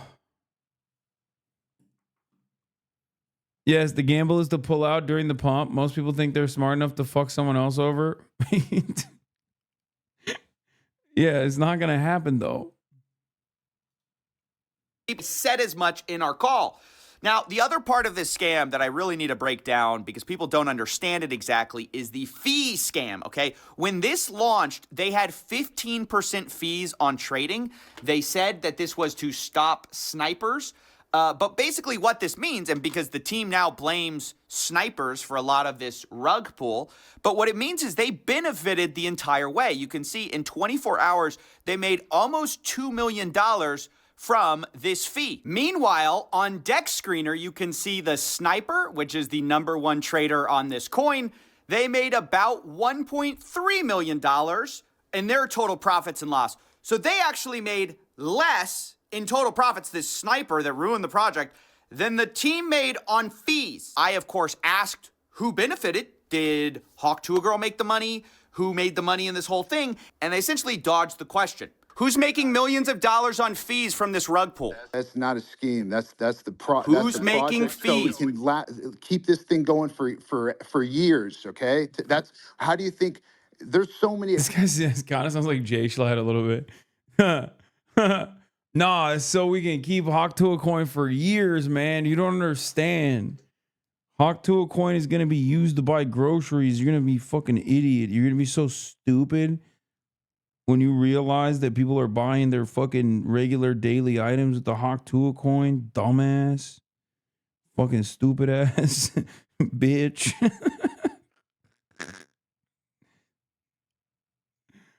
Yeah, dog, I bought a car with that shit.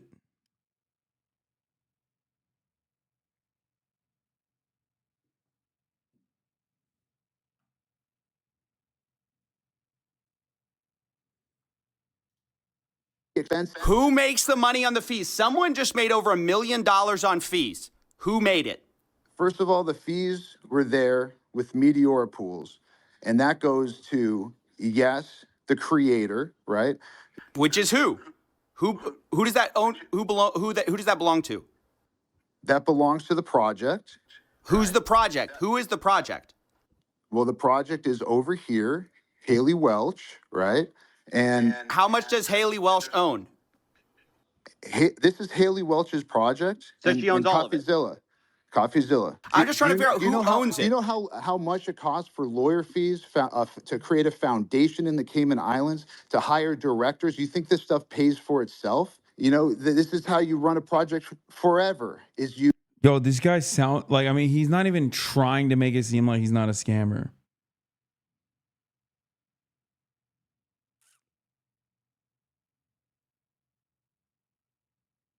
is you have to fund that.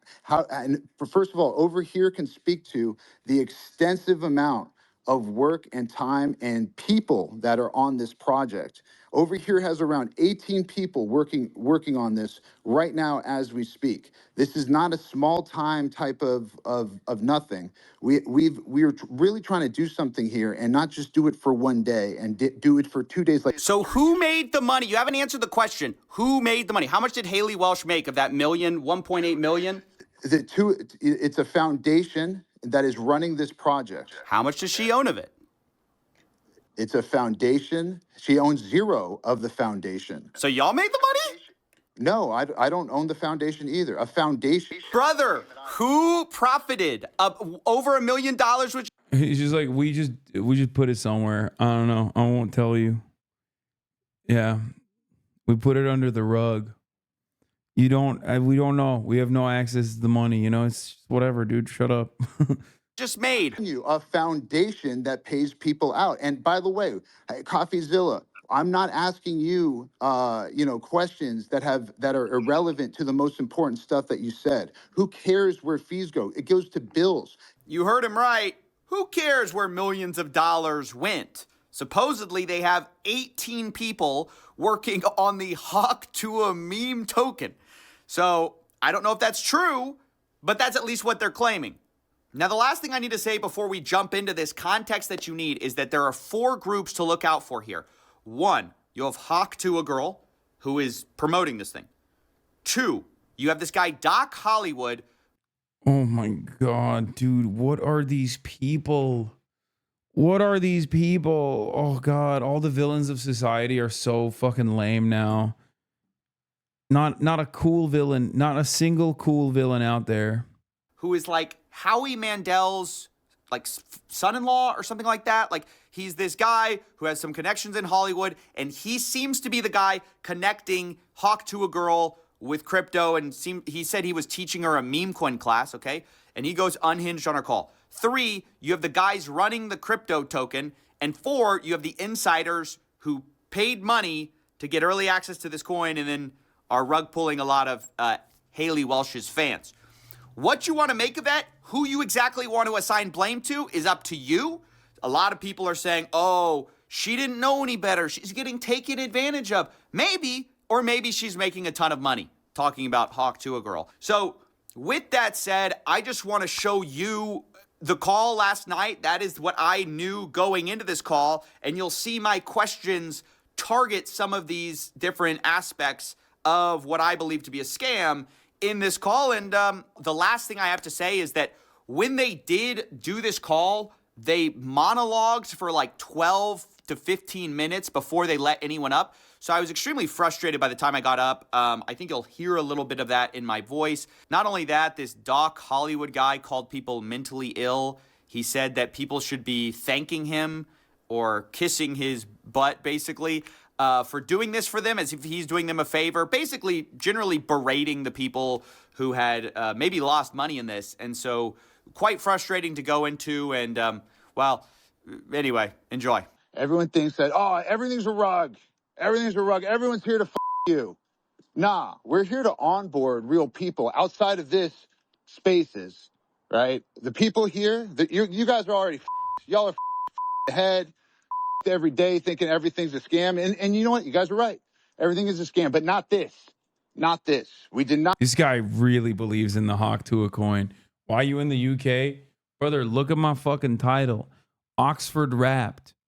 Why am I in the UK? Because I escaped America, okay?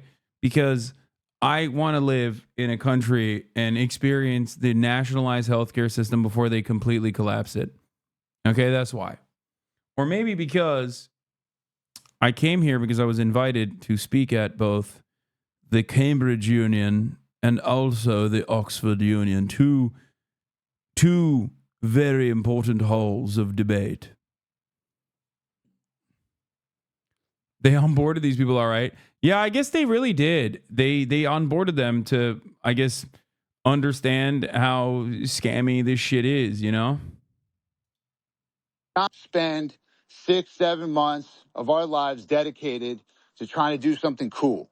right? To do something different, not dumping on you, not bundle snipes, not 100% of the liquidity or whatever was bundle sniped by the team and propped up charts. You guys are not the target audience. Sorry to say, right? This is not the target audience. Who's he talking to? The target audience, which is why I'm even doing this, which is what's cool about it, is it's not in this spaces. And listen, most of you, we don't want you in the community. Let's be real, right? You're not great people. I don't know y'all, right? I see some friendly faces in this audience. He's having a meltdown. You know, I'm gonna say y'all, you guys, right? There's a lot of negativity in the space.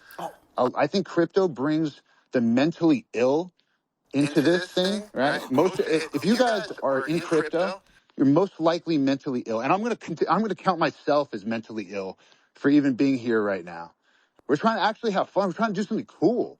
We're trying to give meme tokens away for free to people who have never had any crypto before, any meme token. And you guys should be kissing my ass because I'm trying to do something dope. Yeah, so that's how all of this started. I had watched as people got wrecked on chain, and then I go here in the actual space that's supposed to address everything, a guy berating everyone, calling them mentally ill and telling them they should be thanking him.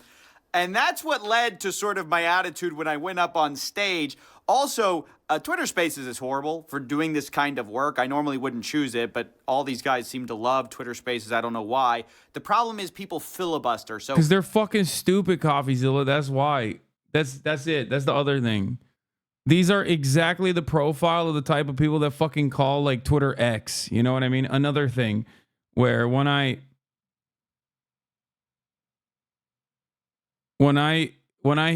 hear that, I also think less of you a little bit, just a little bit. Okay? Just a little bit. Like, no disrespect if you do that because you're like, I don't know, a process nerd where you're like, I'm sorry, the name changed legally. It's X now or whatever. But like, it's just, you know, I don't even do the X the everything app meme because like I don't want to even come across like someone who's ironically calling it X. Ugh.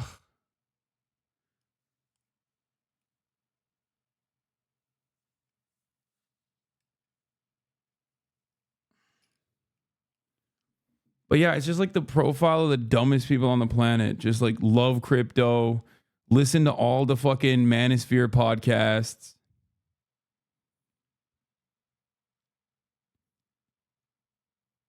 Calls Twitter X, Elon Dick Rider, loves meme coins.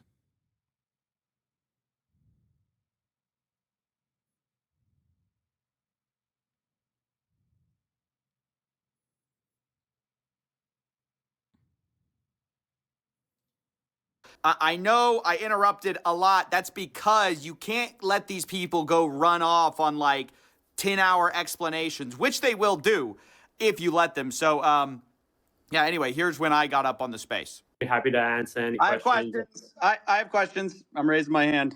Hey, guys. What CoffeeZilla? Hey, Hey, man. this is one of the most miserable, horrible launches I've ever seen in my life. Okay, then why the fuck are you on? I've been tracing it on chain. Get his ass, Haley Welch, Hawk to a girl. Get his ass, girl. You spit on his face. You spit on that thing, and now you spit on her face. Oh,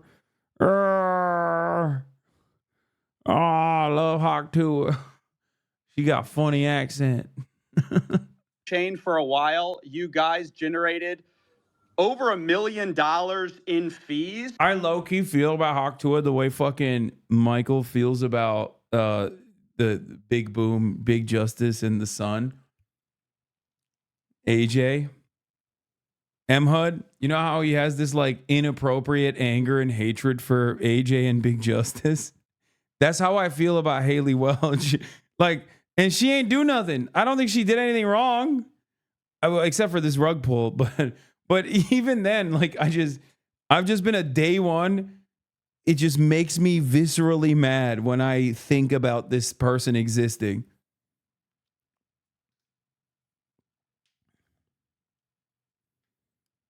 Like, I know deep down inside, maybe it's a little too much.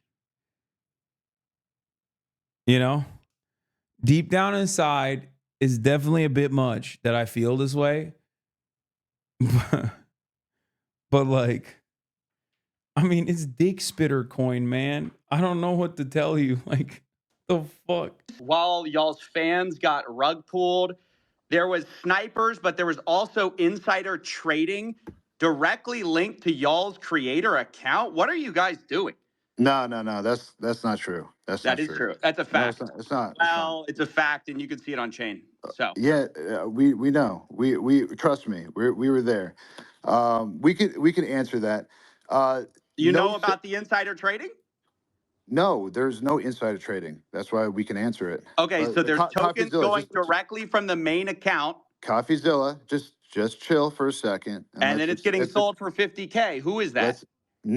Definitely not us. You think we're doing this for 50K? Yeah, fucking right. Talking to the wrong guy. You're used to these bullshit scammers out here. Not us. Now That's what everyone says, by the way. Listen, Everyone says, doesn't "Not me." matter. No, I'm not everyone. There was a You're different. strategic allocation, right, through a foundation. Every single one of those was signed through a SAFT. The deployer wallet. You've heard of a strategic allocation or a private How much did sale. y'all get doing a pre-sale? How much did y'all make? It's not that we Selling out made. your fans so Over other here, people can can you give dump on your fans. Hold on, Coffeezilla, take a chill pill, brother. So y'all just rug pulled a bunch of people. What are you There's talking- no rug. We're here every single day. There's no rug pulled, and it's not done by us. Yes, snipers sniped it up to an insane market cap. No, it's and not dumped just it. snipers. That was not us. not That just was that, you know that. Listen, no. I'm telling you the truth. And y'all made millions on fees from this little scheme. There's not a. I'm sure that's not you getting those fees, It's right? not a Who's making scheme. the money It's on not the a- fees? it's Who's not a making scheme. millions of dollars on fees from this rug pull? That's not a scheme. That's the Who's making project. So we fees? can keep this thing going for years. Okay. That's how do you think? There's so many expenses. Who right? makes the money on the fees? Someone just made over $1 million on fees. Who made it? First of all, the fees were there with Meteora pools, and that goes to the creator, right? Which is who? Who does that who does that belong to? That belongs to the project, right? Who's the project? Who is the project? Well, the project is over here, Haley Welch, right? And How much does Haley Welch own? This is Haley Welch's project. So she owns all of it. Coffeezilla. Did she just make $1 million on fees on a rug? Do you know how much it costs for lawyer fees to create a foundation in the Cayman Islands, to hire directors? You think this stuff pays for itself, right? So y'all wanted to make the money on day one? I don't understand. I'm just asking. We're who here actually every single makes the day. millions of Day dollars one, in fees from the day rug? 2, day 3. This is how you run a project forever. Day 4 is you have to fund that. First of all, over here can speak to the extensive amount of work and time and people that are on this project. Over here has around 18 people working on this right now as we speak. This is not a small time type of nothing. We're really trying to do something here and not just do it for one day and do it for 2 days like you're So used who to. made the money? You haven't answered the question. Who made the money? How much did Haley Welch make of that million, 1.8 million? It's a foundation that is running this project. How much does she own of it? It's a foundation. She owns 0 of the foundation. So y'all made the money?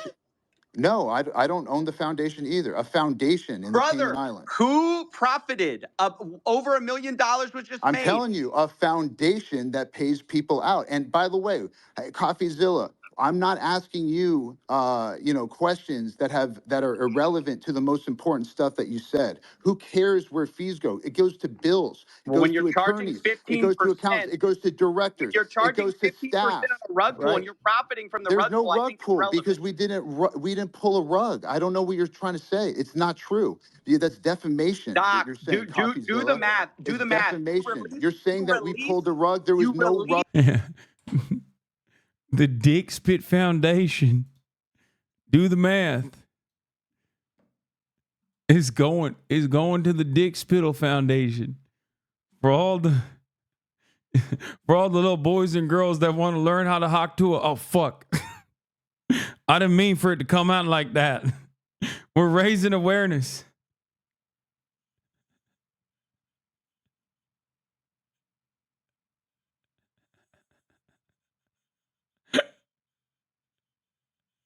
No, not like that.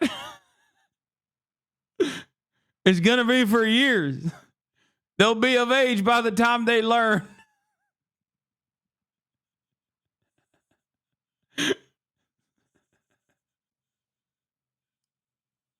You don't understand it, Coffeezilla. Oh, it's so stupid, dude.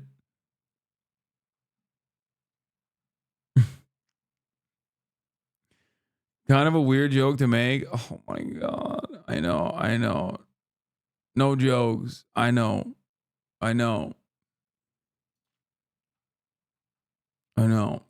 I'm portraying myself as the guy in this situation. I know that there are no joke leftists out there.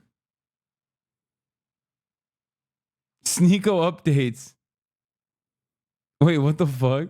When Sneeko ran into a TikToker DM before in Turkey, why is he getting Sneeko updates? Oh, is he talking to Sneeko updates? You're defaming our character. Are you not going to let me talk? You just talk over me. You talk over me. I'm hearing bullshit. No, you're not. You're talking over me. Let me just lay out your tokenomics. You guys released 3% to the Meteora pool, while you have 17% of the token allocation unlocked day one from your strategic allocation. Are you guys insane? What do you guys think exactly is going to happen when your insiders get sent their tokens? And by the way, who made the money from your 17% pre-sale while you're giving a tiny piece of the pie to the public? Like, what the hell? This is the worst tokenomics I've ever seen, and it is a scam. It's not a scam. The tokenomics are a scam. That's my opinion. You can say whatever you want about it. You can cry defamation. That's my opinion. It's a scam. And I only do this for a living. I've only seen 1 million of these projects. So who pays you, Coffeezilla? Let's. Ooh, turn it around. Turn it around. Turn it around. Nobody's here for me. Everyone's here for you. Where did the fees go? Where did the money for the pre-sale tokens go? Why did y'all unlock day one so people could dump on Haley Welsh's fans? And how involved was she really? No. And how much money? Don't say Haley Welsh's fans. Say Hawk Tua fans. These people wanted to dump on. They wanted to dump Tua. Okay? They wanted to dump Tua on the Hawk Tua. Everything has to be some version of this meme. Is she making from all this? What's her cut? I just got muted. So yeah, that was the conversation. Obviously, I got a little heated there towards the end because I don't know, there was something about this guy berating people who had lost money and insisting that what was so transparently true about the fees being made, about who's benefiting from the pre-sale, just dodging all of that. It gets me so bothered. I guess it shouldn't at this point, but you know, what can I say? I'm only human. I will go ahead and highlight there were 2 other moments. FaZe Banks got up and called these guys out, which is funny. This 100% was a mismanaged, mislaunched. Like this is took what Coffeezilla. Wait, is that FaZe Banks? Yo, wait, no. Is Blanks involved? No, not Brother Banks. Oh no, am I gonna be phased up or phased down by the end of this?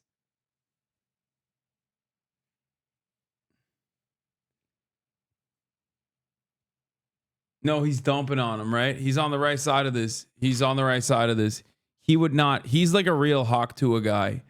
Like he's probably a Hawk Tua fan. And he was like, oh, I'm ready to Hawk Tua. Like I got my coins up. I got my phase up. Zilla said I would label this a scam as well. It's pretty obvious. Like Coffeezilla. He's like, I would know.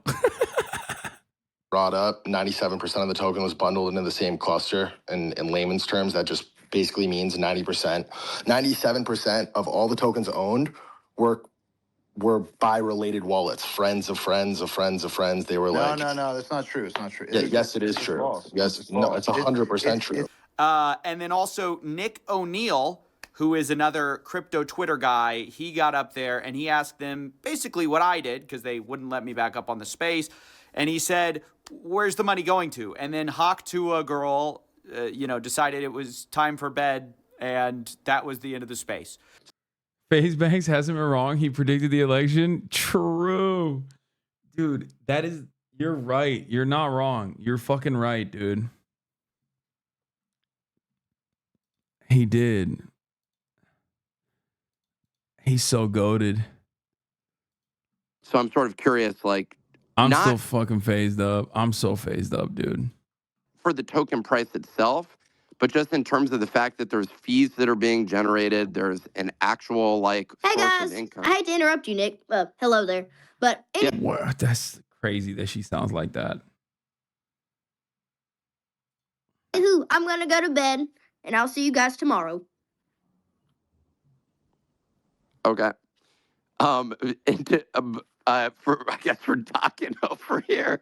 Can you imagine being asked questions about a scam, and in the middle of the questioning you go, I think I'm gonna hit the bed, Gotta wake up bright and early for tomorrow. That is just wild. These people are not serious, or at least it doesn't appear that they're taking it very seriously. I think it's concerning when you have a project. I think she was in on it. That classic bedtime rug pull. She did a bedtime pull. She's in on it. I'll say it. She knew what she was doing. Which, they can say whatever they want about their 18 employees and all the, hundreds of thousands they supposedly paid to set up these Cayman Island corps to do it the right way. But at the end of the day, when you make millions of dollars on launch, where does that come from? When your insiders sell $3 million. Oh, God. He's a real honk Shua. Wait, she's 31? Wait, the Dick Spittle girl is 31? No. Wasn't she in fucking college? There's no way. She's she's 22. Yeah, I could see her being 22 max.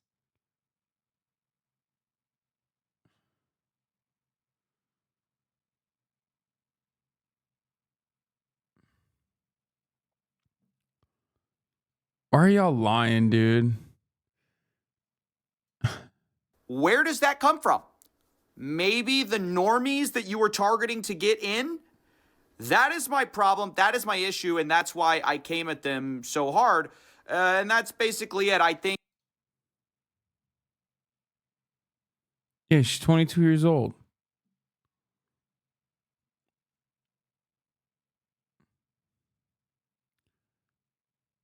She is the 325th most popular person on famous birthdays. Okay, let's see. I'm going to do something that's going to hurt my feelings, I think.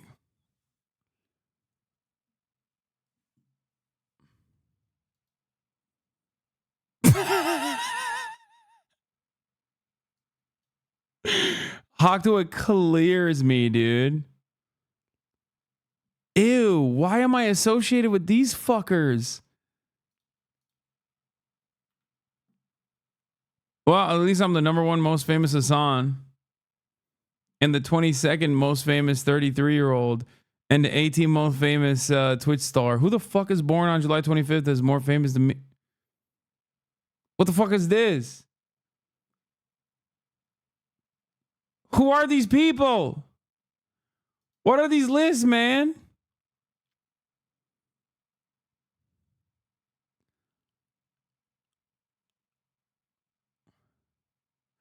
Okay, maybe this list is a little bit bunk. Why are you doing this to yourself? Not even Zoomers, legit Gen Alpha. Crying, they don't know you, little bro. At least I cleared Matt LeBlanc. Haley Welsh or Hawk to a girl, to whatever extent she was involved, is still unclear, or was unclear until her transactional entertainment lawyer contacted me. I'm just editing this live, guys. He contacted me and said he wants to have a offline combo. I said I can't do that. This is a live story. If she wants to comment on the story or shed light on how much she's been paid, kindly respond.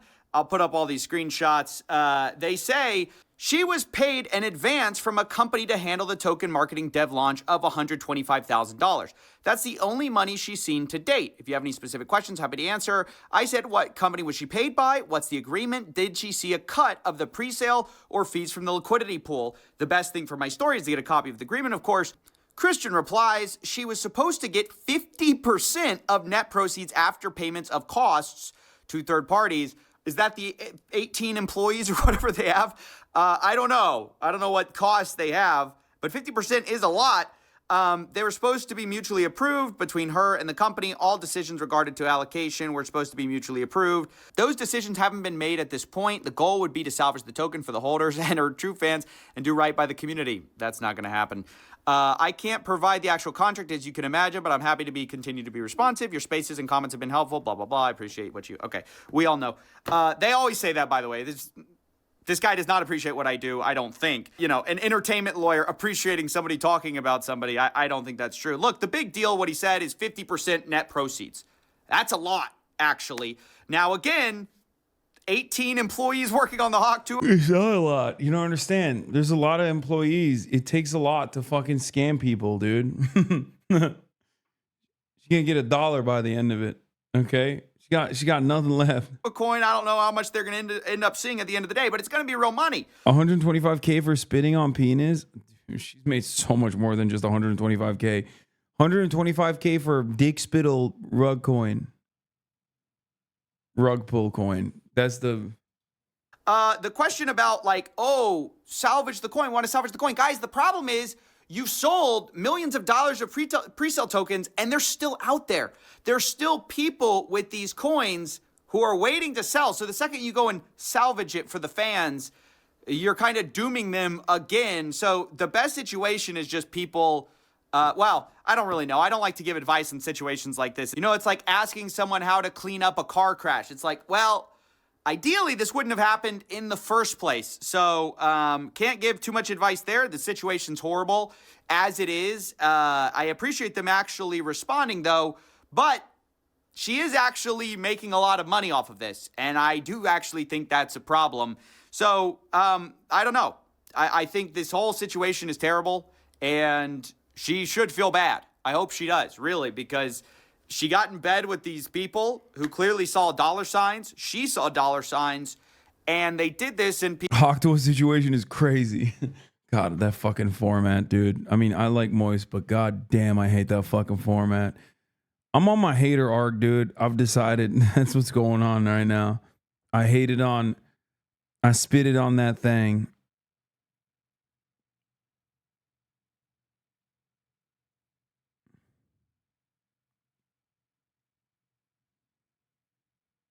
You know? Was it Joey here? I'm tired, man. I'm fucking tired. I did 5 hours after a whole day after the Oxford Union. I gotta wake up early, get on a fucking flight. Tomorrow, I'm gonna try and stream, but I'm pretty sure it's gonna be really late if I do. So I'm most likely not gonna be able to stream. But I will, if I can't stream tomorrow. If I do stream tomorrow, it's going to be a special one. Most likely a collab. I haven't been able to figure out exactly who I'll be doing that with. But it'll be in the afternoon. It'll be late into the night, like around this time. If I do end up streaming. And before the awards... I'll do a short stream before the awards as well. On Saturday. So yeah.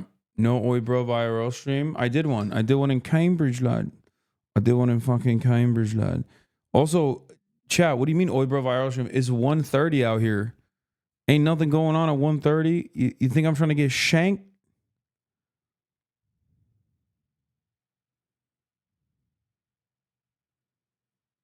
You think I'm trying to get fucking shanked, yeah? Anyway. Love you guys. Love the Hawk to a coin. This has been a relatively productive Londonistan trip. And I hope you guys enjoyed it. And I can't wait to see the Oxford Union stuff come out as well. The Cambridge Union video is now available on my YouTube. Go watch it if you haven't seen it. Anyway, peace everybody. Love you all. Bye-bye.